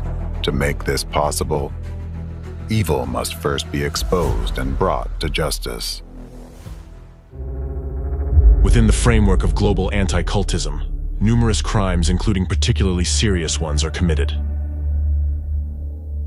According to the 8th review of the United Nations Global Counterterrorism Strategy, adopted by the UN General Assembly on June 22, 2023, the activities of members of anti-cult organizations and their accomplices fall under acts, methods, and practices of terrorism. These are not just crimes. These are acts of terror directed against all of humanity. In accordance with the Convention on the Prevention and Punishment of the Crime of Genocide, adopted by UN General Assembly Resolution 260, 3rd, on December 9, 1948, and ratified by 153 countries, the activities of members of anti-cult organizations and their accomplices are classified as genocide. According to the Rome Statute of the International Criminal Court adopted on July 17, 1998, and participated in by 124 countries, the activities of members of anti-cult organizations and their accomplices are classified as genocide and crimes against humanity. Thus, considering the scale and degree of social danger posed by these crimes, all representatives of anti-cultism and everyone who directly or indirectly, through their actions or criminal inaction, aided them in committing these crimes, must be held accountable for carrying out a series of terrorist acts, committing genocide and crimes against humanity and all of humankind. For all these grave crimes, there is no statute of limitations. Over the course of 30 years of criminal activity by anti-cultism, billions of innocent people have suffered, causing significant harm to their physical and mental health. And these aren't just numbers, these are lives that have been maimed or destroyed. The phenomenon of anti-cultism is unprecedented in its inhumanity. Today, law enforcement, judicial, and international legal bodies, as well as the media, have been infected by anti-cultism. Therefore, an entirely new approach is needed to eradicate this phenomenon and compensate for the damage it has caused. History remembers how in 1945, an unprecedented judicial body was established, the International Military Tribunal, which, as part of the Nuremberg trial process, convicted the crimes of the Nazis. Similarly, today, by the legitimate demand of the people themselves, a special international criminal tribunal must be established to investigate and prosecute all those involved in anti-cultism and its crimes against humanity. Global anti-cultism, as a new form of Nazism, is an unprecedented phenomenon and requires the establishment of a separate international criminal tribunal for its examination. In fact, just like nowadays, during the Nazi era, society did not fully grasp the scale of the crimes, and only judicial processes were able to reveal them. Similarly, it is now necessary to create a new tribunal that will address the crimes of anti-cultism and informational terrorism. Such a tribunal will uncover the truth about this phenomenon and show society the real number of victims. An investigation is currently underway intending to identify all individuals involved in the crimes of anti-cultism. Inevitably, the ideological inspirers, organizers, and key figures of global anti-cultism will be sentenced. Additionally, accomplices in anti-cultism crimes among representatives of government services, security forces, law enforcement, and judicial bodies will be held accountable. All those who exerted unlawful force on innocent people. Those who, using their official positions, participated in falsifying evidence of guilt, fabricating criminal cases, and committing unlawful acts of violence, as well as those who acted under the necessity to follow orders from higher authorities, fully aware that such actions were illegal. All of these individuals knowingly violated the law and the oath they took to serve their people, thereby carrying out actions against democracy itself. The International Criminal Tribunal will hold all individuals, regardless of their status, social standing, or importance of their positions in governments, accountable for complicity in terrorist activities, actions on the enemy's side aimed at undermining the constitutional order and the foundations of democracy, and aiding crimes against humanity directly or indirectly. The court will be precise, just, and uncompromising. The decisions of the International Criminal Tribunal cannot be appealed, reviewed, or overturned by any other judicial body. Initially, criminal cases can be initiated in individual countries affected by the anti-cultist informational terrorist acts. In accordance with the existing legislation, individuals suspected of committing acts that threaten state security, including treason and terrorism, shall be held accountable under the law and may be subject to trial in a manner that ensures respect for the principles of justice. Subsequently, it is proposed that all cases be consolidated within a single international judicial process. The tribunal will consider charges against representatives of global anti-cultism for terrorism, genocide, and crimes against humanity. The case should be conducted with maximum public disclosure so the public can stay informed of the proceedings. The process must be as transparent as possible and under the observation and control of society. In addition to determining the punishment for all those involved in global anti-cultism and its criminal activities, the Special International Criminal Tribunal will also establish a mechanism for compensating all individuals who have directly or indirectly suffered from anti-cultism over the past 30 years. Compensations will include financial, medical, and psychological assistance. It will be funded by the countries and organizations that supported and financed anti-cult organizations. Every person who has suffered from terrorist acts conducted by anti-cult groups, anyone who has incurred material, financial, psychological damage, or health impairment directly or indirectly through informational terrorist acts, will have the right to claim monetary compensation from the countries that aided the terrorists. Additionally, compensation will be provided to the relatives of those who died as a result of actions by anti-cult organizations and their accomplices, as well as to the relatives of those who were driven to suicide by such actions.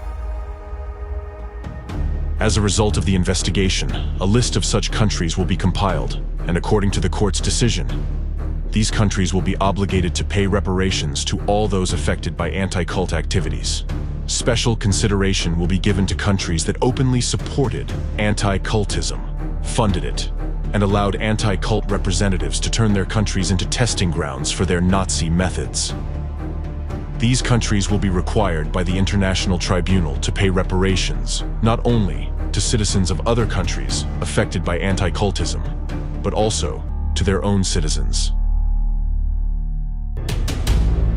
Over the past 3 decades of existence of global anti-cultism and anti-cult organizations, a large number of people, including Scientologists, Krishna worshippers, Jehovah's Witnesses, and representatives of other religious, as well as secular organizations, have been slandered, persecuted, and defamed.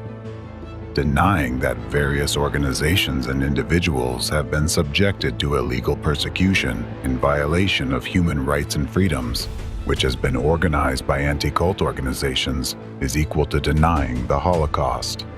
With this in mind, all those who have suffered from the activities of anti-cultists should be equated to those nations and peoples who suffered during the genocide committed by the Nazis. As soon as anti-cultism is defeated, they should also be entitled to reparations from the nations that supported the development of anti-cultism in their countries. In addition, the use of discriminatory terminology that has been artificially introduced by representatives of anti-cult organizations should be severely restricted. The use of the terms cult, sect, destructive cult, totalitarian sect, and their modifications in relation to religious or secular organizations should be regarded as support and propaganda of Nazism. Whoever stigmatizes anyone with these terms in equal measure declares his or her support for Nazi methods. Such actions must be punished in the same way as promotion of Nazi ideology. Modern anti-cultism embodies a new, even more insidious and brutal form of Nazism. The evidence previously presented shows that anti-cultists have engaged in deliberate actions aimed at the systematic destruction of humanity. Given the current situation, where the most horrific terrorist acts of the 21st century are being carried out by media representatives, It is time to hold all those involved accountable for their years of destructive and subversive activities. All direct or indirect accomplices of anti-cultism deserve to be on the bench of the accused alongside those they worked for and whose orders they followed.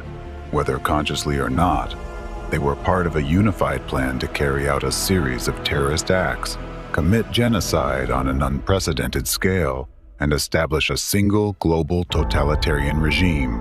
Additionally, the court will remain steadfast in its decisions if some individuals who publicly supported anti-cultists attempt to prove their innocence by arguing that they were manipulated and deceitfully involved in international criminal activities. It must be understood that in this case, accomplices of anti-cultism are as guilty as the accomplices of Nazism, who closed the doors of gas chambers in concentration camps and then released the gas.